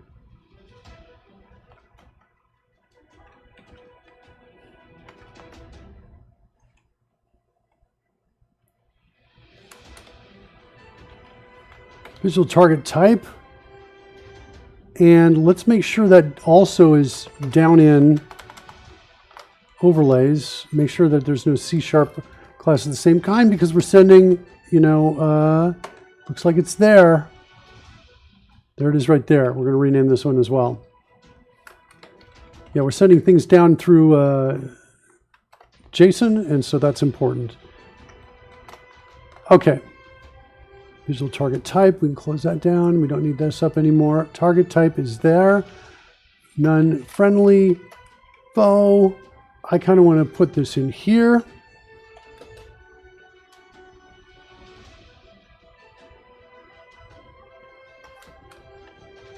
We call this suggested target type.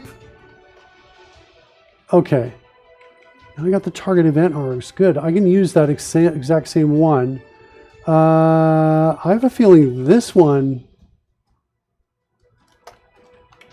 I think that one already exists.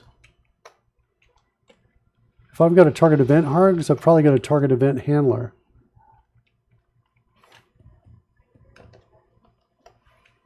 Taking only the target event args, no sender. Okay, I think I can work with that. And then we're just going to call this a request target, like that. Let's go handle this event. This is going to be static. Let's go over into main.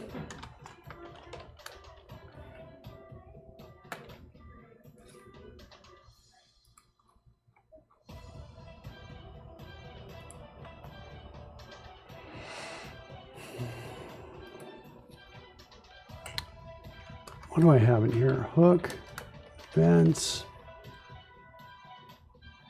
I've got a big fat hook events here. That's the one I want to be in. I want to be in, what's the name of that class? Get friendly targets. Dot request target plus equals. Here's where we're going to fill it out. I'm going to take this down below. Hold on, it didn't seem to get my enter on that. There we go. Take it down here at the end. And we're going to set a breakpoint there. Okay. Next, I need to trigger this.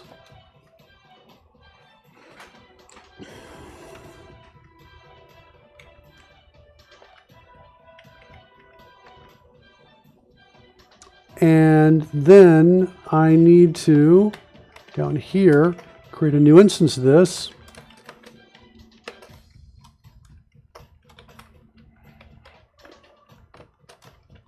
Okay, then we're going to say EA dot suggested target type is equal to friendly. And then we're going to say EA dot max targets is equal to, and then we got to do a an evaluator dot get. Do I have a get int, get num? It's just a get and get type.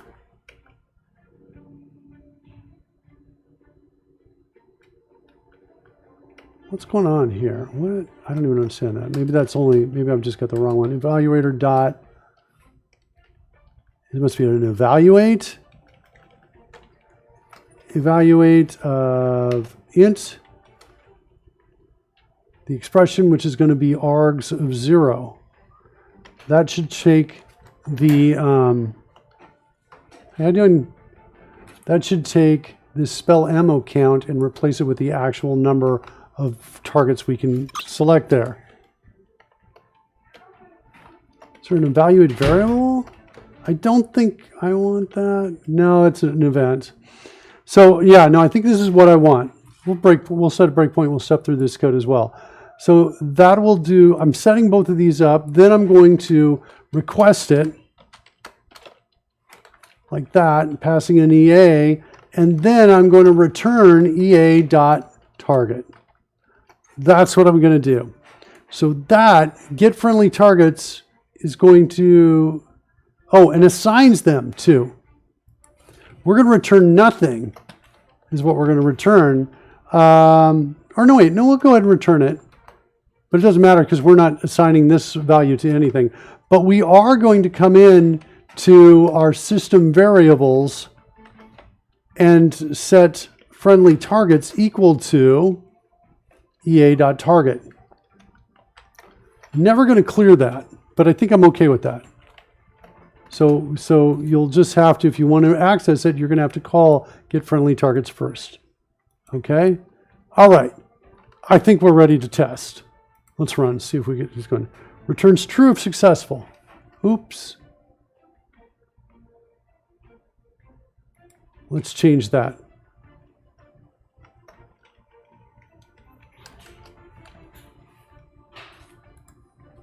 What do we have? Build failed. Where are my issues? I got something running. I've seen this happen before. Looks like nothing is running. That's in the way. I think Visual Studio may have the file open. Hi. Where are you going? Where are you going? You're doing your 5-hour show, man. You don't need to know. She's leaving me. It's over. It's over. You heard it here first, folks. I'm in trouble. All right.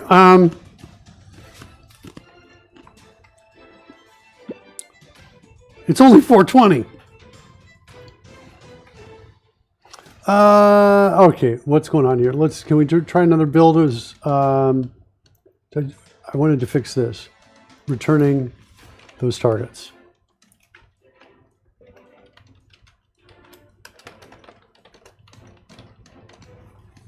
Okay.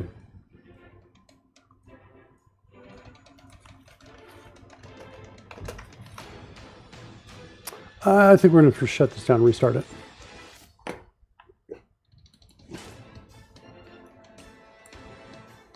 Starting a new instance. Start closing some stuff down here. I think I'm going to close down the After Effects file without saving it. That's pretty easy to recreate if I needed to. And get that started. Let's also take the Adobe Premiere, shut it down. Looking forward to seeing how good this looks.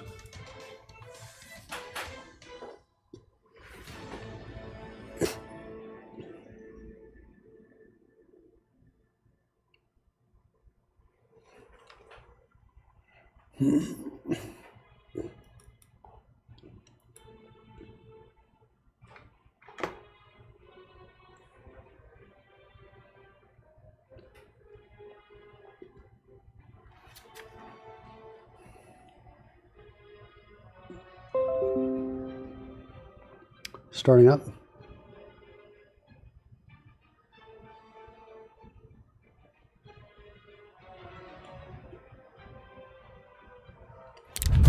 Okay, we're up. Stream Deck's not. Oh yeah, it's working. It's just slow.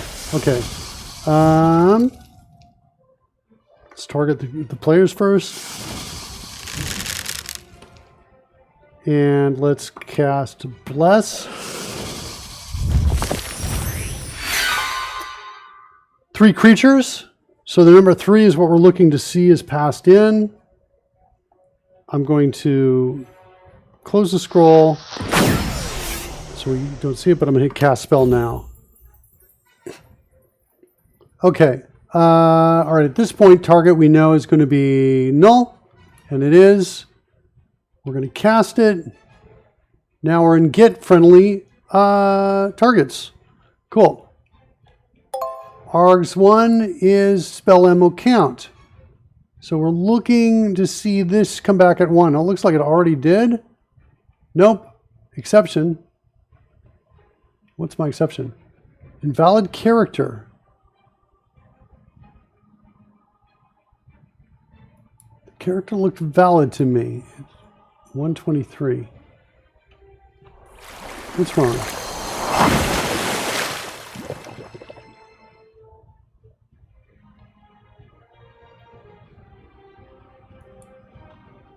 Let's try that again.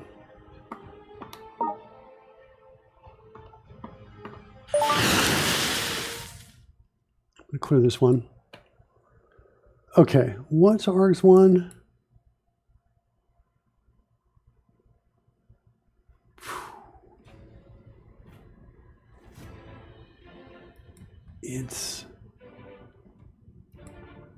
Let's see what happens when I call.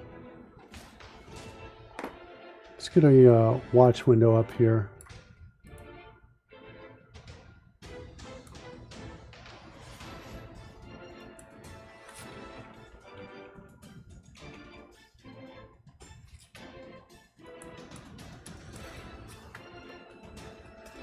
Let's bring this up a bit so you can see it. I'm going to try bypassing this and going into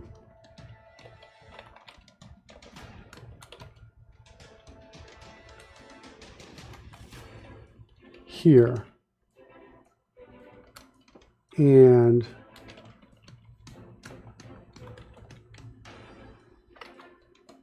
spell ammo count is what I think it was.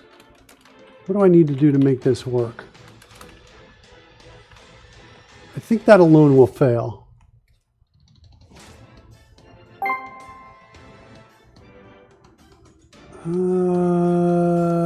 That's not a good sign.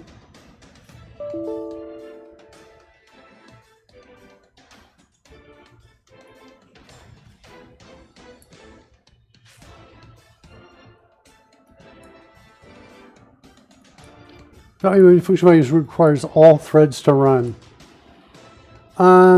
Okay, well, let's just stick it in the code like this.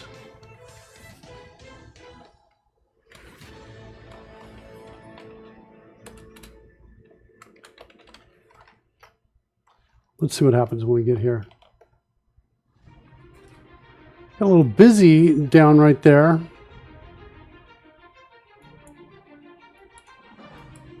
And feels totally locked up. All right, let's terminate. Try again. Because, you know, I'm pushing the system. I think we need more details here. Perhaps the player. We don't have the target.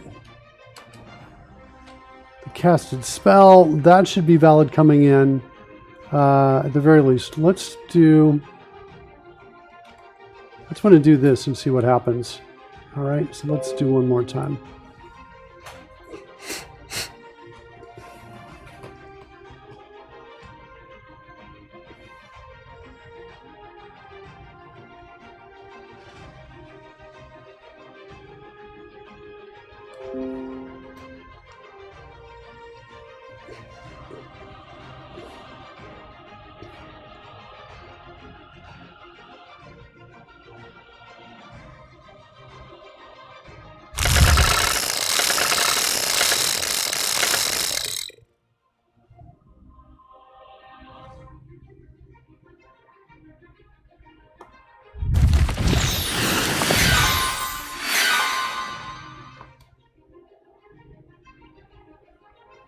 Shoot, I forgot to close those down. Apologies for that. Let's see if we can get that so you see the code up there.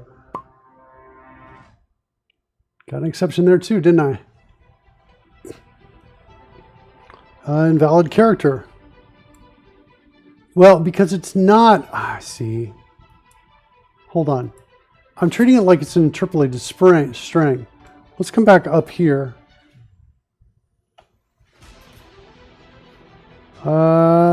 Now it says spell ammo count unknown in expression. Maybe that's my spelling problem. Let's go see what it is out here. It's an uppercase. One more. I need one more to get rid of it. One more test close. Coding Gorilla. Let's come up there with the correct spelling. Okay. So 3. My problem is I thought I was in a string and I wasn't. That's what I needed. That's why I had the invalid character. Okay. Let's just get out of here. Right to there. Get out. Oops. I didn't even create it. It's just going to be a null.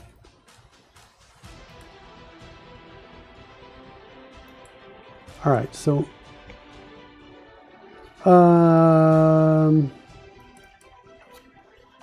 want to get out of here. I want to come back in after I reload everything. I'm going to reload everything. Clicking the reload button. All right. I'm going to replace this with this is what I'm going to do when we get in here for the breakpoint. Okay, the reload's complete.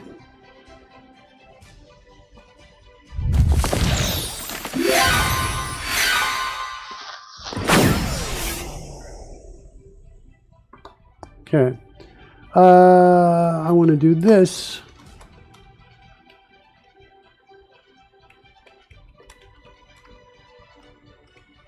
I want to pass in args of 0.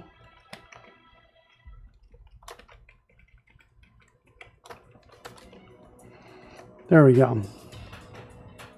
And now we'll get our max targets. So here we go. 1, 2, 3, 4 max targets. Is 3 like we're expecting. Good. Now we're up in here asking for targets.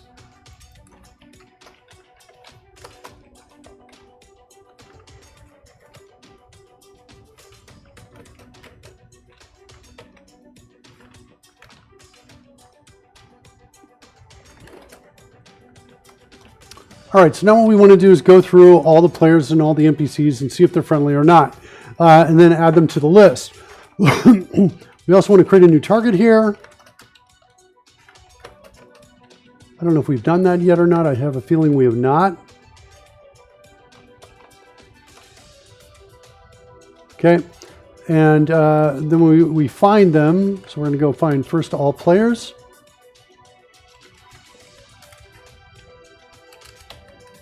Wait. Just players, I think, is what I want to do. Nope, it's not players.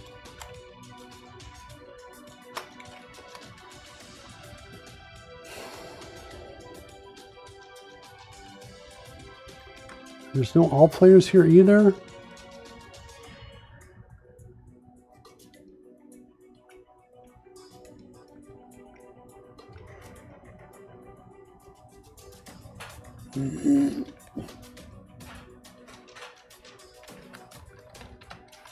Is that it? No.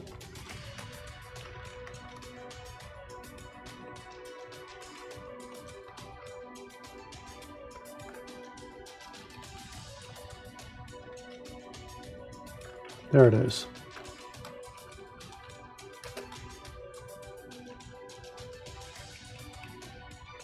So now we're going to come down and say, hey, look, if character dot is targeted, what? Targeted?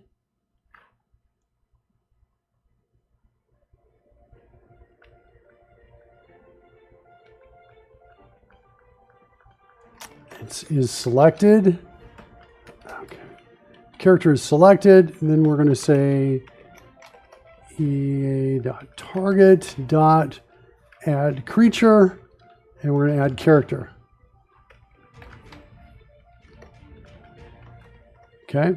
Then we're going to go through all in-game players, in-game creatures.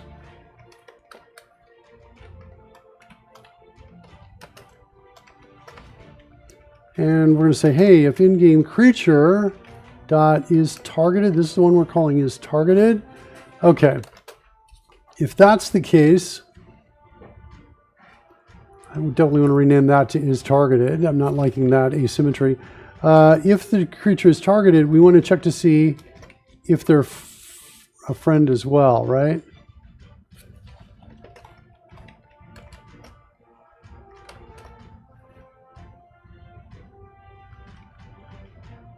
Is ally.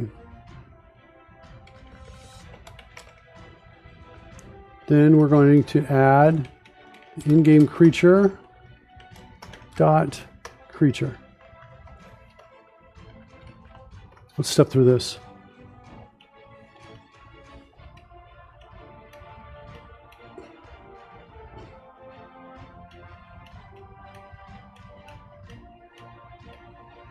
None are selected. Oh, that's true. I haven't selected any yet.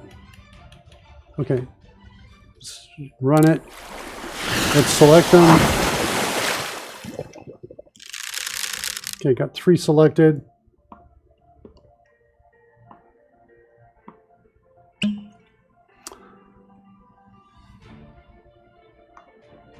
Go.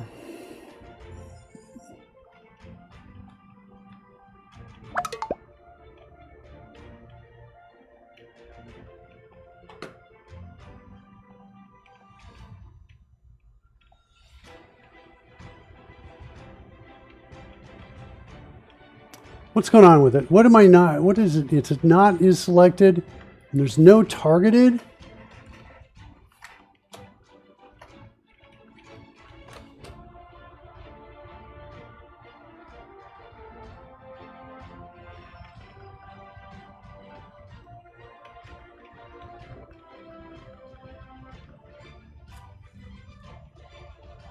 All right, let's go find the code that actually sets it to figure out what is the what is it called? Selected, targeted. It should be just targeted.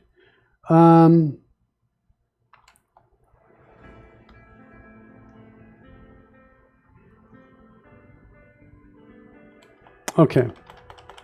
Fastest way for me to do this is to look at what happens, what command is executed when I hit this button. It's called toggle player target.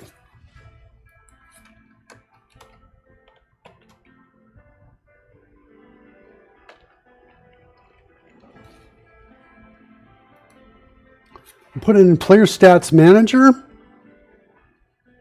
Okay.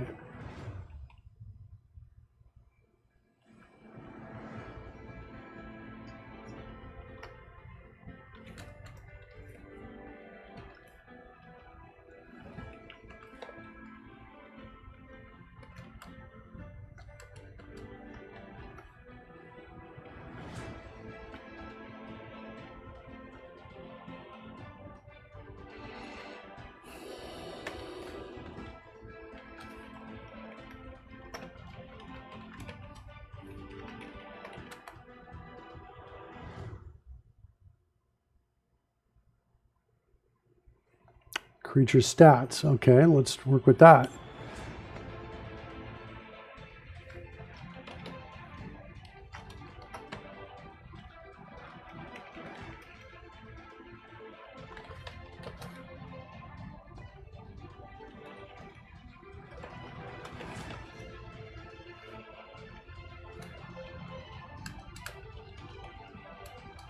Got a creature ID here.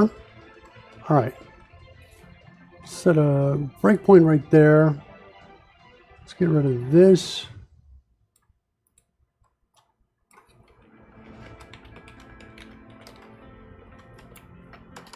See if we're finally getting some traction here. Come back over here, run. Okay, good. Creature stats, we got a targeted creature. A creature ID.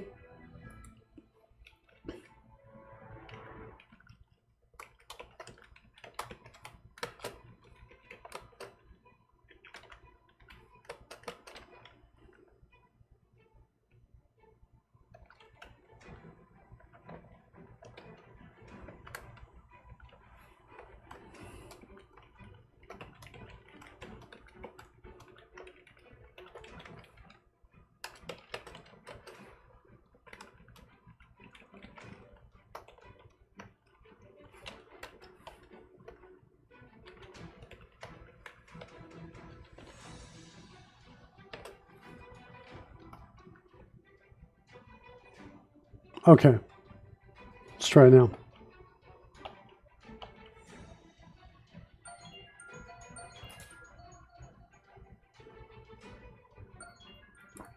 Player IDs, shoot.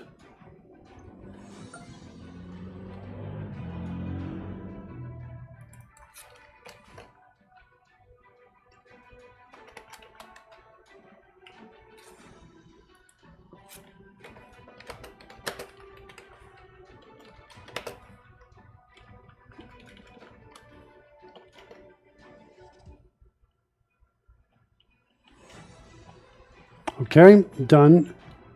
There, added.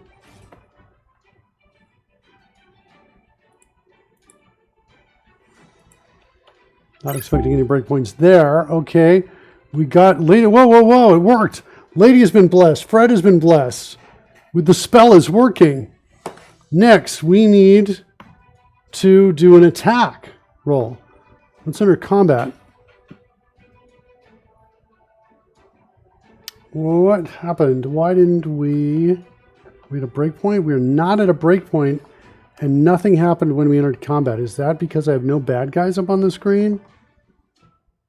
I don't think so. Something's not quite working here with the UI. I wonder if the UI needs a refreshing down below. Let's try that.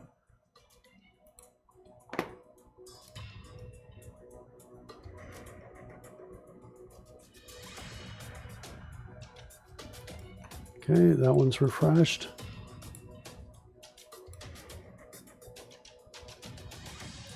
That one's refreshed.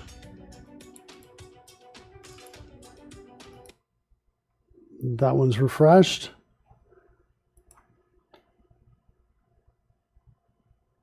Yeah, initialize not connecting with them. Let's maybe restart this. We have lost our connection with it.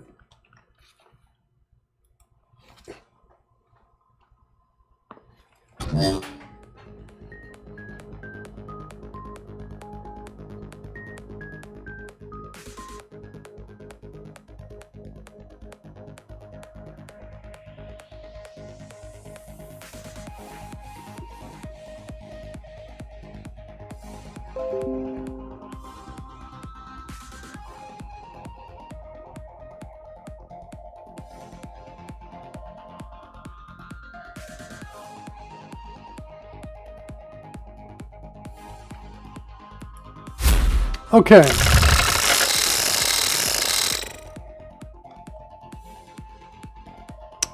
So what are we missing here? We saw that the magic was received. When they save, we need to make sure these events are triggered. That's the last piece, and then we should see it with the hopefully the die rolling out. Okay, so let's see if we can reproduce this. Let's start by targeting our players. Let's go in and cast Bless. They're in there with the test close, and I need one more of those. I'm going to add a button up here so it's easier for me to do the test close here for this test. So I don't have to keep coming in here.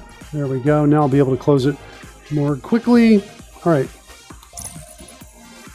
Okay, so we're here.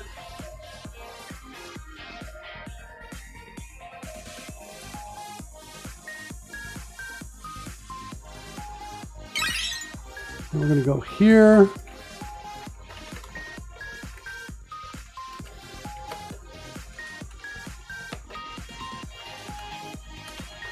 Okay,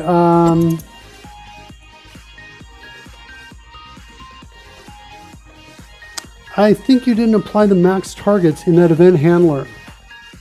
Oh, you're right. I did not do that.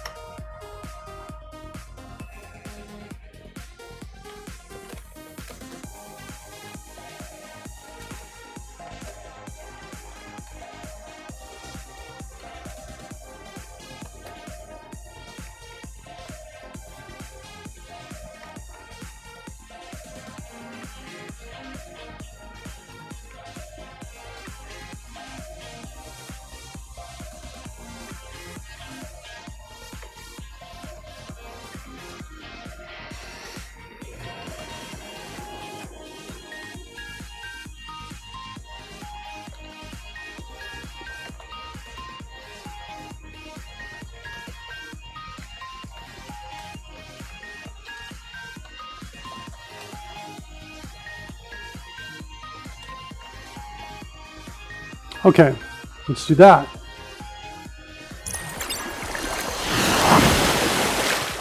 Okay. That kind of looked good, I think, for a second there. Except for I should have seen Lady, but it looked like it might have been coming from over here. Oh, this was because Asandra cast Blessed.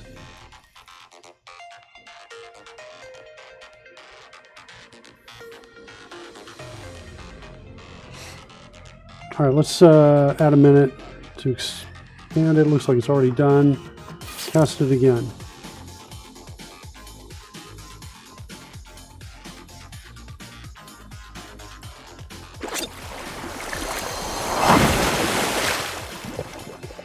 Good. Okay, that looks good to me.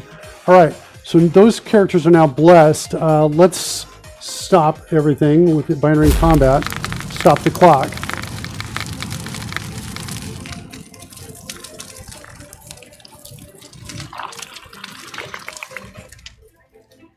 Okay, now let's roll a saving throw.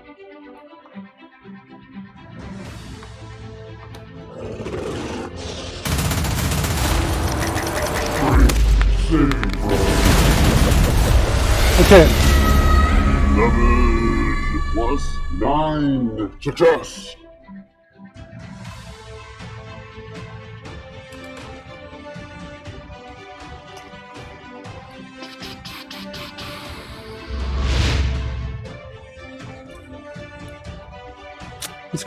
Let's go to the stream deck and follow it out so we know what's going on here. We save strength, we do the save command, and then we roll dice. So let's go find the save command.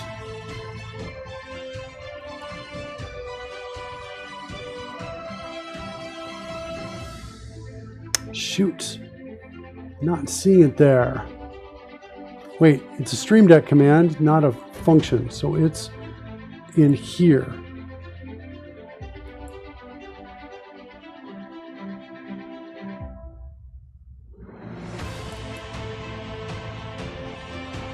It says roll save. That's not what I'm looking for.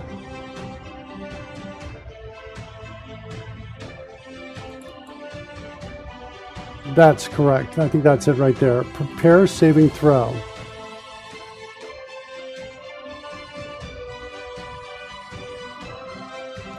Style type is a saving throw. Let's see if we can throw a double equals in there and find it. We can't.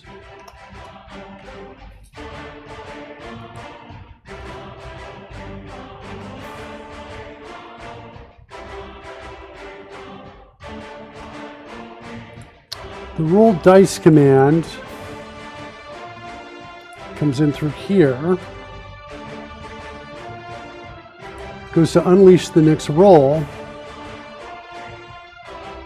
All right, let's set a breakpoint there and see what's going on. Let's come back in. We're going to bring in let's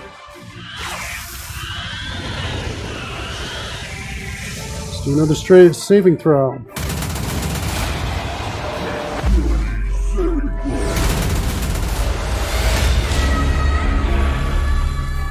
Let's roll. All right, here we go.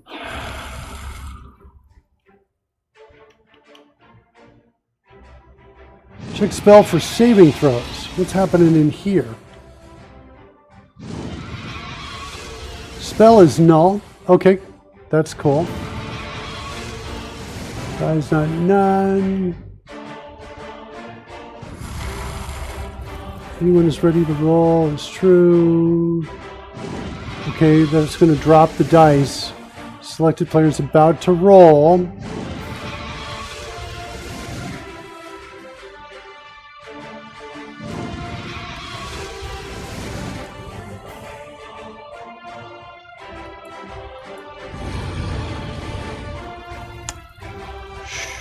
So we don't have a trigger for them.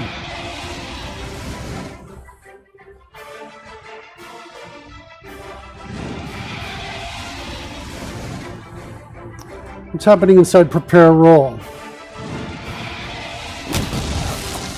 Is prepare roll called? It's called from a number of places to bring in this up. Okay, so prepare roll, I don't really want to do anything on that. When I get out of prepare roll though, yeah, it's going to be in roll the dice. It's in here. Let's get to here. Okay, there's the 1.5 seconds, 1.8 seconds. Complete cast. I don't think there's anything in here. There's no casting needed there. Initialize for player role.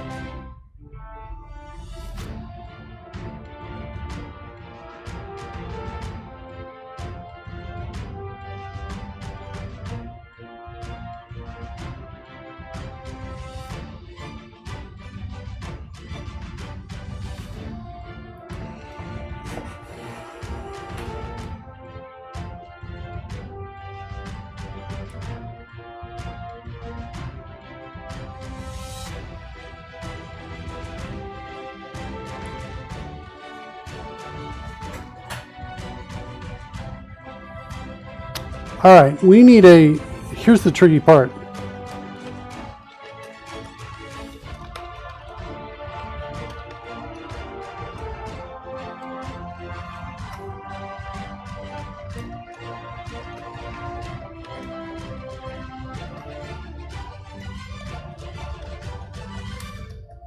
The reason why is because we may have, it looks like we may have a different entry point here. If we go into Magic, trigger recipient saves, trigger magic saving throw, rolling saving throw, creature rolling saving throw, we're passing in a list of creature IDs.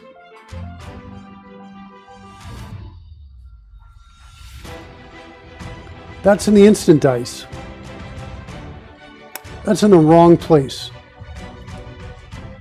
Creature attacks, also an instant dice, also arguably in the wrong place. Yeah, we need to get down into further down. The creature IDs, though, are there.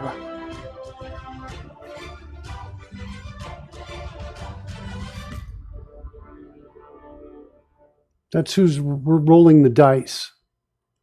How are those used? How else are those used in here?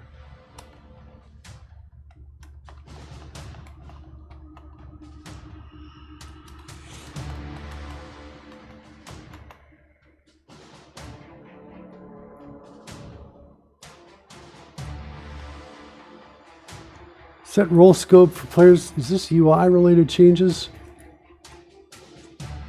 It's UI related changes. Wait, is that all that I'm doing it for?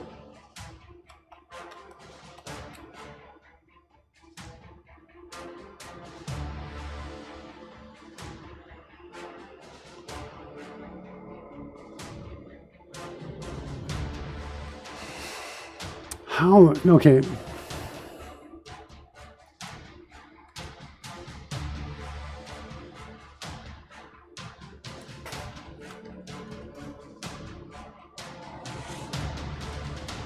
Okay, at this point, I believe that that these are in the wrong place.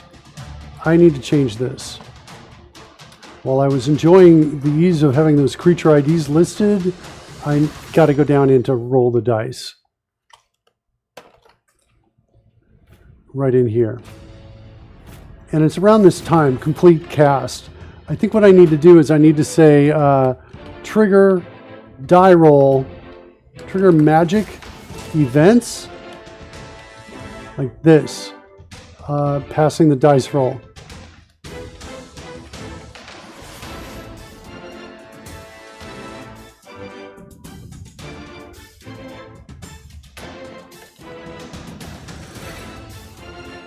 And so I want to check to see if the type, or is it just type? I bet that's what it is.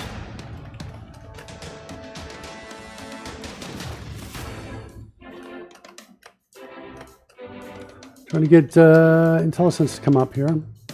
It's taking a while. Is that what's happening? Nothing's happening. Come on. It's probably because it doesn't like that code over there.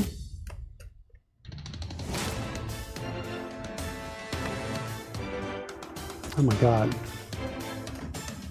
Nothing, nothing, nothing. No IntelliSense here, huh? Okay, that's a little harder to write code if I don't have IntelliSense.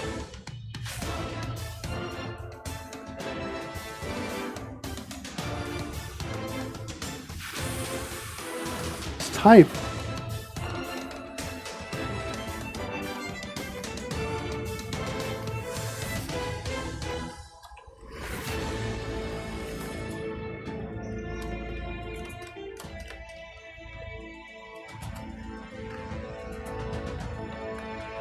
Now I'm getting IntelliSense. Okay. All right. Creatures rolling saving throws. We need to get creatures' IDs here. It's going to be, whoops, this is going to be else. If it's an attack, and then we got to do get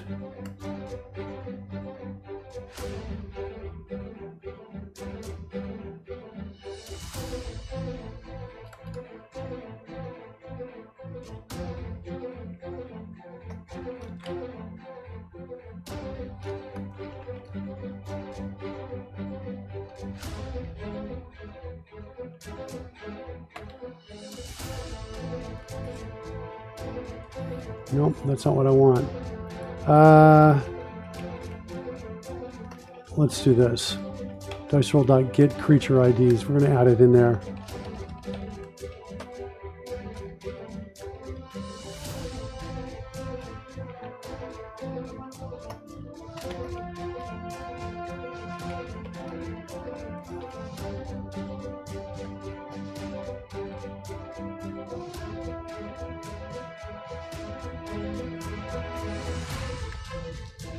All right, so who's...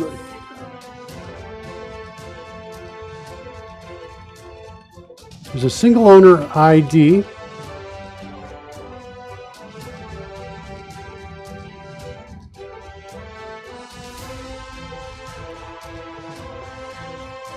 think there might be a multiplayer piece in here too. Nope, apparently not.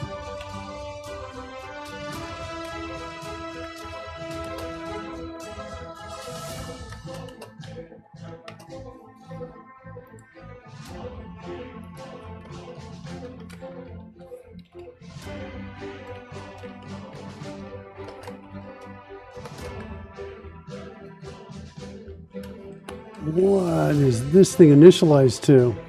Min value, cool. That makes it easy.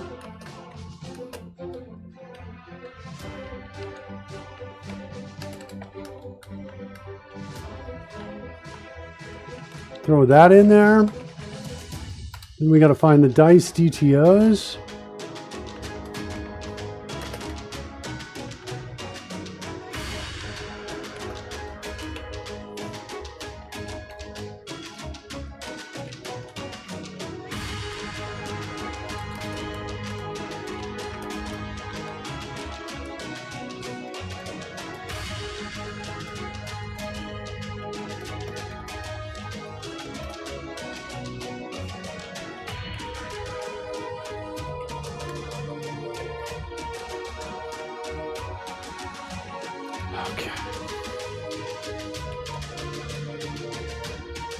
All right, let's see what this does. Didn't even get here. Did I add the line too far away? I think we were down below here. Let's try one more time.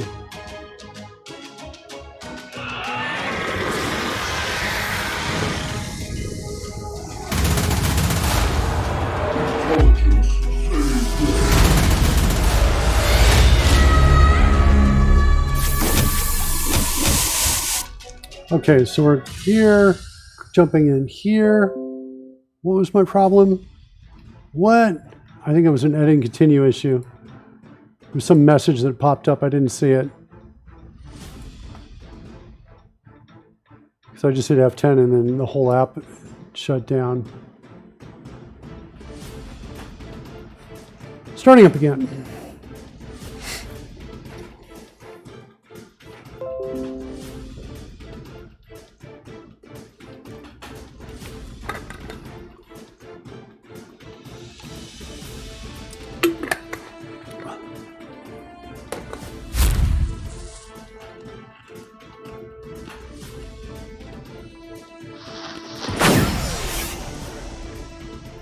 All right.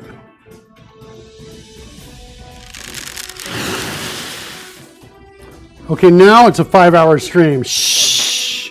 Gonna stop soon as I get this. Bless. Cast.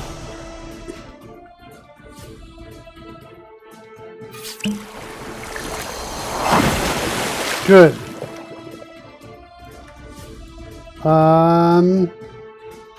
Next, saving throw.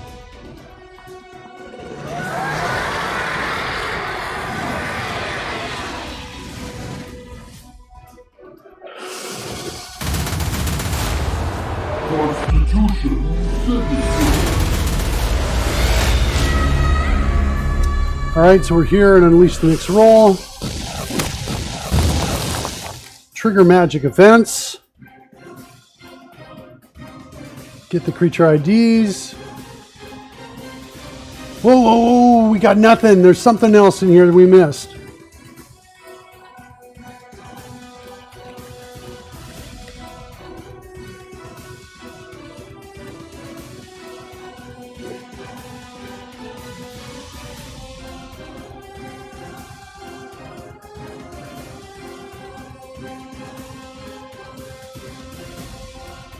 Player role options. That's what it is. Player role options is what? I thought it was a list. Yeah, a list of player role options. Try one more time. That's interesting.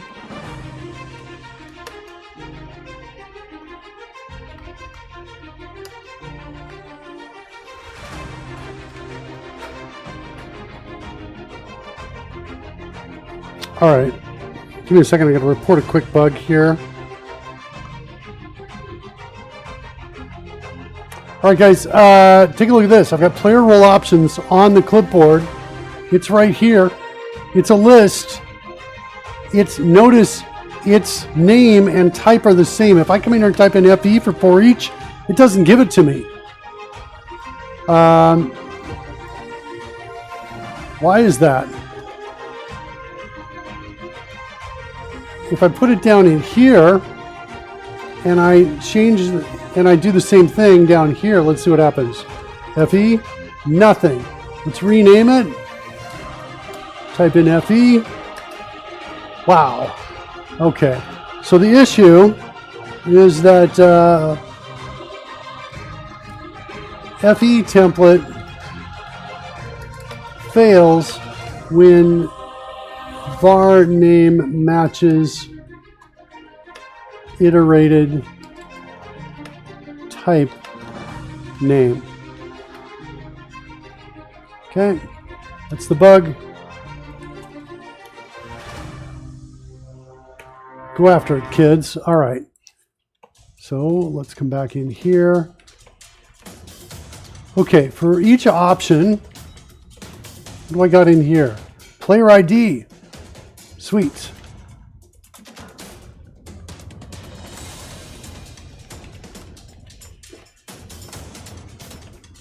Let's get in here. Let's do this.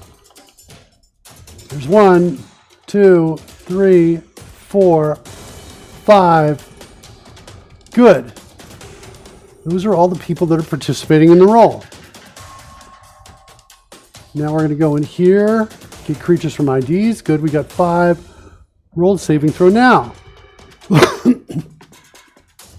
Trigger this. You got any received magic? You got 1. Sweet. Trigger event on recipient saves. ARGs, there are 8 ARGs coming in. Null on everything. There we go. Add dice, 1d4 bless. Creature first name. They're bless. Go. I think we maybe... Why didn't I see the dice, the bless die come down? We were definitely getting the additional dice. Uh-oh. I think I know what might be happening. We're checking the additional dice before we're triggering this event. That's what I think is happening.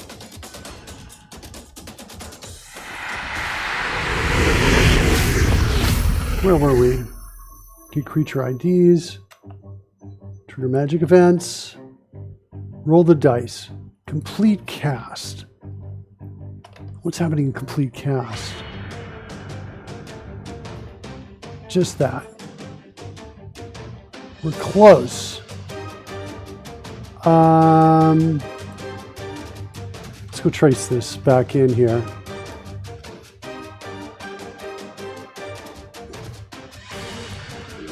It's additional dice, right? And creature. Add any additional dice DTOs. Process add-ons. Process add-ons for DTOs. It's happening early.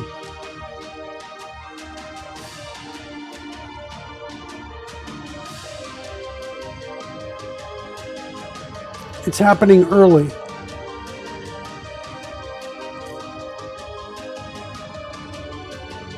Where's this called from? Roll the dice. Whoa, whoa, whoa. It's right there. Okay. All we have to do is move this down 2 lines. We just have to move it down here, I think. Oh wait, initialize for the roll. Is that what process add-ons were? Yeah, process add-ons for DTOs.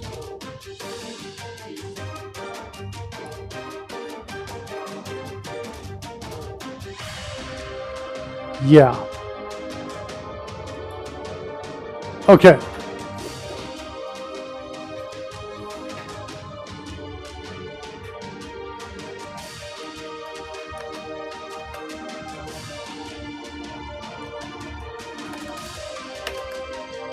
Something else that's important here.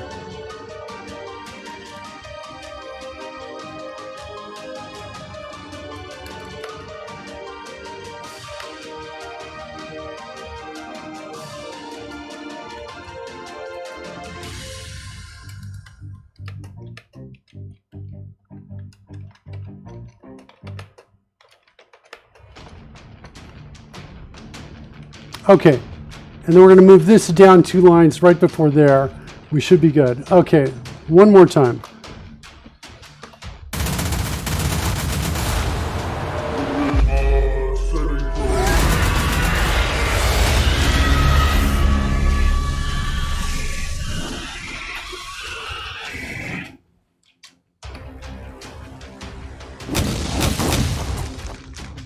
Oh shoot, I forgot to move it.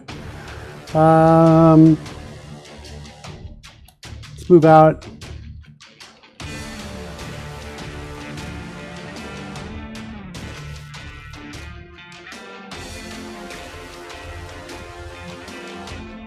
Oh no, wait.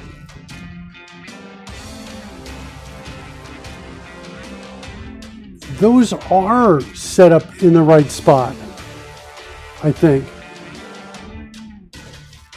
Now in player role, should be down and around somewhere in this space here.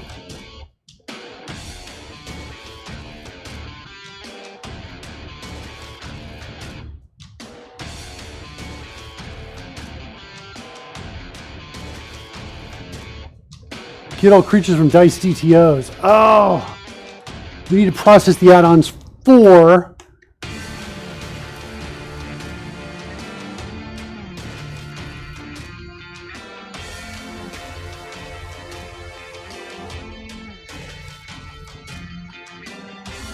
I don't want this here. I want that method we created before. Let's try changing this.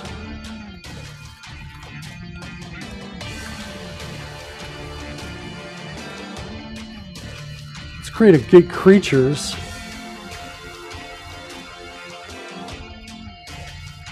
Hold on. Get creatures. I feel like we're getting close, kids.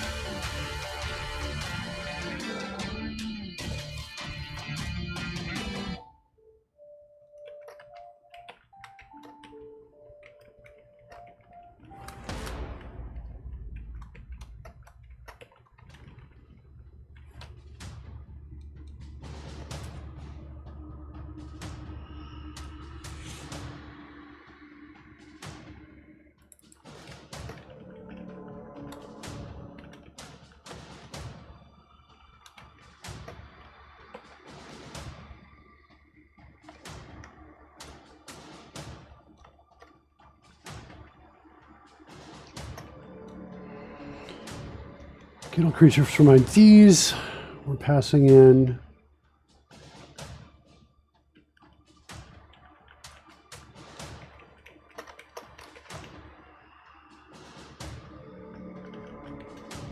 almost there.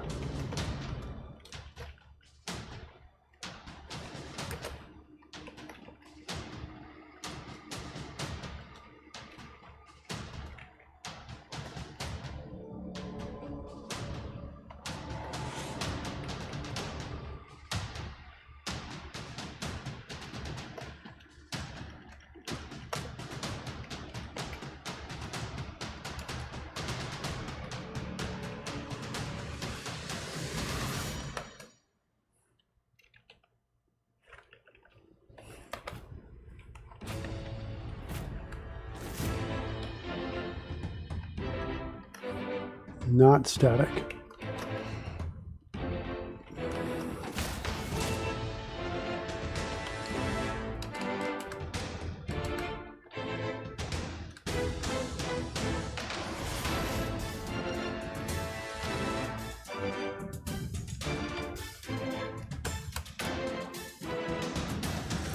All right.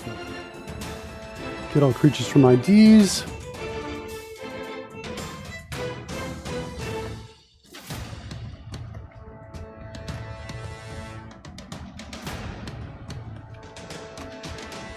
Back up here. Okay, good. 5 creatures. Process the add-ons. Could this be it? Oh, still no. I'm like right here. I'm getting really close. Wait, did we call?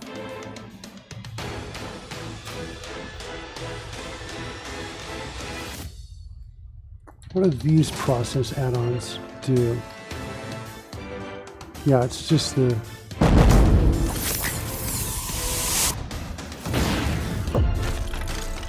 Oh, we might actually be adding them, but we're using the old legacy roll system. And that may be why they're not showing up. Let's try one more time.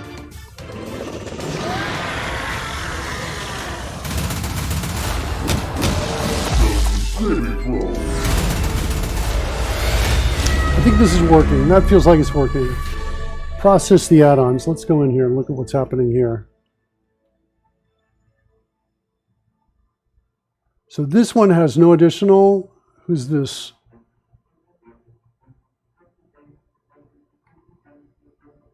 Fred. Fred should have an additional dice this roll. Why not, Fred?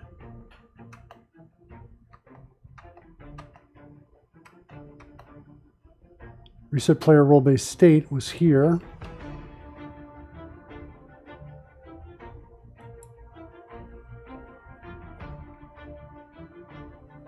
Little Cutie does not have one.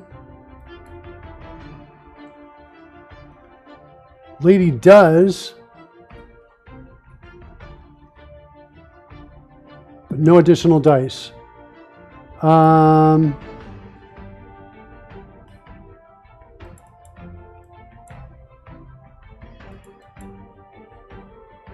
Trigger magic events should have given them to her. Did we lose time on it? Maybe Bane's not cast anymore. That may be what our problem is. Hold on. Maybe we lost Bane. I think that's what happened. Okay.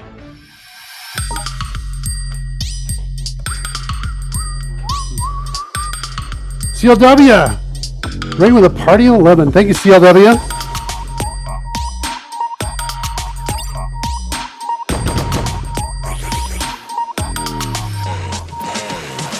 Hope you had a good stream. We're usually raiding over to you, my friend. We are in the middle of C#, some TypeScript code, trying to test something. We're just fighting it. The code is deep, all over the place. Implementing Dungeons and Dragons magic is what we're doing. We're testing it right now. So let's see what happens. Yeah, I know that fun. Yeah, it's not fun. We're doing our best here. Fight our way through it. So I'm going to cast the Bless spell here. What's happening? I think we want to switch. Kind of show you a little bit more about what's happening here. There we go. Bless, level 1. I'm targeting these 3 characters right here. The blue target's indicated. There's the D&D spell right there. You get to bless up to 3 characters of your choice within range. Whenever a target makes an attack roll or saving throw before the spell ends, the target can roll a d4 and add the number rolled to the attack roll or the saving throw. That's what we're trying to get to. We're trying to get to a point where we actually see the dice there. This thing is involving C# scripting as well in the background. I've got a Google Sheets up here with some code in it, the C# script, when the recipient saves or the recipient attacks of the magic that we're giving them. And so that's what's going on here. And here we're going to try to see that 1d4 roll out. That's what we've been trying to do. We're, like I say, in the middle of testing it. I'm going to clear the scroll, drop it down. We're going to roll the saving throws now. Get the, we're going to have everybody participate in it. Only 3 should have the additional blessed die if it comes out. I don't think we're necessarily close, but we're going to try. We're going to do a dexterity saving throw.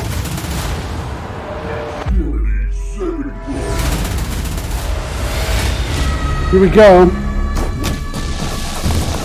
All right, trigger magic.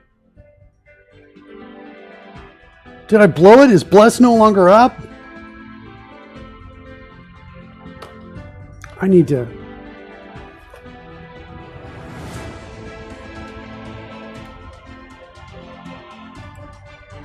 It's going to say creature.name. No code completion here. I'm pretty sure I got a first name. Fred. Fred should have it. Does Fred have?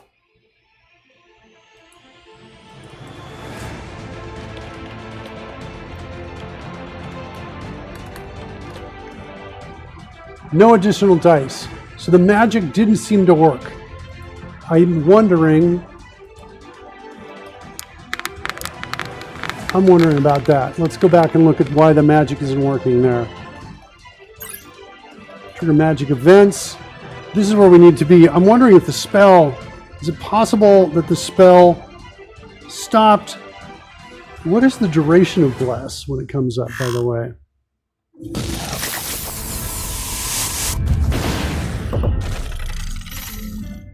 It's a minute, right? Okay, good. All right, now it's running. I'm going to stop the clock by entering combat.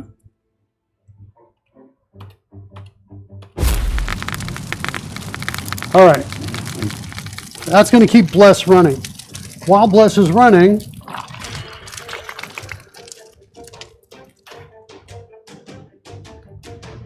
we're going to now roll the saving throw.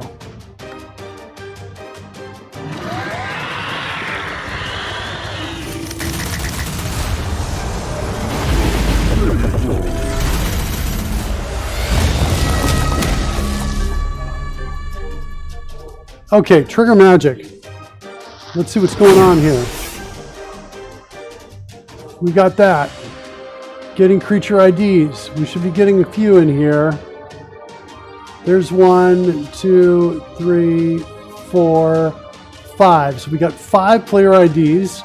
Done. We're now going in here, getting the creatures from there. We've got those creatures from the IDs.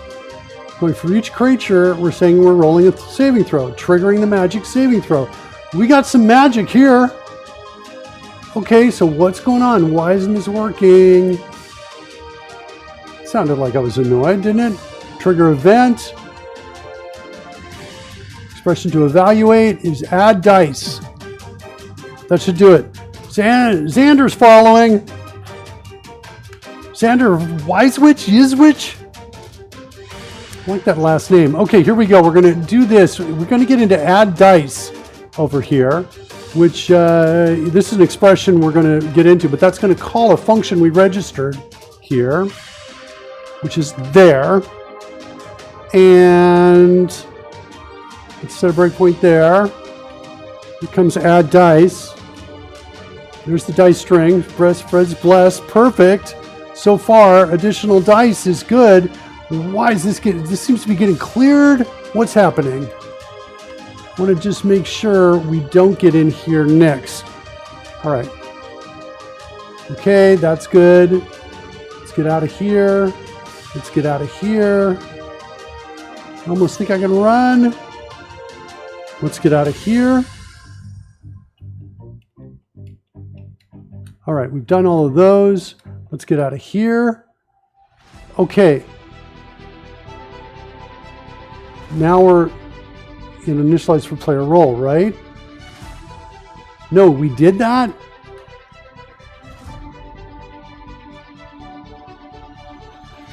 Let's check the dice roll. Does it have the DTOs? It does. Okay, so the dice roll's got the DTOs. So it's got the DTOs with it. Oh, they're coming out!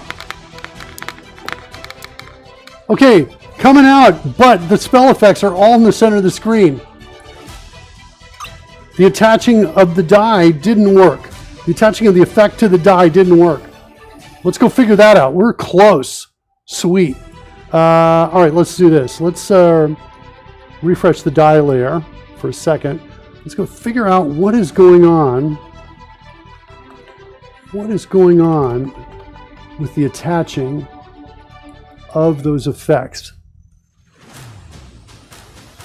What do we need to do to attach? Oh, I need to push the origins in. I didn't do this call right here. I didn't do either of these two calls. That would be important. Okay, so let's do both of those.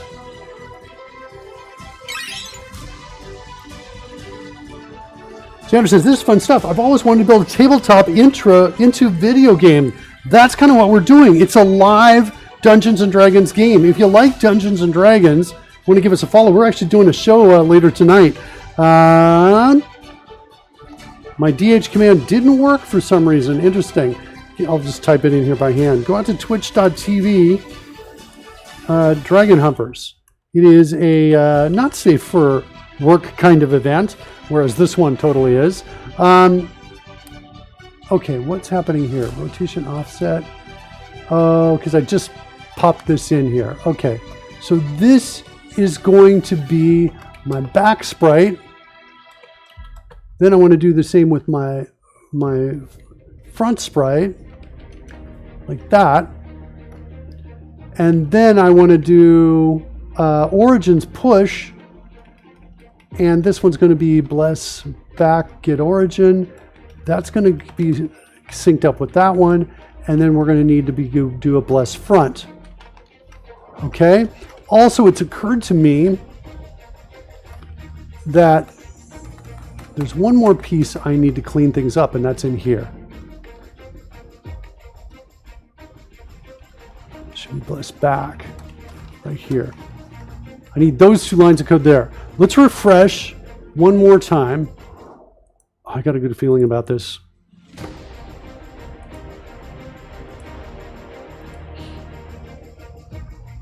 Okay. Refresh. I think all I need to do is roll a saving throw again here. Let's do it for everybody. I should see 3 coming out.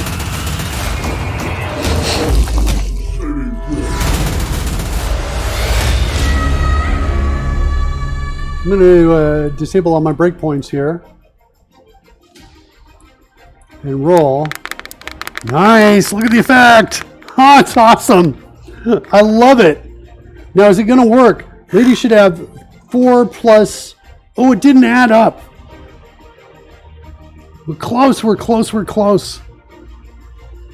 It didn't add up.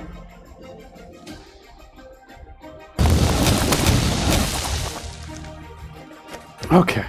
I love the effect, though. The effect is gorgeous. Okay. Do we figure out... I think I'm going to close... I'm going to stop the show. I'm like... Let's see if we can find this, figure this out. We got one last bug to find here. And then we'll end the show here.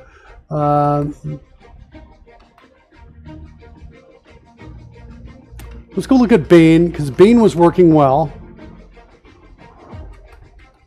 And our totaling of pieces. Oh, you know what we did? It was the score multiplier, I think, is how we were working with Bane.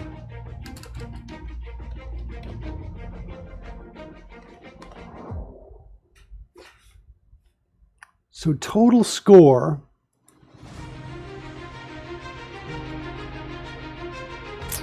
I need to...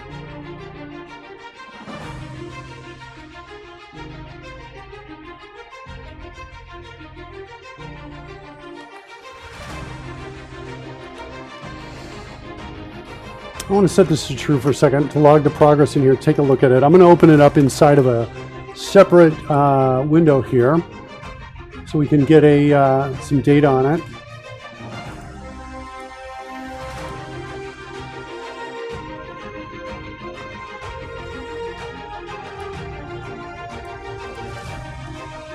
All right.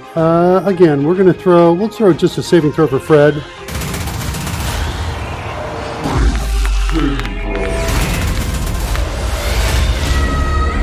14 plus 9. Success.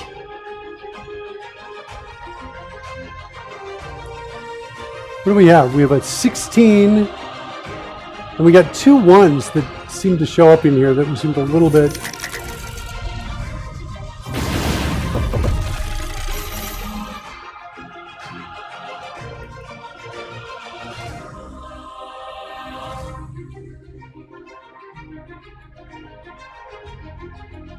So there's the 1.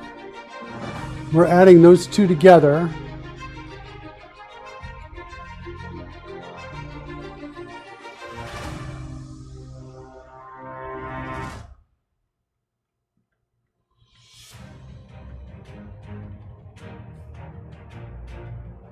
Okay, so we got the 16, and then we added the 2 to it. We got the 18. That seemed to actually be correct. The total roll got to... I don't understand how total roll got to 27 here, though. That's something I don't quite understand. What was the... Let's see the results of that again. Fred.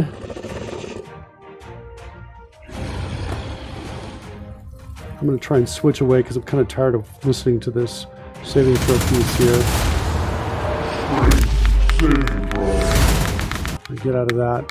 All right, what do we have down here below? We've got 4, 2, and 17. 9. Success.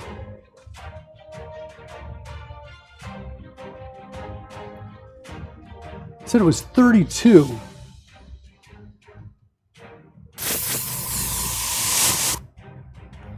All right, you know what? I'm not going to be able to find this and figure it out. I'm going to have to take a break because I've been going for so long, guys. Thanks so much for joining us. Let's get a raid going up here.